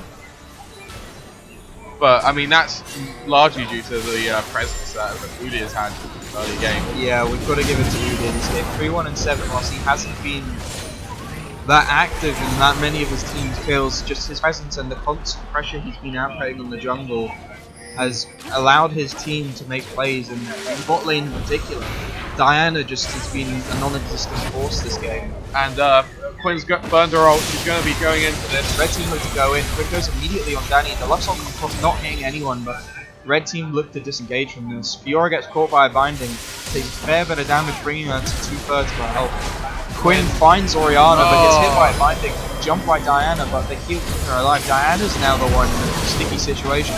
Diana will go down here. Quinn's got an iron heart. No, never mind. It was I was trying to think what that countdown was on her. Sivir manages to pick up the kill on Lux, and Orianna now bringing in 3-man shockwave. That's a very good shockwave. That's a good shockwave.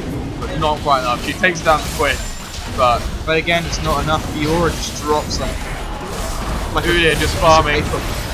Renekton pops his ult, goes straight in. Danny activates her ult. Renekton's tanking the turret. Warlock's forced out of this fight. I think this is going to be a simple disengage. Red team haven't got the damage to take care of them right now. Udyr's low, Leona's low, Renekton's low.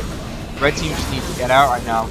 Udyr goes down, shutdown goal going across to Orianna.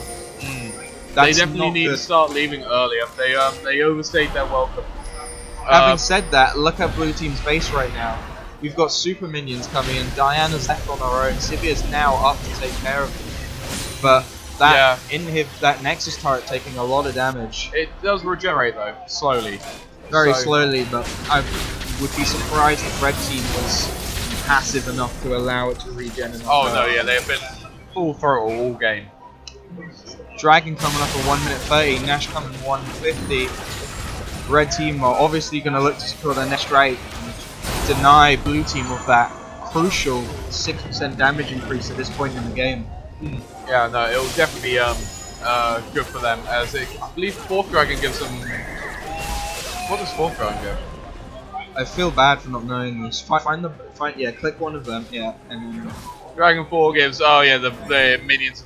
It's not a big but it does bring you ever closer to that 5th, which is... but Dragon 4 is just a setup for Dragon 5, really. You could, if you don't intend on getting 5 dragons, don't bother with Dragon 4. Looks like we might see a siege going down in bot lane here. Orianna hasn't got her TP, so she's now going to recall. Fiora is also split pushing the top. She doesn't have TP either. Danny getting caught out, nearly deleted there by the Lux. Black shield saving her there. Yes, Black Shield indeed saving her. Lux flashes forward, forgetting of course that Sivir has her own spell shield, so a wasted play there from Best Gryffindor. Throwing out the taunts there. Yeah. Showing their colours. Looks like red team's just gonna butt heads against the blue team here. Lux has pretty good wave clear now with that Ludens. Blue team's inhibitor is responding soon. But blue team are holding their own. Red team looks to peel away from that bot side to go take Blue this next inhibitors round. coming up soon.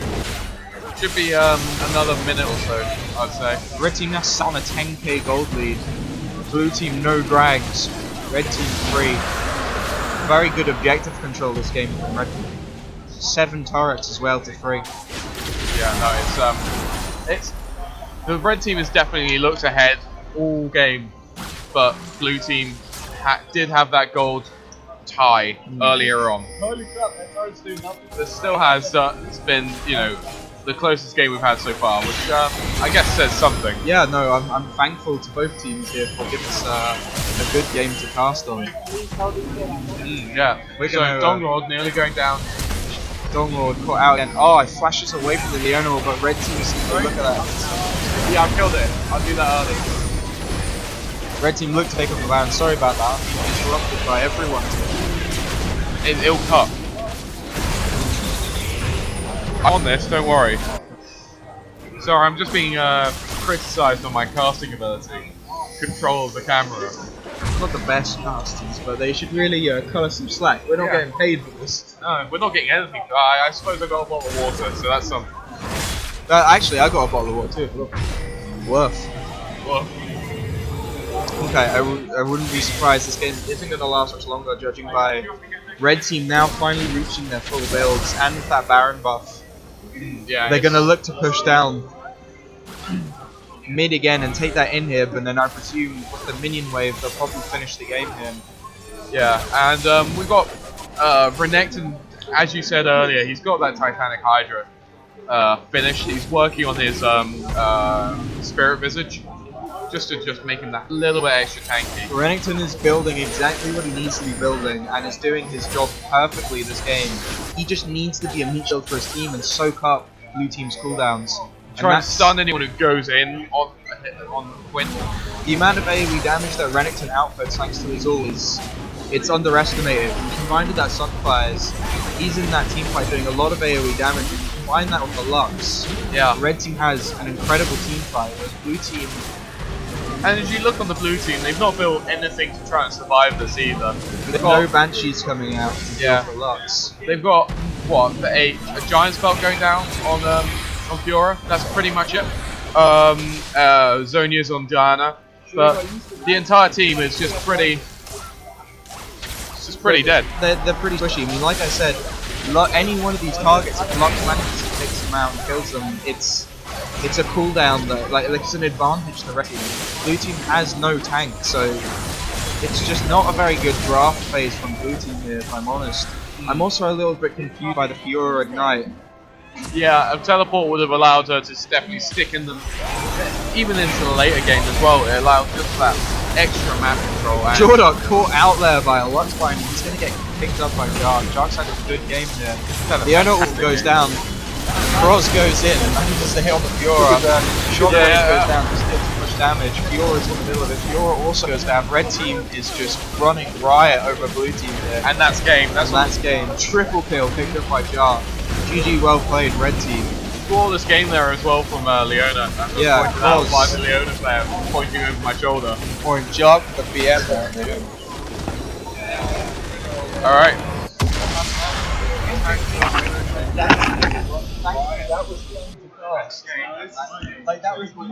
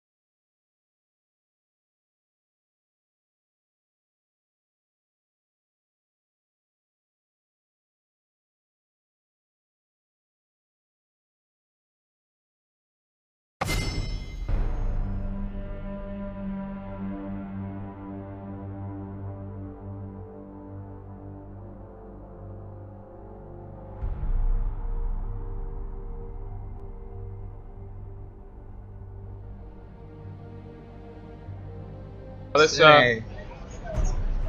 back to this. Oh, what's going on here? There we are. There we go. Oh, the ribbon band coming out again. Unsurprising there. BM there from MK Ultra. MK Ultra respecting the skill Ribbon level band. of best ribbon gods. Some very specific AD carry bands coming out here from blue team, looking to ban out Colored Waters, who I presume is going to be the AD carry, who's sat in flat 3. So really, Look at you doing your research. yeah. Thank you, Holly. The Quinn band coming out, that's no surprise really. Now please tell me, what is the name of Urgot's W? Of who? Urgot's W. Shield thing. Shield thing. I don't know. I've never played. Well, I've played Urgot before. He's fun to watch. Like I like watching him because he just waddles around. Exactly. And Crabgot is a disgusting skin, but it's also fun to look at. Oh, giant enemy Crabgot. I got that in a mystery skin. And Really? I just raw pick there for Kroz. That's not really surprising. He's very comfortable on Brawl. He really likes his mustaches. Where's the owner's mustache? Actually, don't answer that. So very safe pick as well. First picking Brawl. Yeah. I'm looking forward to seeing what red side come out. No, interesting to know. Only one OP banned. Darius is open. Gangplank's open. Mordekaiser's is open. Oh no. Oh, Ramus hopper. No. Not too It's sure a hover. It's a hover. We don't comment yet. Cannon. That's a fine pick. But we are actually going to see that Ramus. Okay. Fair enough. Well, Ramus picked this early on is a bit weird because blue team could simply pick an AP based top laner and AP based mid laner. I told you Mundo's good, man. People play Mundo. Okay, well we'll see. This will be a test then. We're seeing a Mundo picked in here for blue team, and now Kassadin hovered. Kassadin hover. That's brave. Kassadin jungle. I've seen it a couple of times actually. The new Runeglaive, it's quite strong, but needs a safe jungle until he manages to scale to. And he's against a Ramus. That's not safe jungle. There we go. That's what I thought. There we go. A new deer coming out here. Heimerdinger? Please don't lock in Heimerdinger. No, please do lock in Heimerdinger. I don't like Heimerdinger. I do though. Okay. I like it because you don't like it. I'm not sure how I feel about that. A zillion hot Mordekaiser's Yi. Nah, that was random. You're just hitting the random button. The LeBlanc was in there. The Broncos. The Bockers. Pretty dominant mid lane pick, but an interesting team coming out from the team here. AoE base with the Ramus or that cannon could be AD, so we'll see. We'll see what Colored Waters picks here. See if it'll give us any insight. Lucian. I'd like to have seen support pick there, because then you can still flex the cannon. Yeah. Best ribbon god hovering that Lux, of course, since we saw him play it last game. That's going to get Luxed in. Luxed in. Oh god, get in the sea. Jark hovering the Jinx here. Wouldn't be surprised this would be locked in. Jinx has a great team here to flow up behind with the Lux bindings and just his sheer amount of heal. Draven, please. It won't be Draven. Please. It won't be Draven. Teemo. No. Kalista. He's just hitting random on the marksmen. It's gonna be Jinx. It's gonna be Jinx. Yeah. There we go. Alright, so the support pick here from purple team. Oh, sorry, red team. Right. Red, purple, whatever, man. Same thing, man. MK Ultra. Stormtroopers are just passing by us right now. So MK Ultra looking to take that fresh. With Tilt City having a very strong front line to protect Jinx and Lux. Yeah, very similar team comp to what we saw last time in Tilt City. Yeah, in fact, I'd say it's near identical, really. They come out with pick and ban phase looking really strong. Their early game AD carry play is not as aggressive as it was. No.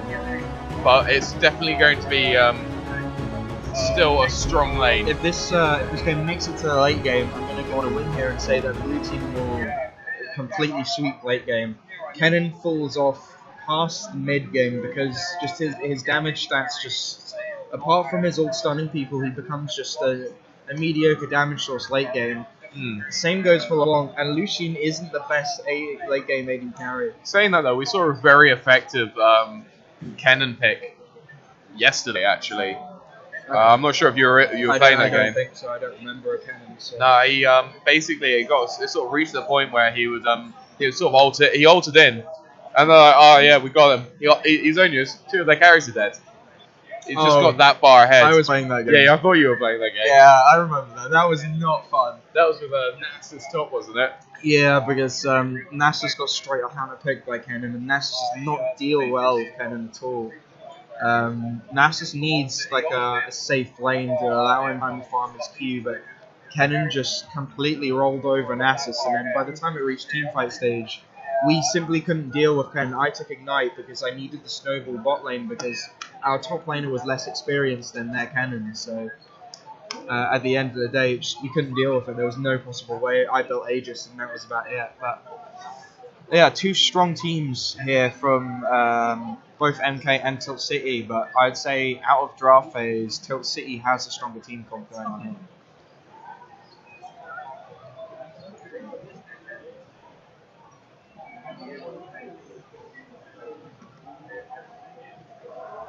Hi, chat.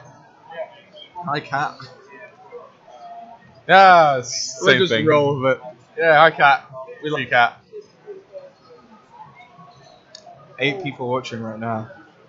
8 people. Well, that's not bad. 116 today though. That's good. Thanks, guys. And 22 followers. So yeah, thank you everyone. Yeah, no, I should probably follow this at some point. I did it yesterday, mate. Get on it. I left my phone here, man. I couldn't do it at home, and my PC's well, at least busted. your phone's been charged now. So Yeah, it's been charging all day. I still can't get on GT Wi-Fi. Oh no, the Wi-Fi's in a very sorry state right now. I'm not gonna go with the previous state. Good job, GT. Chief problem solver causing chief problems.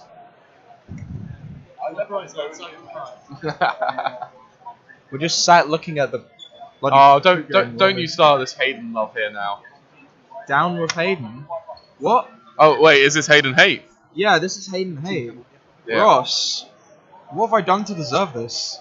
Chief problem solver causing chief problems.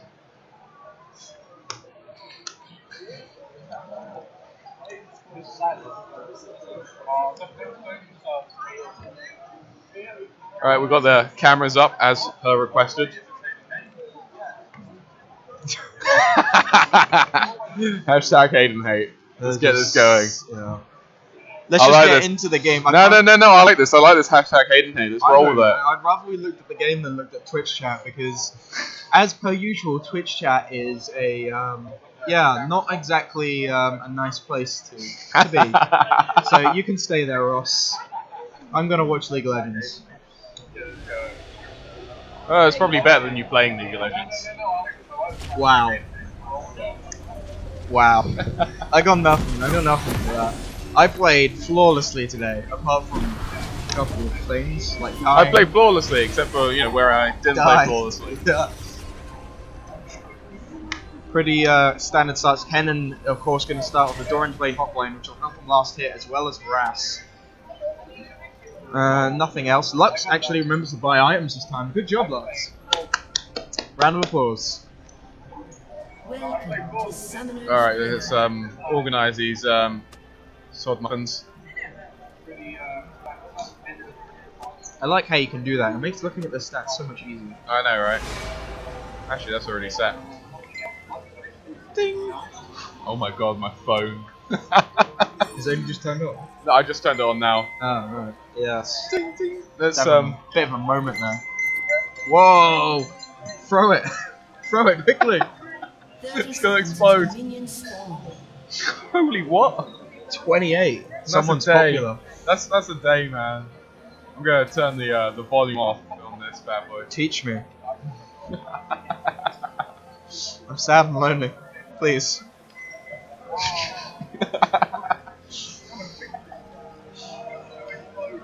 Okay, so let's see how this goes. Pretty standard starts on both sides here. Blue team, Udius playing top side, which is interesting. He's looking to get a bot side gank, I believe. Yeah, he is obviously playing to the strengths of his players. Or he may be going for that level 2. He could be going for that level 2. Rammus doesn't have a particularly good clear early on, and is very vulnerable. He may be trying to take his the Rammus's red. He might do, but Cannon has a ward down currently in red team's That will banana expire bush. by the time he's taking Grom. Okay, well, in which case, it would be completely reasonable to think that Udyr might look to do an invade here. But I mean, we'll see. Udyr's going to go straight to his blue. No, if he's going straight to his blue, then he won't be taking the enemy red, I don't believe. He won't have time to do it. We haven't seen many invades today, actually, which is...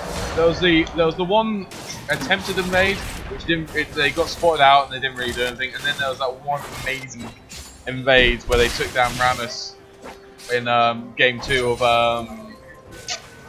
404 versus NAs. Oh, I wasn't here for that one. Shame. I love watching invades. Yeah. Thank you, Calvin, if you're watching. But yeah, pretty standard start here by both teams.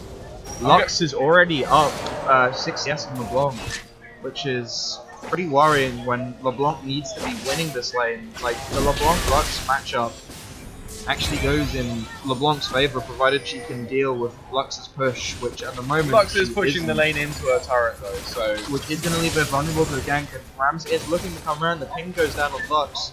Rams is going to roll his way into mid Udyr is lane. nearby. Udyr is just going straight to the blue. Udyr is Red nearby, even. but a miscommunication there must be from red team. That could have been first blood if LeBlanc was paying attention there. Yeah, slow reaction there from LeBlanc, certainly costing them a kill.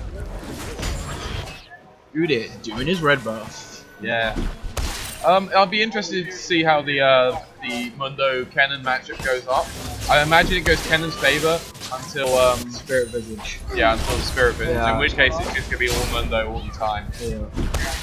But Mundo is taking a lot of harass here. I mean, he does have TP, so he could go back at any point. But of course, if he wants to use that effectively, rather than going back and simply buying pots, he wants to start building his core items, and he's already very low. Udyr is in bot side. Red's bot side do have the river warded, but he doesn't look to gank. He's actually going to go. He's for ahead on stun. farm though. Mundo is ahead on farm. Mundo is ahead on farm, which is strange because Cannon should be. Kennen is putting more pressure on, or more sort of time on trying to get Mundo out of lane, rather than trying to actually kill the minions himself. Now, you see, this is what I call classic ranged top laner syndrome. When you're so focused on harassing your opponent, you actually miss CS. In which case, I think Mundo long term will win out on this because he's already got. Well, at the moment, it's a 4 CS lead, so it isn't much, but over time, if that grows to be more significant, he's simply going to be able to just free on the face of Kennen. And Kennen isn't going to have the same level of item progression as Mundo. And Mundo's going to completely ruin him. But he is losing in experience though, which is worth noting. Yeah, and Kennen is evening out the CS now that Mundo's forced to farm under his turret. But Udyr is topside, so we could see a gank coming down. Kennen has no wards in the river, so he's very vulnerable. Udyr is in towards the scuttler. Rammus is in the area at his Raptors. LeBlanc is pushing up mid, and she looks to go back from this. She has 25 CS, so I'm going to run on the assumption that she's going to look towards building Morella non-com. Mundo flashes away from Kennen, taking a lot of damage. He's not going to look to go back. How much money has he got? He's got enough for Extra's Pal. No. Kindle Gem. Kindle Gem. Oh no, he wouldn't want to go Kindle Gem though. Would he? He'd want to start with the null magic and possibly a health crystal if he can. He can't. I don't think he can quite afford that though. Yeah, boots on that, just so he can stay in the range. The Blanc went back, and she didn't. What did she? Did she just buy biscuits? Or am I? Did she go back? I don't think she did go back. Maybe she cancelled her recall. Yeah. But LeBlanc is doing very well to keep up with Lux's farm now. And at the start of the game, it wasn't looking too good for her, but it's evened out now. Now she's recalling. Now she's recalling. Cancel recall. And coming down on bot lane. The Q lands on forces two flashes. One flash, sorry. Cross takes a bit of damage from the turret there, but both teams walk away alive. Kennen comes down, TP brilliantly. gets himself on top of Jinx, but red team just isn't there to capitalize on that ult. That could have been really good for them. If they had reacted Both teams sort of cancelling one another out. Kennen doesn't have the damage yet to really impact, despite the fact he just teleported bot. No, he only has Dawn's Blade at the moment. He really needs a multi-dice before he can actually do anything. Yeah, that's okay. There we go. Right. Going through some cable management here. Yeah, we're kind of... this isn't one of the best places to cast. We have people around, and I had parent aggro in the last game. So you're wondering why I wasn't talking. So Yeah, sorry, I didn't want to taunt. So, you seem to be handling it just fine, so I thought, yeah, I'll just let Aiden handle it this time. wait. Oh, LeBlanc roaming to top lane, manages to get the E down on Mundo. He's going to get chained, and now Kennen is coming in. The ward is down, Kennen misses his Q. And Mundo's got that ult ticking. He's not going to be going Mundo's down. going to walk away alive. Yeah, he'll be able to stay in lane as well. And that ult has got very short cooldown. It's like a minute, maybe minute 10 at the earlier levels. Blue team already managing to do, like, getting not a significant gold lead, but building towards, 500 gold is at this stage in the game. That's something. That is something. That's like a Doran's Blade, which at 8 minutes in the game, an extra Doran's Blade does go the extra mile, But Mundo's doing a great job here of just managing to deal with Kennen. I expected this lane. Lux doesn't have a trinket.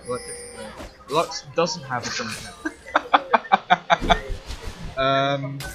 Lux has a trinket in 3 minutes. Lux has a trinket in 3 minutes, so yeah, that's good job, Lux. What does Lux? No. Well, I'm gonna just leave it be. Meanwhile, Lux is getting ganked. Do you know how she could have stopped that? If she had a trinket? Yeah.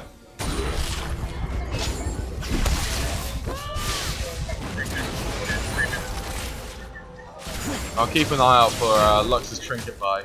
Lucian looking to go aggro there. Sliding in, pulling off the Q and a double shot. Getting his drive-by ready. Getting his drive-by ready. He has a BS sword now, and he's actually even on farm with Jinx. He's running even on the bot lane. Yeah. Having said that, even with Lux is generally behind, especially with Lucian. Lucian thrives on his a stronger early game than Lux. Not Lux. Jinx. X. Yeah. But anyway, yeah, ball coming down the top lane here, 2 versus 2. The focus is split. Blue team managing to pull to Kennen, giving him the first blood. And Mundo's now going to chase him. He takes a turret hit, but Wonka's now joining top lane. That's Flash taunt there, and that is another death coming down for Blue team. Not good there. Miscommunication, I presume, because both champions, Kennen and Rammus, escaped that fairly low. Yeah, no, it definitely could have handled being communicate better, just some better focus, some better concentration on where your damage is going. That kill now for LeBlanc has allowed her to pick up Phoenix Codex, so she's rolling towards that Morella Nomicon.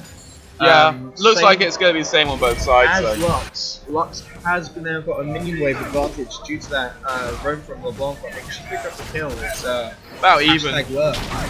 Well, I mean, 10 CS, 1 kill, it's roughly the same. I think it like 1 kill equates to 18 CS, I think it is. Roughly, last time I checked, so you're not too far off. Yeah. So yeah. I mean, I'd trade 1 kill for 10 CS, but then again, I'm just silver. You would chase someone across the map to kill them.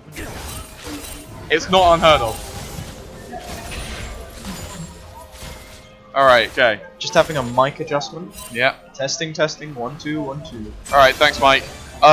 So now that Mike is now thoroughly adjusted, yeah, we're going to be putting him in a good position. So Lux is building, like I said she probably would, CS lead now on Morgana, hitting that benchmark of, well, actually just below 72 CS at 11 minutes. Yeah. Jinx is also around 79. Lucian's farming very well this game actually.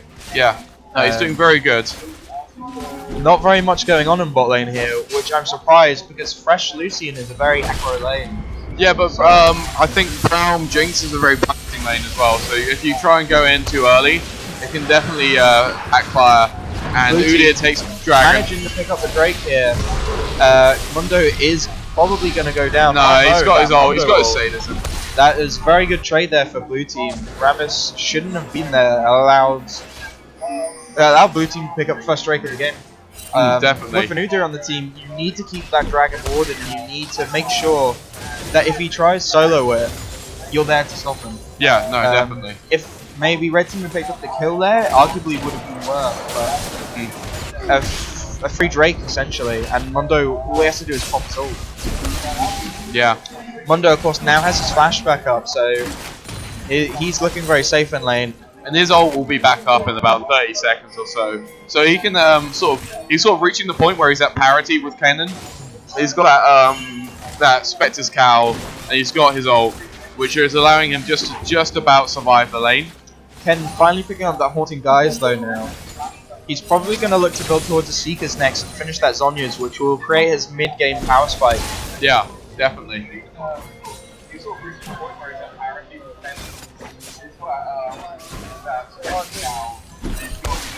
A very even game so far. Not a significant goal lead for either team. Of course, we do have one drag on blue team side, but at this stage in the game, one dragon at 30 minutes doesn't really mean a huge amount. Exactly, it's anyone's game. Yeah, no, it can definitely go either way. You know, small lead of just under 500 gold for red team over blue, but they there's no real difference in the teams currently. Top lane slightly ahead of on red, mid lane slightly ahead on Lux, and it's just sort of holding even.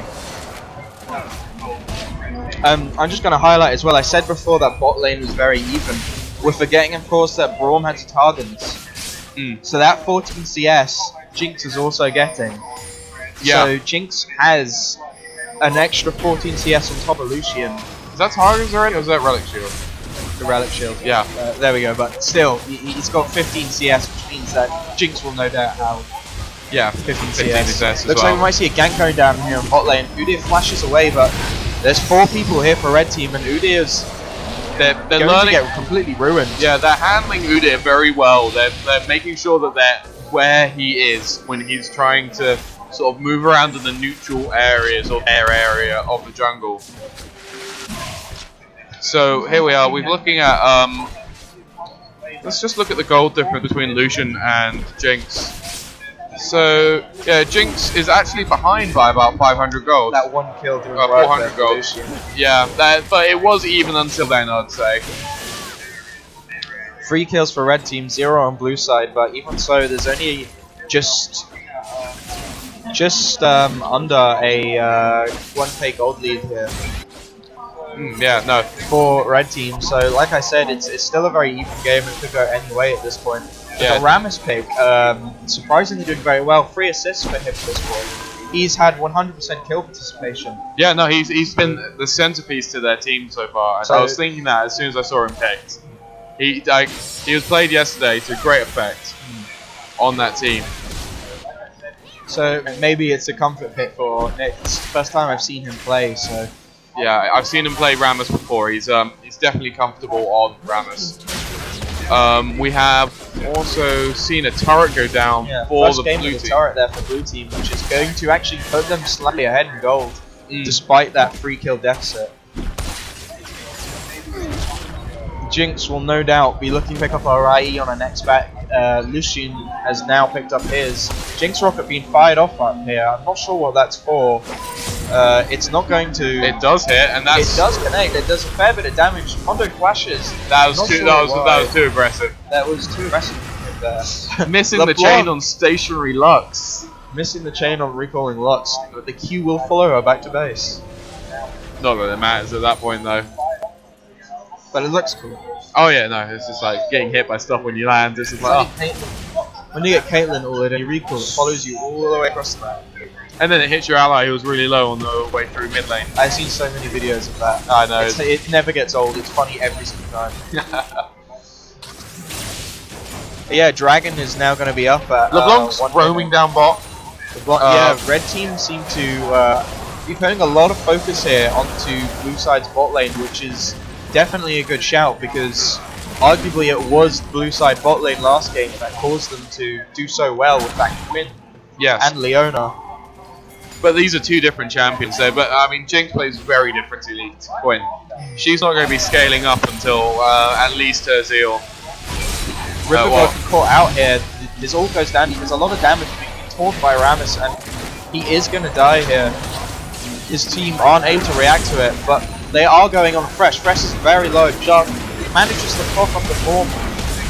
Fresh goes down. Jinx gets so ult in time, but there's a Rammus is now looking to join the party. Good stand behind me by Braum, but it's not enough. Rammus still manages to get off the Torn. Blue side bot lane is going to walk away, and Udyr now looks to come in. He manages to stun lock down the Rammus. He should have probably dove that, but the Torn comes down from Rammus. Jinx comes across. Snipe hits Lucian across the map. Jinx flashes forward, a W. Just trying to pick up the kill there on Rammus, but not connecting, and now LeBlanc is in the area. But Dragon is up, and with Lucian down, it might be a good idea here for blue team to look at doing this. Kroz doing a very good job there, blocking the Sigil silence there from LeBlanc, saving his life there. Wasted an ignite as well. Also worth knowing, there's an ignite on LeBlanc and heal on Lux, which is interesting.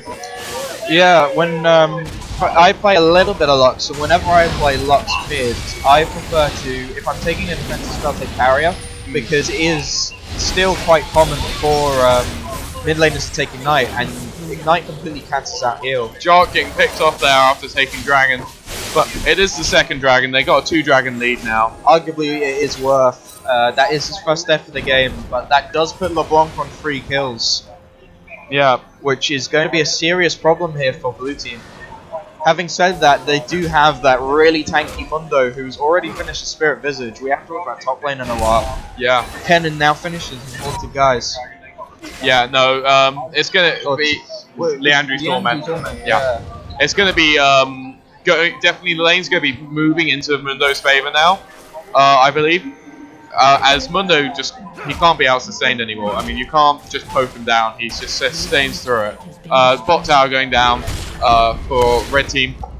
And as you can see, look, Kennen can't sort of really respond to the poke. Mundo just regens everything that Kennen's throwing at this point. And with Mundo having that cooldown reduction from the Spirit Visage, does we have cooldown reduction? I think it gives. Yeah, it's Kindle Gem, of course. Yeah, it's on a 1 minute cooldown. It's basically 1 minute cooldown, so Mundo never really has to leave lane as a result of that. Yeah. He only ever goes really back for defending. So flash stun under the turret from Udyr there, but Kennen's ult is enough to scare them both away. Yeah. Udyr's going to be coming in for a second serving here, I feel, though. But now Rammus is on his way, and as is LeBlanc. Yeah. We don't have a teleport from LeBlanc, of course, but she is very mobile. No, he's just fighting against it. He knows it's not worth. Oh, saying that. Rammus is rolling into the lane. Red side's bot lane is now here. Lucian doing a lot of damage. The Cullen comes out. Can he finish him off? Oh, Udyr gets away with a sliver of health from that turtle stance. Udyr ought to be dead after that. He really does. That was very sloppy play. They need to work on their warding on blue. Oh. Jinx comes across. But if you look at blue, they've only got a little bit warded in that bottom river there. If you look at the red side warding, they got wards in their jungle, they got wards in their top lane tri, which is where Udyr was trying to do work. The vision control on the red side is much stronger.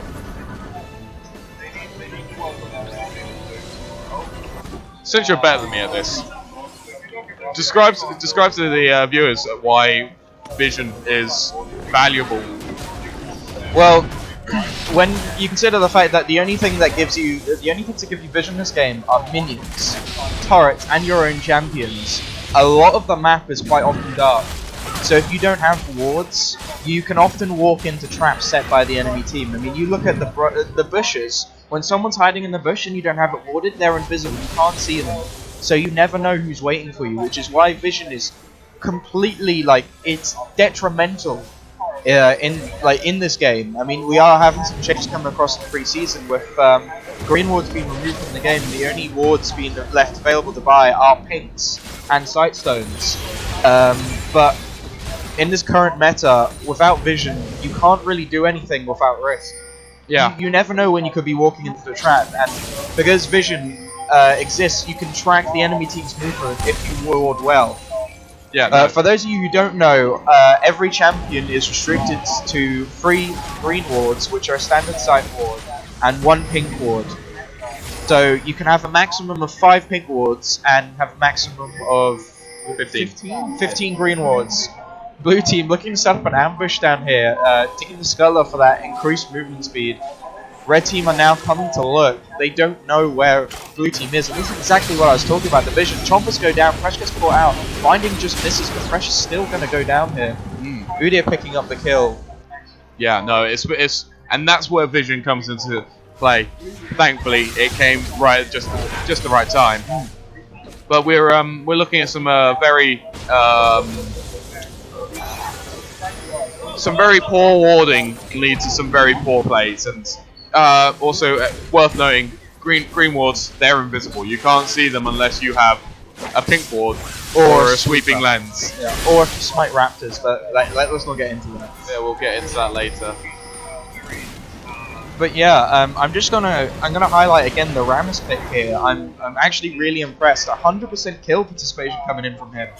Not very many kills from both teams, but for him to be involved in all 5 of the kills that have happened, and with no deaths as well, he's done a really good job this game. I mean, Udyr has been out farming him, but you know, that's Udyr. Udyr is definitely he's reached power spike right now. He's now got his Triforce. Fantastic item for Udyr. Sated. Yeah. So he actually went Phoenix stance. I'm surprised he usually goes Tiger stance. He may have changed his decision on the fly. Yeah, just with the thought of having to deal with that Phoenix stance. Rammus Since he's going first to Rammus, he doesn't want to go Tiger stance. Good normal. Luxor comes across, beautiful, manages to do a ton of damage down there on Rammus and Fresh, picking up the kill. And Dragon come up in 10 seconds. This is going to be another Dragon for blue team. I have to hand it to them. Their Dragon control this game and last game has been unmatched. It's been stellar. Yeah, it has been stellar. So this is going to be the 3rd Dragon coming down here. Just forcing out that Lucian. Yep. Jark's going very far forward here. Should definitely be respecting his cannon. 1-0-1 from a Leandries and Sword Shoes with a needlessly large rod. He does deal a lot of damage. He's working towards that Zhonya's, thank you. Sometimes we'll forget. Yeah. Also, hitting Dragon as well as top lane turret, fantastic. They just does a very good rotation. We haven't actually seen this game. Both top laners have been using their TPs defensively to get back to lane, with the exception of that very early TP by Kennen. Which didn't really lead to much anyway. Which didn't lead to much, no. Kennen didn't have the items at the time, so it was arguably wasted, but if his team had followed up on it, who knows, that could have been first blood for Red Team. Maybe they would be the ones with the 3 drags in the lead right now. Yeah. Having said that, the lead still isn't that much. I mean, blue team have 1 turret up on red team. They do have 3 drags, and the gold difference isn't huge. Like, it's still anyone's game at this point. Yeah. As soon as blue team start getting towards that 5th dragon, though, red team really needs to start worrying about that, and they need to be contesting these dragons. They're even, so there's no reason why they shouldn't be fighting. It's just their vision control this game hasn't been great, to be honest, and blue team has been able to take advantage of that, as we saw from that that ambush from Fresh before. Yeah, exactly. What we're waiting on here is we need, first of all, looking at the blue team. Blue team, Mundo needs to finish that Sunfire Cape. Likely then get his Titanic Hydra, I'd imagine. Synergize as well with his Masochism ability. giving that empowered. You rate the Titanic Hydra on Monday, don't you? Oh, it's fantastic! It's so fantastic. It's just synergized so well with his tendency to building health. It's very helpful for him, especially with that masochism burst attack where it's empowered. Oh, Jinx stealing away the Raptor there. Lucian's going to flash away, and Udyr's going to dive him on the turret. Udyr at this point, because of his tail stance, can pretty much ignore the turret, but he is going to get cold, and Fresh is on his way. Can they hook? Dave Simmons connects! Udyr goes down. Lux has now been caught out. Is she going to go down here? Stop with the dank memes. I'm sorry, that one was for the kids. No, it's not good enough. I'm sorry. I would like to say I'm angry, but I'm not. I'm just disappointed. Alright, okay, back to the game. I'm gonna tell my friend I did that. But yeah, this hasn't really been Udyr's game. Whilst he does have a lot of farm, 1-3-3 isn't a great score for him. He is looking to build towards a Spirit Visage, I presume, now, to deal with that double AP damage output coming from red team. But you might see a Scotch Cannon. Brawlmore just missing. Lucian's going to be able to get away with help from the Lantern, but he's going to take a lot of damage from the Jinx Rocket. Braum is still chasing us. The Q lands on Fresh. He's going too deep. Look at them. They've got LeBlanc, Cannon. They're all converging on the spot lane. Cross needs to get out. I'd say at this point it's too late. Cross is a dead man. Can he get out? Oh, Cannon.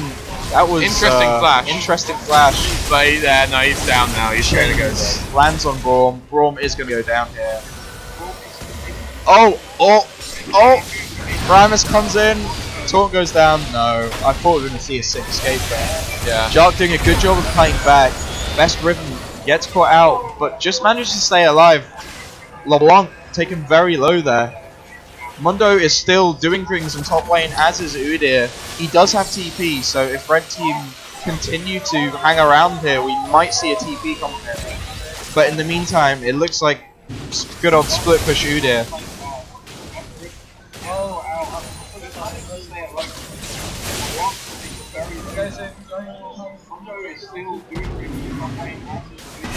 Right, okay, so Udyr just being found in their jungle again, trying to steal raptors, getting the smite on it, but not actually killing the big raptor. Not worth. No, not worth really, but see how this goes. Manages to find that pink ward. That's 30G for him. Good job, Ramus. Proud of you. Udyr going deep. He's on his own, but Mundo is on his way. Oh, but the red team is all topside. Jinx Rocket coming across is gonna miss Cannon. It wouldn't have killed them anyway, but no, but it's still cool to see it. Yeah, exactly. Just about caught the mouse in time to start following it as well. Yeah. We definitely need someone dedicated to directing the camera. Yeah, exactly. It's someone who, it's not an easy thing to do either. Just knowing what's going on in the game as it happens. Because I think with like in the LCS and whatever, they have like multiple people and they just switch between shots. Yeah. Ramus is running into an ambush. He gets caught out. Same play. Again, the vision control from red team hasn't been good this game. I mean, they have a couple of wards, as you can see down in the river there at bot side, and we have two pinks in top side, but that ambient talisman just sort of being popped just to avoid that brow mole.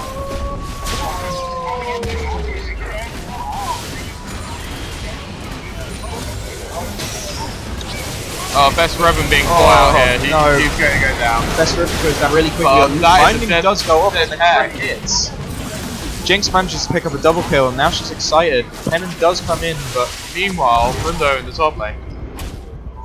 Has Mundo actually left top lane? Oh, he has from time to time, but it's not really been anything. They managed to get a turret down on bot lane, so that's an in-hip turret cracked. Yeah, that's pretty big for blue team. And now with Draga, they're probably going to look to head straight there. Red team can't contest with Lucian and Fresh both being down. Mundo's staying too long, man. Mundo needs to go back.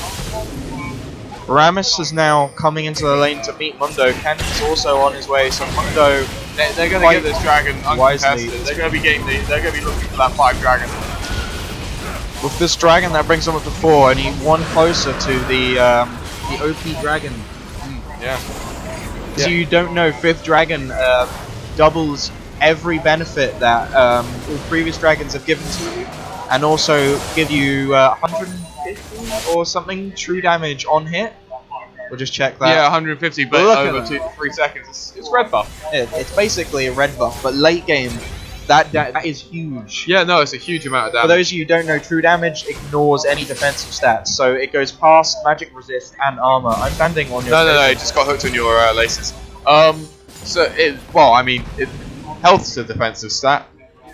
Okay, but okay. I mean, it technically goes through that as well. 150 per So I over wasn't 3 wrong, seconds but I at a time. wasn't right. So Yeah, it's. I'll take that. I'm being a pedant. Don't worry. I'll forgive you. Another good game coming out here from Crosm Braum 0-1-7. He's had a pretty high kill participation. Yeah, no, he's definitely been there for pretty much every kill they've been fighting, as is Jinx actually. With 6-1-1, she's having absolute killer game. Sorry, that's Jark is having a great time. Yeah. So, looks like they're just clearing out vision around the Baron, but they're sitting on the ward in their own jungle. Meanwhile, Udyr just killing doing what Udyr does best. Split push. God damn it, I hate split pushes. No, man, it's fun. And Mundo caught out. Vormort goes down. Rammus flashes on top. Best pick is too far forward. The Cannonort goes down, but he isn't really hitting Mundo anyone is at the moment. chasing out that Lucian. Mundo is, like you said, doing work now. He's so tanky. I told you, don't doubt him, man. Thanks, but now, blue team have lost 2 members. Jinx going down, of course. It's not looking good for them. Mundo is now being hit by that red buff. He won't go down, man. He won't go down. No, Mundo is He definitely will go down. going down. But Braum looks to be getting away alive, so that wasn't good for red blue team there at all. Yeah. Udyr was just completely absent from that. Yeah. I'm not sure I agree with this Frozen Heart on Thresh. The only person it really affects is Jinx. Udyr, to a lesser extent, but he's still doing a lot of magic damage with his Phoenix stance. Yeah, he's Phoenix stance, Satan Devourer, so... And just a rocket just going off the screen there. Sorry about missing that rocket. Everyone loves the Jinx rocket. Oh yeah, Jinx rocket, best rocket. But yeah, another fairly close game. I mean, we say that, but blue team does have 7 turrets to red team's 2, and 4 dragons to red team's 0. Yeah, so, the kills may be showing an advantage on the red team, but the gold speaks otherwise, as does the map control. When it comes down to it, this is an objective-based game, and if you don't have the objectives, you're not going to win. No. LeBlanc has had a great game, actually. 5-0-3. She's managed to escape the clasp of those Lux bindings and survive. Not only survive lane, but arguably she thrived. 5-0-3. She's going to look to delete any of the squishies, Lux, Jinx. Yeah, blue team's going to have a hard time trying to lock her down. Yeah, I mean Lux isn't anything to scoff at either. With she's actually slightly further ahead, I'd say, in build. Oh, actually no, Lux doesn't have any boots whatsoever. Never mind. Can someone tell Lux it's 35 minutes in and she still doesn't have any boots? Anyway, blue team look to do a Baron. Red team are collapsing on them here. We might see a 5v5. They have vision there. Cannon flashes on. Managed to get his ult on 4 people, but he's on his own. Best rip. During the but Baron, not Baron. Red team just don't commit there. I don't know. I mean, Rammus is clearing a ward with LeBlanc. Missing the rocket there on LeBlanc. That was. Oh no, that might have hit. No, that hit. It just didn't quite kill. That was strange. Cannon did his best there. Yeah, I think it just required a bit more commitment, but then again, going in on that, just may have thrown the game away anyway. Boo. Alright, okay. You didn't see anything there. Alright, so what's going to happen here is Rammus, home guard, rolling out, manages to fight Udyr. Yeah, Udyr's too fast. No, Rammus doing the wise thing there, not going full Rammus vision, and he's just moving on back. crazy? Titanic Hydra build out a crystalline bracer? I don't think it does. I think he's building Warmogs. I mean, that's a fair. Warmogs on Mundo is... Look at this minion wave. 3 siege minions, power and empowered. Yeah, it's a huge minion wave for Luton here. Red team really don't want to fight inside that minion wave. Jinx taken very low by LeBlanc, but she's excited, so she's just going to run away. For those uninitiated in the ideas of Jinx, Jinx, when she gets excited, which is what happens after she kills a turret or a enemy, she has increased, or an assist, yeah, she has a hugely increased movement speed and attack speed. It is attack speed as well. It's just movement speed. Just movement speed. Yeah. She just gets super fast. And it's like a good 60% move speed or something. It is insane, but it falls off very quickly. It's only for a couple of seconds, 3 seconds I believe. 5th drag is now up for blue team. They are looking to head towards it, but I would say they're probably going to get it here. Red team are not going to be here in time. LeBlanc is doing her blue buff. Rammus trying to steal it. Rammus does try the miracle steal but gets caught out. That true damage doing a lot of damage. His warm passive hits on him and he will go down to Mundo of all people. Mundo now sat 2-2-2, 203 heart farm. He's done exactly what we said we would, which is build tank and basically outlive everything that Red team have thrown at him. Yeah, another great game here for E.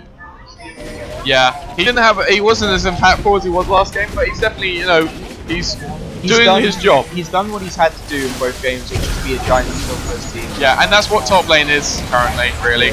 You just have to be, unless you get one of the OPs, yeah. Like Darius can do work, Gangplank can do work. But it's going to look like the end of the game here for Red team. Bromshi managing to block a large part of that Culling. Jinx does have that Baron buff combined with the 5 drag buff. She's taken very low by LeBlanc actually. Lucian dashes way too far forward, gets caught out, and Lucian will go down here. Weird positioning here by him. Everyone is going straight for Jinx, but Jinx has so many shields to protect on her by this big EV team that she comes out of that alive. Ball comes across, Fresh gets completely deleted from the game. Pennant tries to that's triple kill for Lux. GG, well played blue team. We're going to have a quick casting break as we need to recover from sitting down. My neck. Yeah, I need to stretch my legs, man. So have fun, we'll see you soon.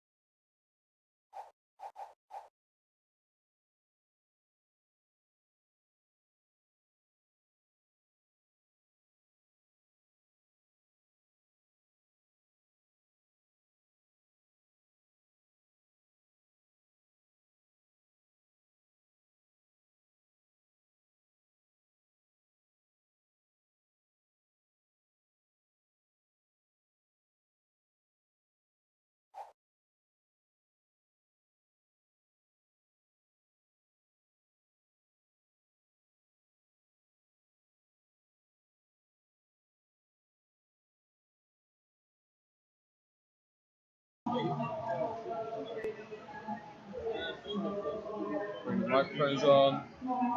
Get this all up. Ready? Let's do it, boys. Are you guys all in? Yeah, they're all in. Alright. Put your headset on when Hayden joins. Yeah. Okay.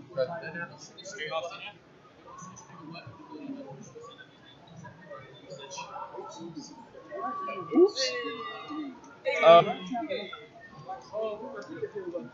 Yeah, we're just waiting on Hayden to arrive, so.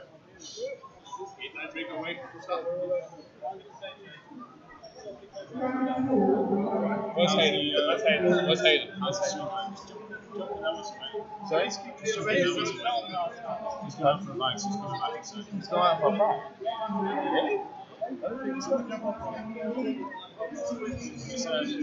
Alright. Just check out the Twitch streams.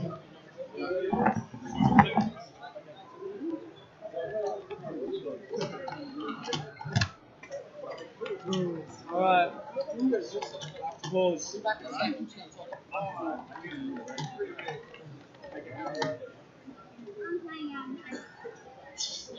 Hide that chat, damn it.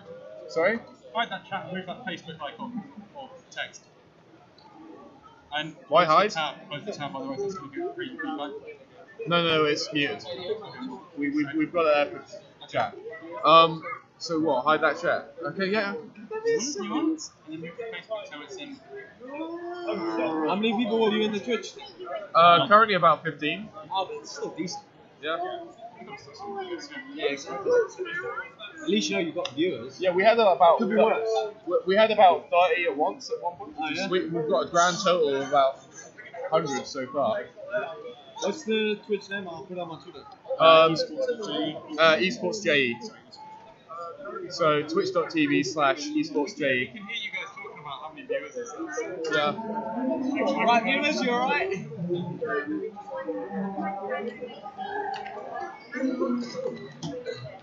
What's it? Twitch? TV. Twitch.tv. /J /eSports.je. Forward or backslash? /. eSports. I don't know that.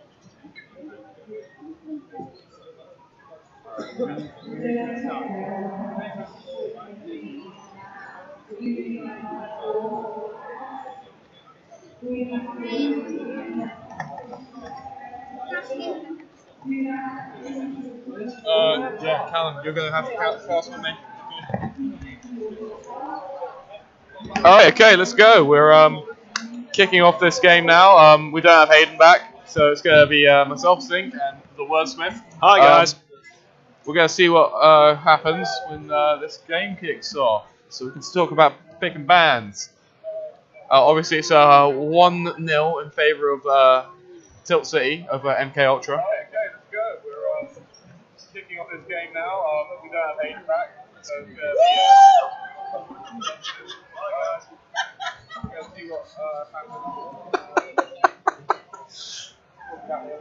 Obviously, it's 1-0 in favour of Tilt City of MK Ultra.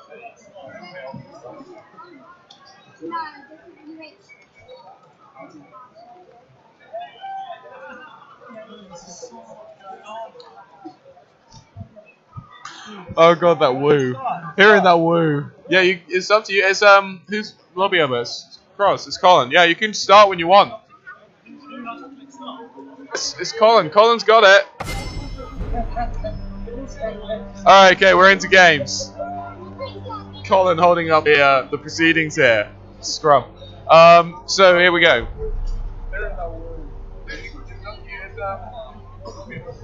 So, do you think their bans this round will be more based around the performance that they saw from the team last year? I believe there will probably be a Nudia ban. Just target banning Baradur. He's been showing to be very strong. So here we go. Riven, that's expected. Tristana, again, a very strong ban. You can't see the bans. Oh, right. Yeah, I see. Sorry. Just bring the There we are. bans back up there.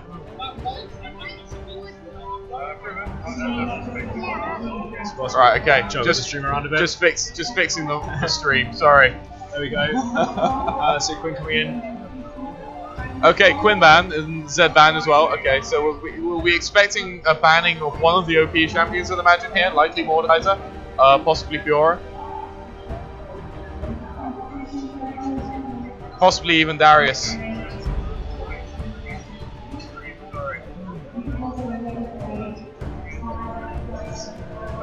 Always interesting to see players that don't know each other, players that haven't had a chance to see the other teams play in open tournaments. Volibear. Really? Oh right, they have gone Volibear. Sorry, I thought you were expecting Volibear. I'd have been surprised. And LeBlanc, interesting. LeBlanc, very good decision. LeBlanc was very strong last game. Outlaned the Lux of Best Ribbon Gods. So we'll see how that goes. It was a fairly balanced game, early game, last round, but see if they can keep things through to the late stages of the game. Okay, guys, we've heard your feedback, and we're well aware of how much you love Hayden, so we're bringing him back. Wait, I'm being fired? Yeah, you're being fired. Oh man! See you, Wordsmith. Alright, we'll go with the standards. Arrangement.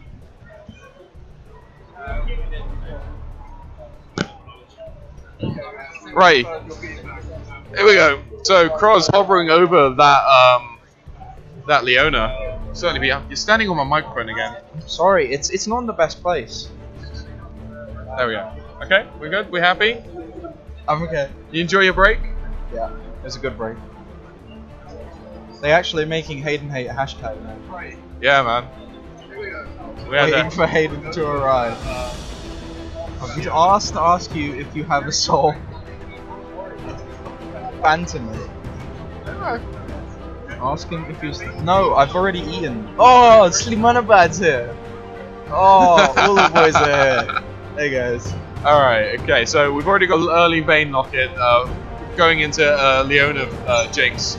Leona Jinx working very well for them the last time they played, actually. Jark, Leona very Jinx strong. going into a Vayne lane. Like the first big Vayne is very the boys. Sorry, I'm just getting a bit sidetracked in Twitch chat. I'm going to minimize this if you keep It's okay. I'll look at it. I won't say anything more. Just leave it there. Yeah. So the Jinx Leona is a very strong aggro lane to play against the Vayne. Vayne's going to have a really hard time against Cross. Cross has been on point recently with his Leona play. Well, His support play has been stellar. He's been there's a very aggressive supports like Braum and Leona, just trying to sort of get in the enemy's face, provide the CC for team, sort of freeing up his mid lane to not have to play that CC team. We've got a classic team fight sort of comp coming out here of the Zac jungle and Eve again on the Renekton top. He's been performing fairly well in his tanks today. Oh, and here we go. Here's the gangplank. Might actually see that. Oh, no, come on, pick it. Oh, the Darius. This could get interesting. Yeah, man. Let Darius get locked in. Let's get a pentakill. That'll be fun. But yeah, anyway, from blue side, we've got a lot of lockdown for Lysandra. And then, of course, the Rengar with 5-stack follow on top of that is going to be difficult for Jinx to deal with. But having said that, Red Team's done a great job here in draft, creating a team comp that can effectively peel really well for the Jinx. It's arguably a perfect Jinx comp pick. Yeah, no, definitely. If they pick a very safe mid lane here as well, just because Renekton's fairly safe, he can get out a fair number of ganks from Rengar. Bot lane is fairly safe versus Rengar, and we just need to make sure that the mid lane is also safe from Rengar. They have a flex on the mid lane on whether they want to go versus Renekton or the mid laner, with Vladimir and Lysandra being interchangeable in lane. I wouldn't be surprised if we saw a Lux coming out here from Best Ribbon again. It would work really well on top of all of the lockdown, but we have got a Swain over here. Is he going to go with this? I haven't seen him on Swain yet. So we've actually got we're going to see that Swain, so we've got a really strong team fight comp coming out here from Red Team. This is a really good 5v5 brawling comp from both teams here. The Vladimir top I've seen I think Arx is going to play this. He played Cannon before. He seems to Yeah. favor AP-based top laners. It's like he's stuck in Season 2. Yeah, he is stuck in Season 2. Sandra Mid will do okay against a Swain, but I would give the Swain the lane here. Just build all move speed on Swain. Boom, Swain the plane. He's even got the ghost, man. Swain the plane. Swapped out for TP. Oh, I wanted to see that ghost. Oh, the TP does make more sense. But anyway, the guys are going to go into game here, and we've got the delay set on the stream, so there's not much more to talk about the team comps. We've got, like, a blue team has a really heavy magic damage comp compared to a red team, which is really mixed with that strong Renekton early game and that Jinx coming across, of course. But, you know, there is a Vayne on the blue side. If they can protect the Vayne, that Vayne will shred that front line of this red game team. is going to balance on how well the bot lane performs on both sides. Definitely. Renekton's going to have a hard time against that Vlad, though. If he could use his early game base damage, he might be able to take the lane. And he's played fairly well on Renekton so far, and tanks in general. So it could swing either way, but I'm going to go ahead and say that like the Vlad will win that lane. He is simply going to build tanking and be a meat shield for his team. Or maybe because he's against a Vlad, he might build a bit more aggressive. He might get that early brutalizer and just sort of press the advantage, crush top lane, and then build tank. An early Hex Drinker, if he does do well, would be the better option though, to deal with And Vlad this is why I'm in damage. silver.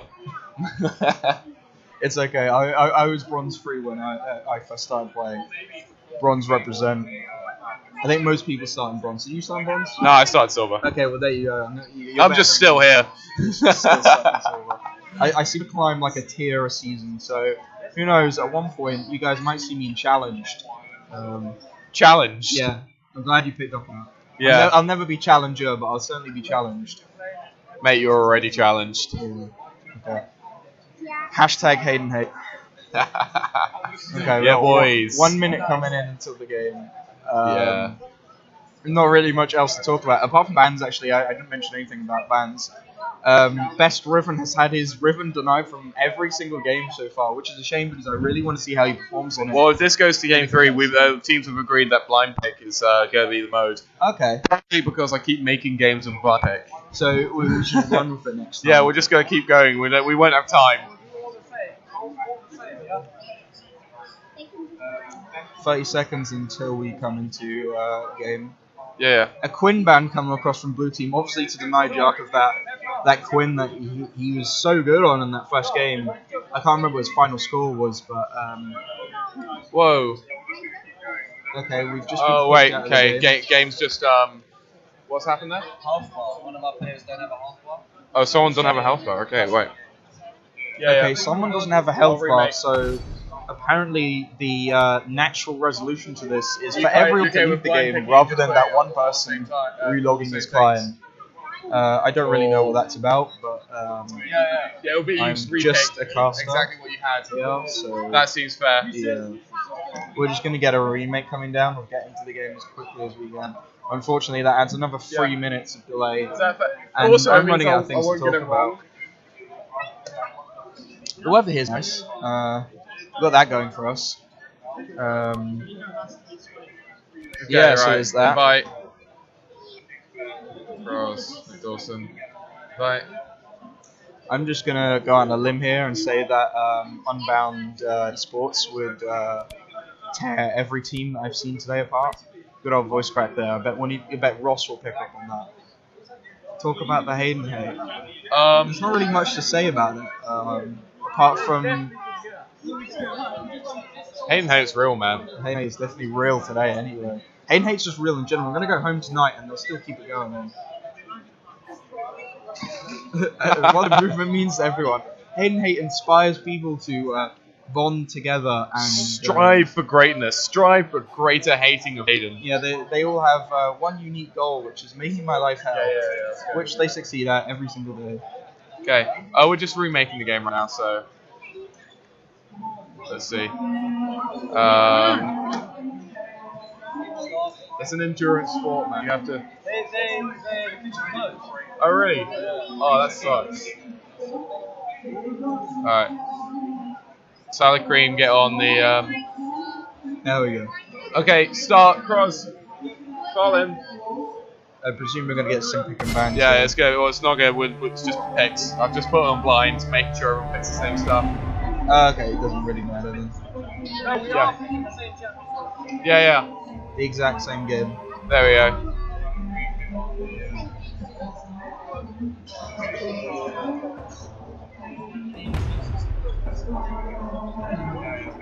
Okay, good job, Joss. We're still gonna have the delay. Yeah, we're gonna have another. So we're gonna delay. have 3 minutes of, like I said, running out of things to talk about. I can't even talk about the bans anymore. There's no bans this time, so there's that. Look at these guys. We'll just bring up the camera. Yeah. Again, we've got red side and right hand side, and blue team on left hand side. So that's nice and easy. No one will get confused by that very lot.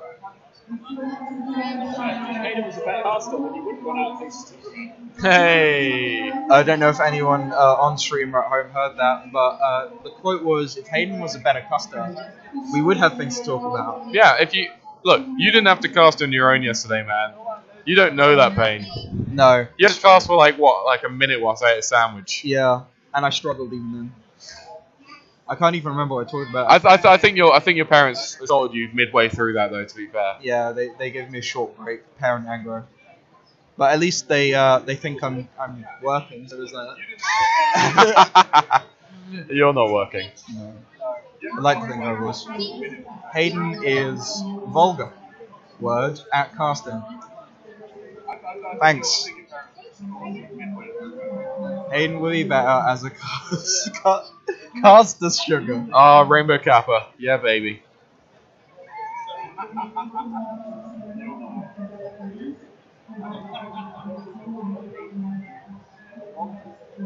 Right.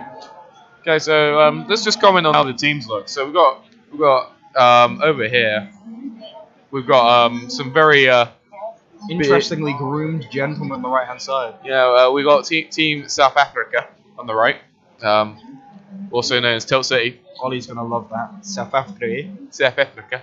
And then on the left hand side we've got MK Ultra and.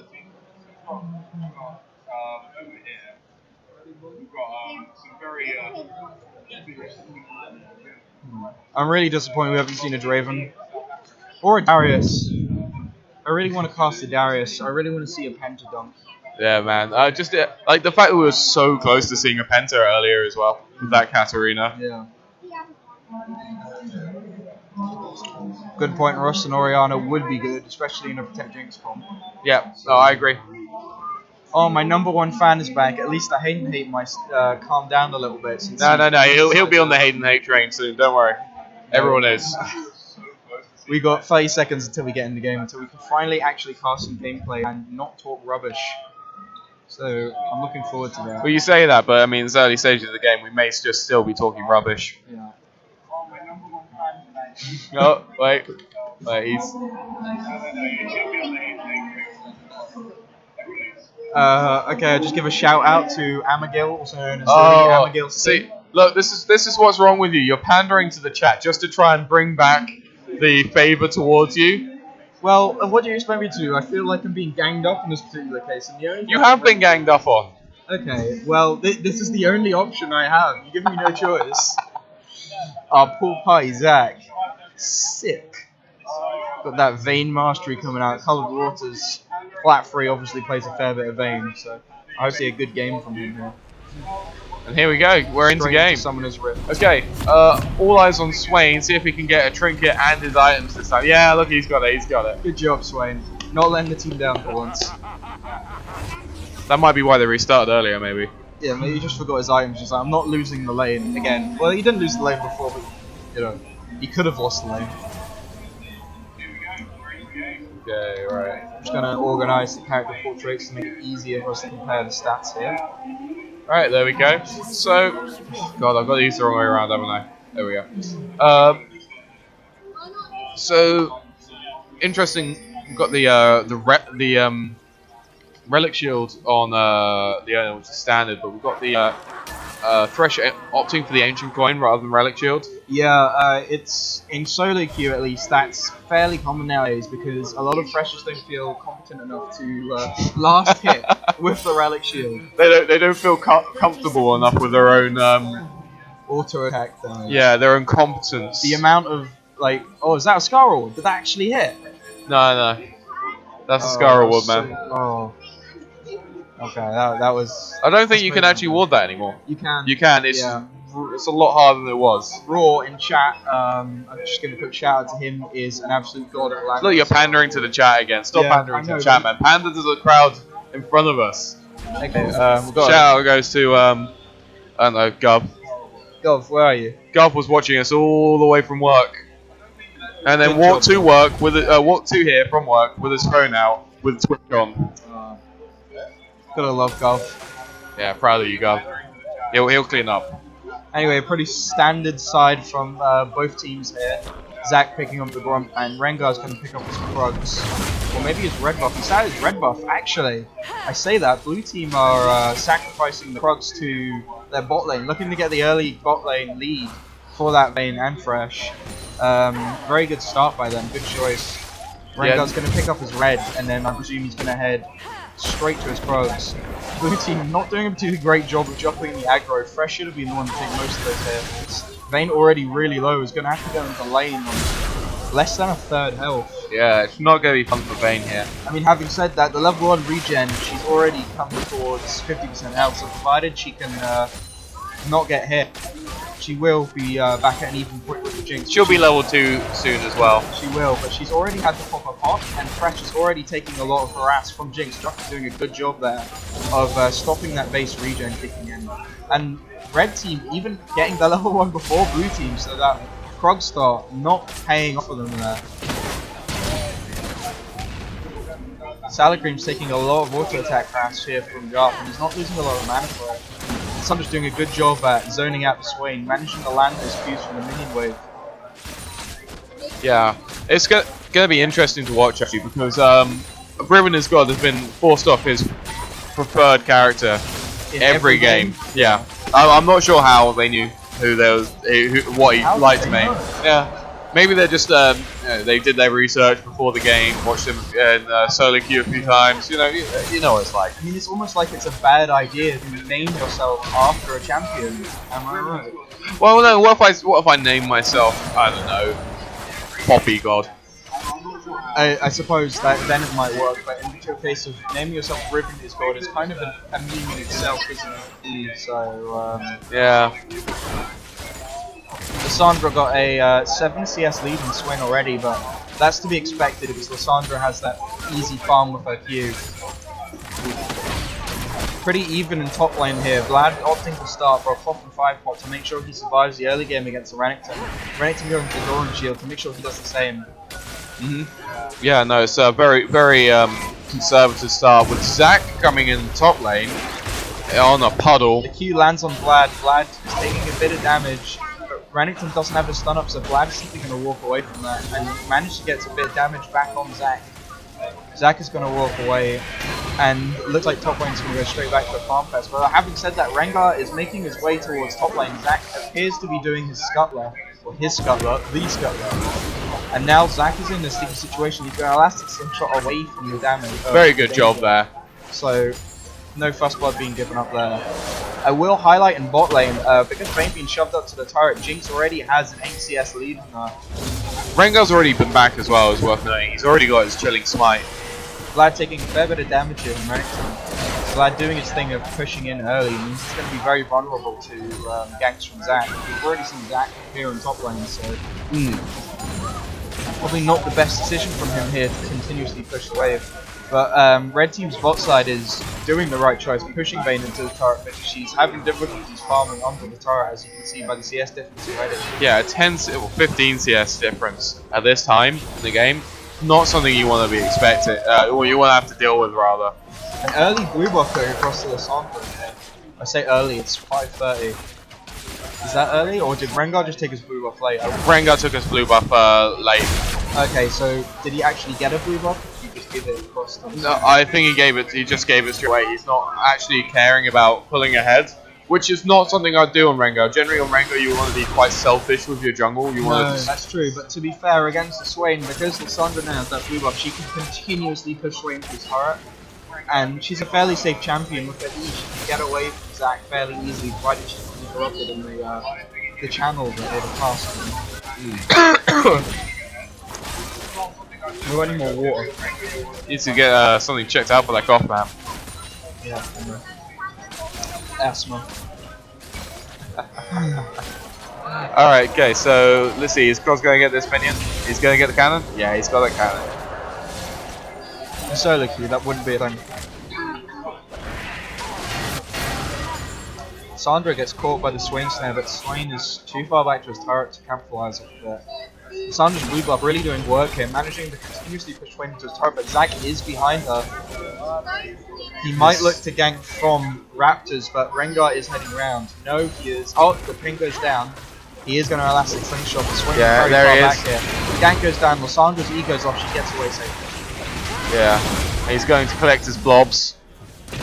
Manages to eat a few Qs from Lissandra here and there. Right. Top lane, surprisingly, even considering Vlad has the range advantage over it. He's done the right thing and taken that cloth. The cloth is definitely very advantageous The cloth was here. a good idea because Renekton made the right decision with Doran's blade as well. Doran's shield manages the same. Renekton goes in, misses stun, Vlad simply pulls, does take a bit of damage for it because of the health cost, of course, with Vlad not having mana. Rengar now snooping around in bot lane, but blue team's too pushed to their turret. And Zac is top lane. Zac is going to look to He's elastic slingshotting over the top. A pretty cool gank. Can we get the camera on top lane here? Yeah, come on. Is he just gonna, he's backing off, he's gonna do Gromp. We're gonna go back to directed. That's some nice art his there. mind. He's coming back again. That is some nice art. Oh, here he goes. Sandra getting jumped by Swain, taking a lot of damage. He's not gonna go down here. The gank goes down the top lane from Zac. Renekton flashes forward. Vlad goes down. Renekton's actually gonna die here. First blood goes down to Vlad and Zac has to flash out. That's greedy. That's greedy. Zac goes down. This might be a double kill for Swain. This is not good for Red Team. Swain. Vladimir. Vladimir. Oh, Zac's gonna go back in. Vlad takes a lot of damage. The ult comes down. Vlad pulls. Zac tanks the turret hit, and Vlad picks up another kill. Some seriously on point play by Vlad there. That's going to be his Seeker's Arm Guard purchase right there. That set him up to completely dominate the lane. More than the Seeker's Arm Guard, he's sitting on 3k. I said that Renekton has managed to pick up a Spectre's Cowl, so he should be able to sustain through Vlad's damage, but if Vlad manages to pick up the Seekers and maybe a couple of other items, we might see Renekton having a really hard time. There comes the Hextech Revolver. Frecker glance, he goes in. Shouldn't have gone in on Leona though. Fresh gets snared. That's Takes about a fair even bit of trade. Damage. An even trade there for bot lane with both supports being brought fairly low. CS difference though in bot lane is beginning to become a serious problem here for blue team. With Jinx sat on the benchmark for 10 minutes 72 CS at 9:22, she's doing a really good job there. Lissandra looking to make a gank in bot lane. Yark's too far forward. Leona just went to ward. Yark's going to go down here through Vayne. Leona, I think, is also going to go down. She does have flash. The ult goes down. Manages to slow. Doesn't bother wasting flash, but a double kill here for Vayne. Yeah, it's already set up to control early and mid game. Yeah, and they've got that Vayne, so they don't have to worry about being outscaled like they did last game.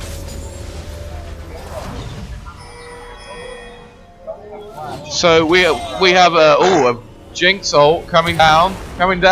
Snipe! There we Cross go. on the map there Fantastic. by Yark. That was a really good guess by him. That rush was unwarded. Unwarded. Completely, yeah. So that was a really good guess by him.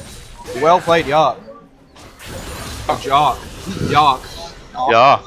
So we have a Jinx ult coming down. I can't find it. There we go. Unwarded. Yes. I'm getting casters fatigue, man. I can't think of things to say anymore. But it's not even that. My voice is beginning to hurt. That I think my friends are going to be pleased about when I go home, because they don't have to listen to me whine and complain about everything. So Yeah, man. maybe today will be a good day after all. But anyway, yeah, Zach currently has 46 CS on Rengar's 28. He has died, but he's decided to go for that challenging Smite Cinderhulk. Renekton going in on Vlad, but probably not the best idea. Vlad does have 2 kills up at this point. Fiendish Codex and Hextech Revolver, so this lane is his. Zach is topside, so we might see a gank come down on Vlad here, but this is still very risky at this point. Vlad does have his ult up, and as we saw before, he is fully capable of 2v1.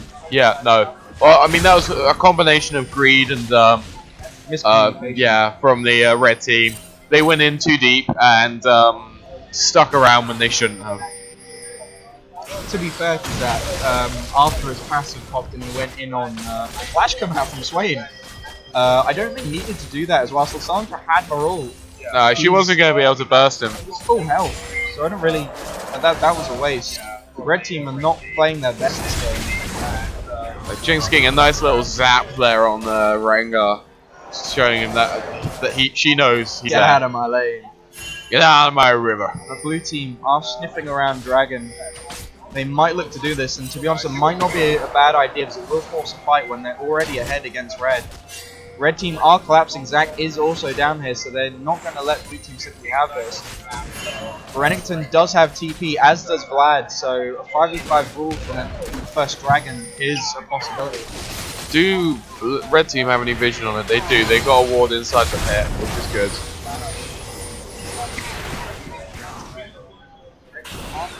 Oh god, I'm the one dying now.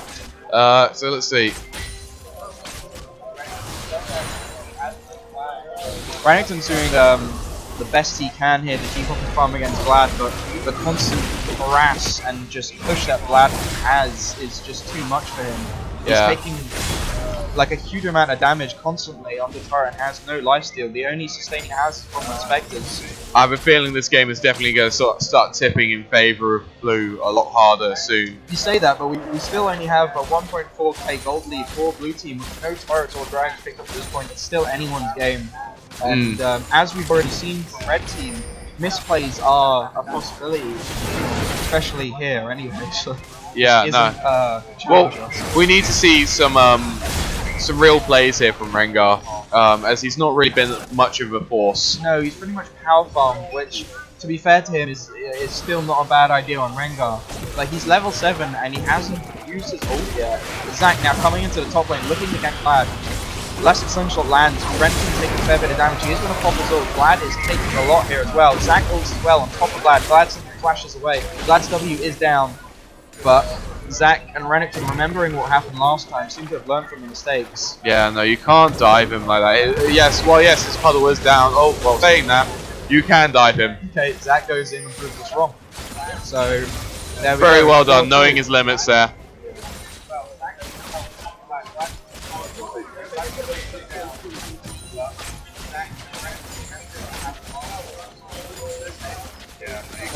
Pretty significant gold lead here coming out from red side bot lane.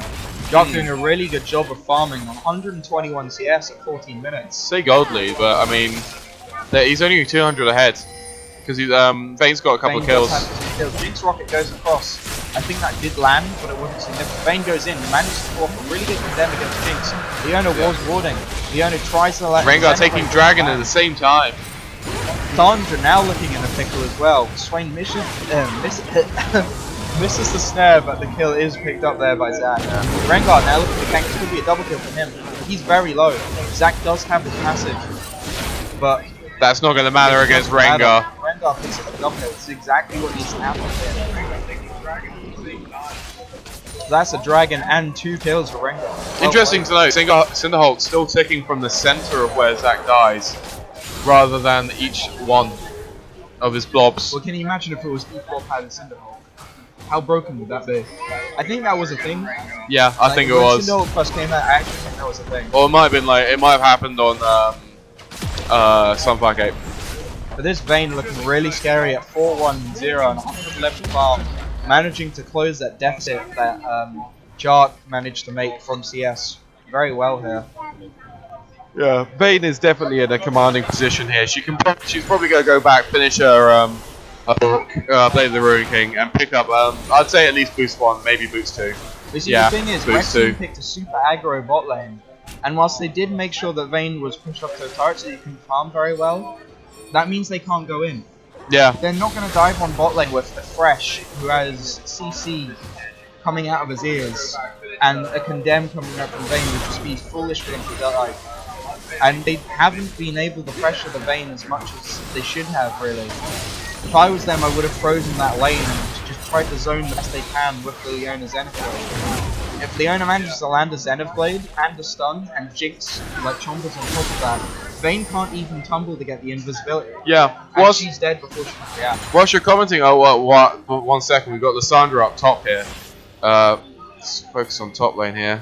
Yeah, Sandra is sat on the pink board, so she knows there's no vision. Renekton sees the floor. He down on ults. Renekton. He has dashed away. He's very tanky though, and he does have his ult, so he's gonna flash away from that. Arguably wasted cooldowns there. No, nothing wasted really. I mean, the ult on Lissandra is not too long.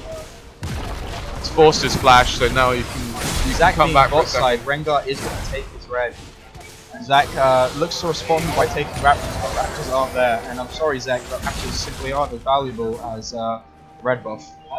Yeah, you got Rengar coming up on the top side, looking for a gank on that Renekton. They're seem to be putting a lot into top lane here. They know that Vlad is really strong. They're looking to capitalize on the fact that he can effectively 2 versus 1. Put another person into the picture, and it's a straight, easy 2v2, 2 kills for nothing. He's starting to proxy now, just farm behind the tower. He knows he can do that with Rengar there, and Zac isn't responding to it. He's simply taking Raptors at the moment. He may look to head top lane shortly, but Renekton's going to go back. He does have TP, so he can perhaps save his turret.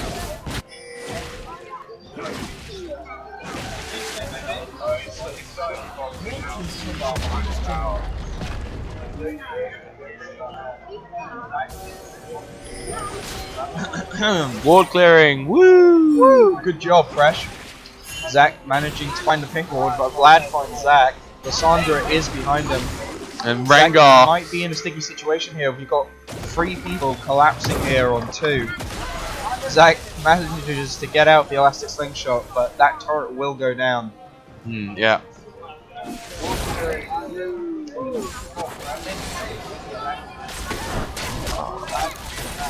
Jinx is going to get jumped here, taking a lot of damage from Vayne. The Leona ult goes down but doesn't hit anyone. Red team seem to be looking to disengage here. I'm surprised Vayne didn't commit any further to that. She does have flash, she does have ult. I'm surprised we didn't see some classic Vayne plays there. The Vayne spawn. You know? Oh yeah, no. Well, but this Vayne has been very good. She's definitely been Very playing. conservative. Yeah. Not taking any risks, and that's exactly what, arguably, that's exactly what Vayne wants to be doing, even though she is ahead, because they have late game, and they know they have late game. Yeah. With that Rengar able to blow that Jinx up, with that Vlad, the AoE damage outpouring, and 4 kills on Vayne. Oh yeah, no, at 19 minutes, like, that's she's a nearly on her serious Phantom problem. Dancer already. Like she's already she's nearly got that Zeal, and will be on the Phantom Dancer soon. How long is she on? She's easily sitting on enough to build that that Zeal, soon to be a Phantom Dancer. Our blue team here tried to make a push in mid lane, didn't work out too well. As Looks Red like they're team trying to actually secure that Dragon Vision.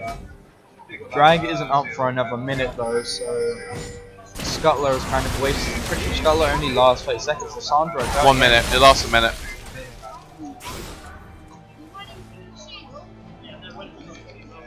Thanks, I think. Sorry. Oh, this is the mini map. There we go, that's a good place for Yeah, it. we'll just hide it there. 30 seconds until Drag comes up. Red team have some really good wards around Drag, but they're invisible to blue sides for Dragon. Zac tries to go in. Classic shot doesn't connect. He's just gonna walk away from that. Blue team pings on Blue team pings on Dragon. They know it's coming up in 13 seconds. They are going to look to contest this. Renekton is going to go back. He does have TP. Vlad also has TP, but Vlad is already down here. Red side is pushing up as quickly as they can. They know this dragon's coming up soon, but all of blue team is down in drag pit. Rennington is away, but like I said, he does have a TP. Jinx Rocket comes across, doesn't do anything. Blue team manages to secure with the Fresh. Good plans on Leona. TP comes to Rennington. Fresh thing with damage. Swain is literally walking through the entire back line here. Leona taking a lot of damage. Rennington has a free stack on top of him, but he is tanking so much here. Blue team are looking to take him down, but Swain is doing so much work here. Vayne is still alive. Zach's passive is going to be popped. Swain is still alive here again, like I just said. Swain will go down for Vlad. And there you go. That's an ace. That's an ace there for blue team coming across. That Vayne left more or less. I'm going to have to tag out for a second. Untouched. Zinga's just going to take a break here, so we have some solo casting quickly. So sit back and listen to the sound of my annoying voice. But yeah, so blue team are going to look to push down off of that ace. One turret, maybe two. Jinx is up, as is Leona, and they're going to head straight to mid, but this turret is going down very quickly. Two turrets there for blue team as well as a second drag. Gold lead now sat at 7k. I'm not very good for maths, sorry. But yeah, so blue team's going to push down off of that ace. Rengar also on 4-on-2. He hasn't had a bad game, not a great start for him, but he has managed to scale fairly well into the mid game. He's had 22 minutes, 13 kills for blue team, 5. It's not really looking good for red team, but to still go and say all that's going to take at this point is a really good team fight from red team. They do have a really tanky front line, and that's going to help, but having said that, the Vayne is a serious problem.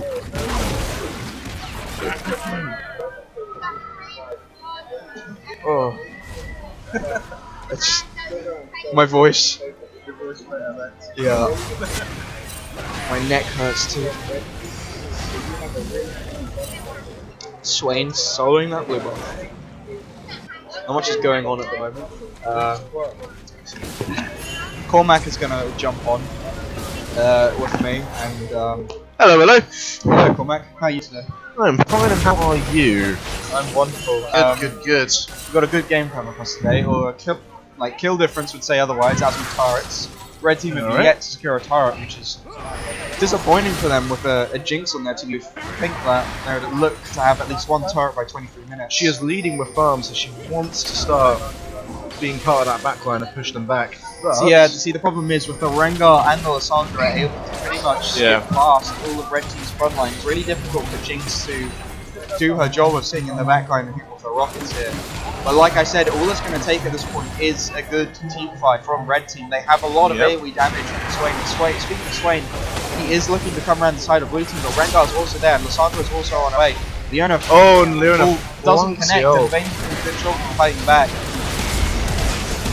Threshold goes down, making sure that Vayne can get away safely, but the Jinx rocket connects onto the Fresh, and the splash damage manages to take out the Vayne. Vlad's TP is up the whole time as well.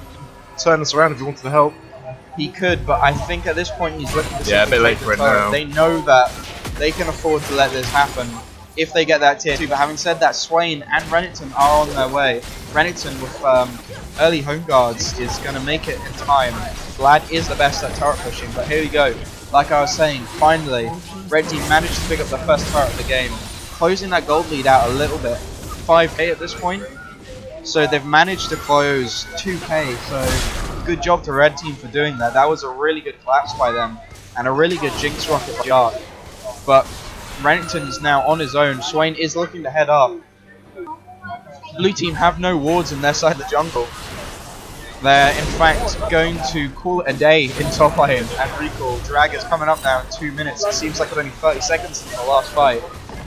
And they're still scared. Red team seem to have the stronger vision game as well. I can see probably one blue ward in the river that they hold. Whereas red team's got 1, 2, 3, nearly 5 wards across the entire jungle. Have shown really good vision control in all of the games. Well, I say red team, the team that is currently playing red side. Yes. Have shown really good vision control in all the games they've played so far, and it's translating well into this game as well. They're managing to make really good picks, and their team fights are working around the fact that they know that Vlad's top lane, and they can make team fights well. Having said that, Vlad still has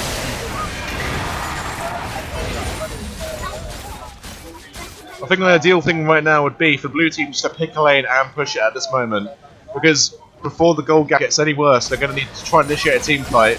Hopefully with Drake, which is coming up in a minute to go as well. Drake will no doubt see another 5v5 team fight, and they need to take advantage of the fact that Vayne is ahead.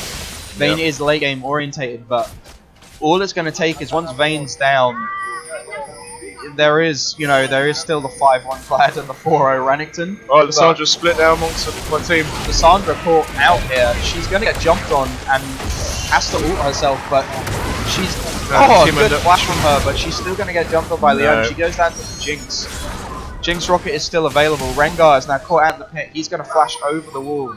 But with drag up 27 seconds, it could be red team's first drag. Rennington does have his TP, as does Swain, so Vlad's split push isn't too much of a worry for them. Especially with Lissandra going down, they know that there's no fear of that lockdown from her, and Jinx can more or less sit at the back end, do her job. I think Vlad is still pushing top very hard as well. Rennington does appear to be heading topside, as does Rengar. I presume by the looks of it, they're sacrificing this dragon. They know that they can't contest it with Lissandra down. So this is going to be red team's first dragon, secured there by the Jinx auto attack. Rennington's done a pretty good job of this game of dealing with Vlad's harass and push. He's not too much. He's not too much CS behind, but when you're Rennington, trust me, it's painful dealing with that Vlad, especially when he has 5 kills. Jinx Rocket comes across with Vlad. They know Vlad's there, but it's not going to connect. I don't know what that was for, because Vlad was full health, so that was a very... I think the lead held by the blue team is making them get probably a little bit too cocky for how split they've been. So the red team is still very much keeping contact together, which might hopefully turn the thing in their favour. Yeah, red team's communication and vision control is what's holding them in this game at the moment. We've got barrack things coming down. There's no ward control from red team. They need to take advantage of this vision control. They need to bait it in, get Vladimir to teleport in, and land that ult. We've got all the AoE and it's being wasted to push top quite hard. Don't forget that Vlad's ult increases the damage done by all of the champions that are hit by his Hemoplague by I think it's 10%, which is pretty huge when you counter on the fact that they've already got a 6% increase in their damage from Dragon. That's a 16% increase on damage on that, with that Vlad ult. Yeah. A lot of AoE damage for blue team coming out here with the Lissandra and the Vlad. Bot lane's going in for the push. Red team pings coming down for assist. They look to defend this. In fact, I think they're going to look to make a fight. Vlad's still in top lane as well. Vlad is doing his thing, as he has been doing all game. Right, they're feeling around for a fight from the looks of it. Rennington has gone off the top, so blue team can make something of this now. Rennington does have his TP though, as does Vlad, so they can join the fight. Swain has recalled. It's not even butting heads at the moment, it's just who's going to make very a safe move. game actually at this point. Which is exactly what red team wants. They know they're behind them, they know by playing this safe game, all they've got to do is look for a safe team fight with that late game Jinx. Yes, there is the Vayne on the blue side for 4 kills, but well, blue team's feeling around for it. I think they're going to go for a dive from bot lane from the looks of it. Blue team is looking to either push or dive on this bot lane, but TP comes down from Rennington. Leona ult goes down. Another flung top from Leona as well. Yeah, his Leona ults this game haven't been on point, and overall his score 0-3-3. It hasn't been his game.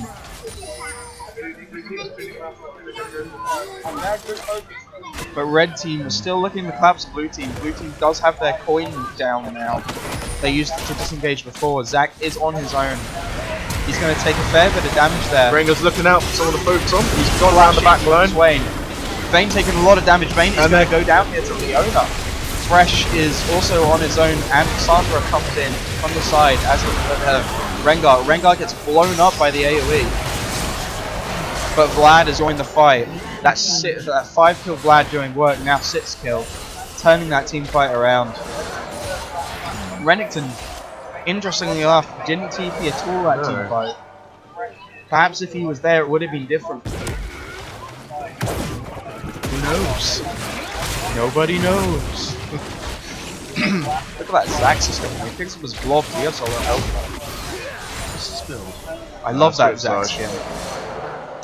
I've seen that Zax will just usually spam their abilities on people under the tower, and then the person under the tower tends to forget that, and then he can leap in, dive them onto the tower, collect the mobs, and leave. Basically, just come back with as much health as he dived I think in. Zach's in a really good spot right now. I know a lot of people would argue against that, but I think in the right team comps he works really well. This team comp, which is all about AoE damage and protecting the Jinx, it is a seriously good pick. The only other thing I can work really well here would be a Lumen. Yeah. Why? Don't know what that was.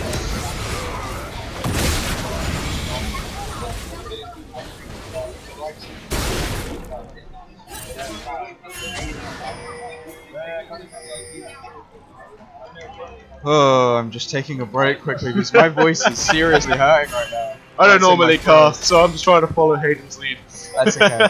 I'm doing the best I can, but I'm seriously fatigued at this point, and this might go to another game. Makes you want to know if people do all the casting for LCS. Yeah, I honestly don't know how they do it. Lots of water, I guess. Yeah. Which I don't have any of. Zach looking to go in on Vayne here. Vayne does have a beautiful ult. Yeah. Vayne gets deleted there by the Jinx. Fresh is now going to go down. Jinx manages to pick up the kill on Vayne there, and Swain takes up the kill on Fresh. Rengar is looking to ult in. He goes straight on Vayne. Vayne, Jinx. Lissandra's AoE damage. Pro to Sanguine now, he can do some serious damage. Pretty insane, but Swain did manage to land a multi-man CC on Vlad there. They are going to look to disengage from that, and that was a 2 for 2 in the end. When you could factor in the amount that blue team has a 5k gold lead, that was actually fairly good by Red. Yeah. We still have a Jinx rocket actually. Drake's up in 25. I could see the blue team possibly going for that. But Rengar is topside, looking to give the blue buff over to Lisandra, so they're going to be slightly late to this dragon, giving red team the time to respawn and come to that dragon as well. They currently have vision of that as well. Red team does tend to have more dangerous initiate as well on near the dragon as well, so Jinx rocket comes across. It's not gonna hit anyone. I think that was Jark trying to catch maybe someone off in this brush here, but pings are coming down dragon. The owner puts down a pink ward, gets completely removed from the map by blue team. I'd be really sad if I was the owner right now. Redek's going to want to hurry down. Yeah, Renek's going to want to hurry down, but he has got his TP. Vlad hasn't, so he can look at making a TP flank. I'm just going to point out here whilst I have time. Might be worth putting a ward in the back line if we can get in, but Fresh has decided to go for a frozen gauntlet, which is definitely not something I'm used to seeing. No, I mean it can empower the play, but I don't think it's worth the gold, to be honest. It will give them some extra damage with abilities, and it will add a tiny amount of heal, but anyway, red team looking to take away this dragon. Lissandra too late on that Q, and Vlad is now in a bit of a sticky situation with red team looking to collapse on top of them. If that mid turret's still down, they can't really go for that Vlad though. So they're simply going to kill the minions and disperse their own separate ways. So Renekton heading back to his favourite top lane. Jinx gone for the early Fura boots. Sleemanabad would be proud of that. Vlad caught out by Swain, or is Swain caught out by Vlad? Vlad taking a lot of damage here. With chain CC going on top of him, but Jinx has been left alone. Oh, your Sanguine was on yours? Yeah. Lissandra goes into the middle, gets an ult on all of them. But not half the blue team aren't there to be there. Yeah, half the blue team aren't there. Jinx manages to get some really good chomps off that fight, and Vayne just very well capitalising on a split team by red. I think they're going to move to Nasha now. Yes, it does look like they plan to do a Nasha, and blue team has no water there. So they're all fairly healthy. The blue trinket goes down. They know that they're doing Nasha, but blue team are just going to recall. They know they can't contest this. This is really good by red team. They're bringing themselves back into the game. Yeah, their strong vision game has pointed out how certain blue team gets their caught out at times. Yeah, 100%. Red team are working on that very well. Well done to red team for managing to stall out the game long enough to make themselves relevant. Jinx rocket comes across. Questionable Jinx rockets this game.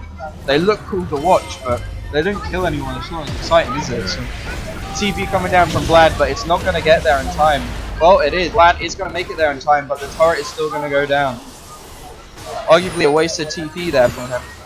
Very strong waves, both top and bottom. And I can see bottom, bottom is going to be capitalised on as well. Yeah, bottom is being pushed in currently from red side.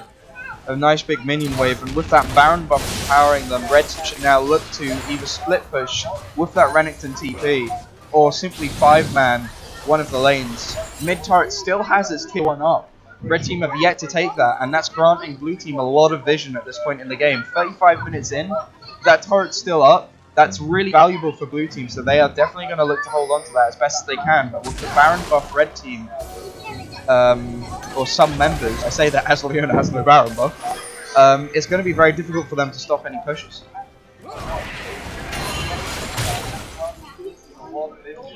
Red team looking like to go with the hard push in mid lane. Yeah, like I said, they're doing Exactly. Yawn. sorry guys. They're doing pretty much exactly what I expected here with them pushing in the mid lane with the Baron buff minions. Yep. Those minions are so tanky, and without Vayne there, they simply can't clear them, so blue team is going to have to give up that. Very well long game played by red team. They played safe for a good portion of this game, and it's paid off, as you can see now. They've played their role perfectly, but as I said, very risky play by Swain, but it might pay off. Risky play. We'll see a bold move on. We'll see. Swain flashes in to try and get his AoE damage. Zonius goes down. Vlad takes a lot of damage. He's going to go down to Swain's AoE. Red team manages to pick up another kill on Fresh. Lissandra manages to Zonia's, but Jinx knows she's there, taking a lot of damage from Vayne, manages to flash away. Surviving, that's 2 kills for nothing for red team. This game completely being turned around by them. Like I said, they've done a great job of stalling out and waiting until they're relevant. That Jinx now doing work, as well as the Swain. Best Riven has done a really good job every single game of essentially carrying his team. 7-3 and 7 on Swain now. He's dealing so much AoE damage. I wouldn't be surprised if he looked to pick up a Abyss Scepter soon. In fact, if I was him, I would have done that sooner against Lissandra and Vlad.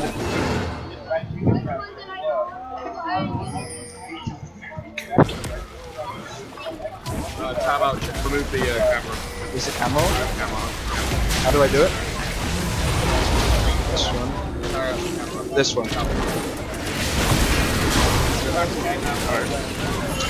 Okay, whilst we were messing around cameras, Rengar manages to get picked, or I presume he was trying to defend the bottom lane turret. Renekton's TP is now going to come in there with the siege. Sandra gets pulled by a snare, she has to ult herself. Zac goes on top of Vlad. Vlad's taking a lot of damage, but Vlad manages to get Leona. Chompers goes down. Lissandra, he's right on top of Chompers. Red team are going to look to escape. Jinx is all on her own here. She's not going to survive for Vayne. Vayne manages to pick up a kill, and that's 2 kills, basically 2 kills for 1 there for blue team. A bit of miscommunication, I think, there from red team.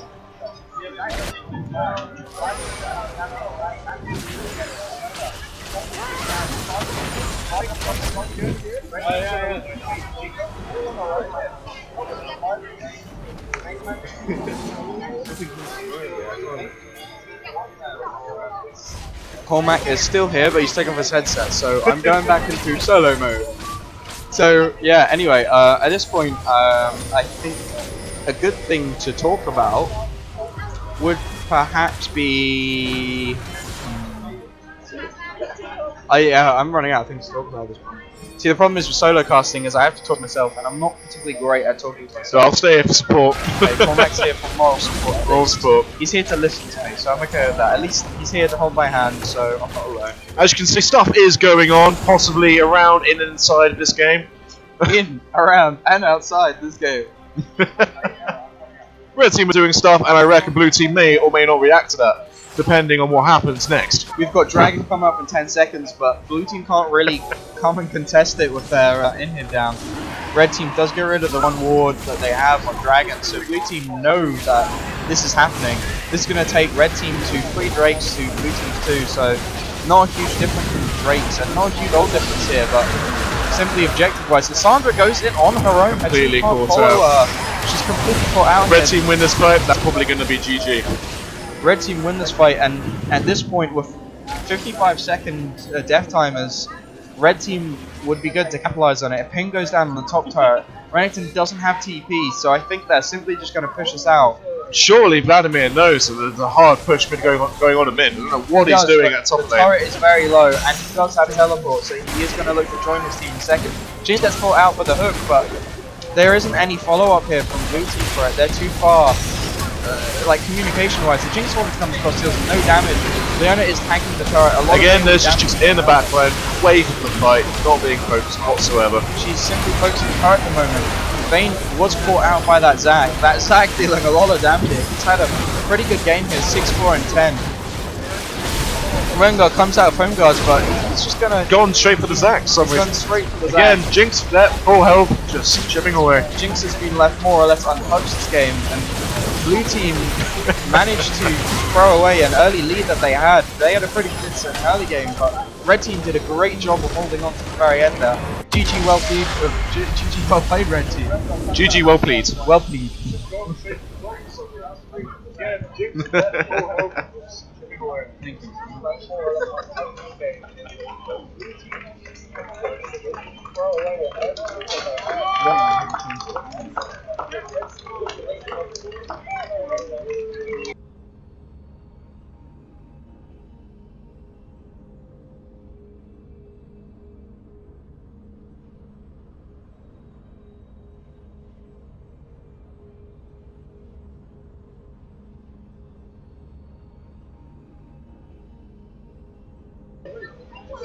You even keep track, man. It's just insane. I honestly don't know. You've got to learn to talk really quick on the fly. I'm like, oh look, there's like shit going on. Shit. That's what I just knew I couldn't do. I was say. Yeah. Back to play.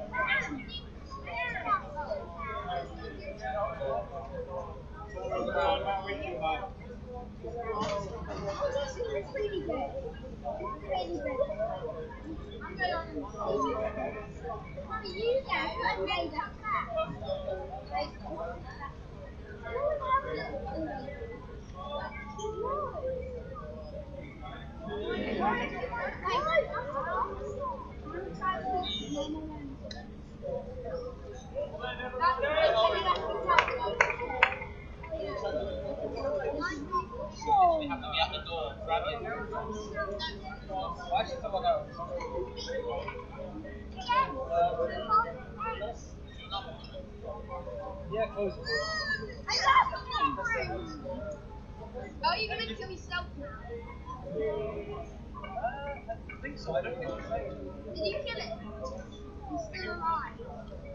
Get your sword, get it. That's the big guys in there. I don't know. Wait. I need to do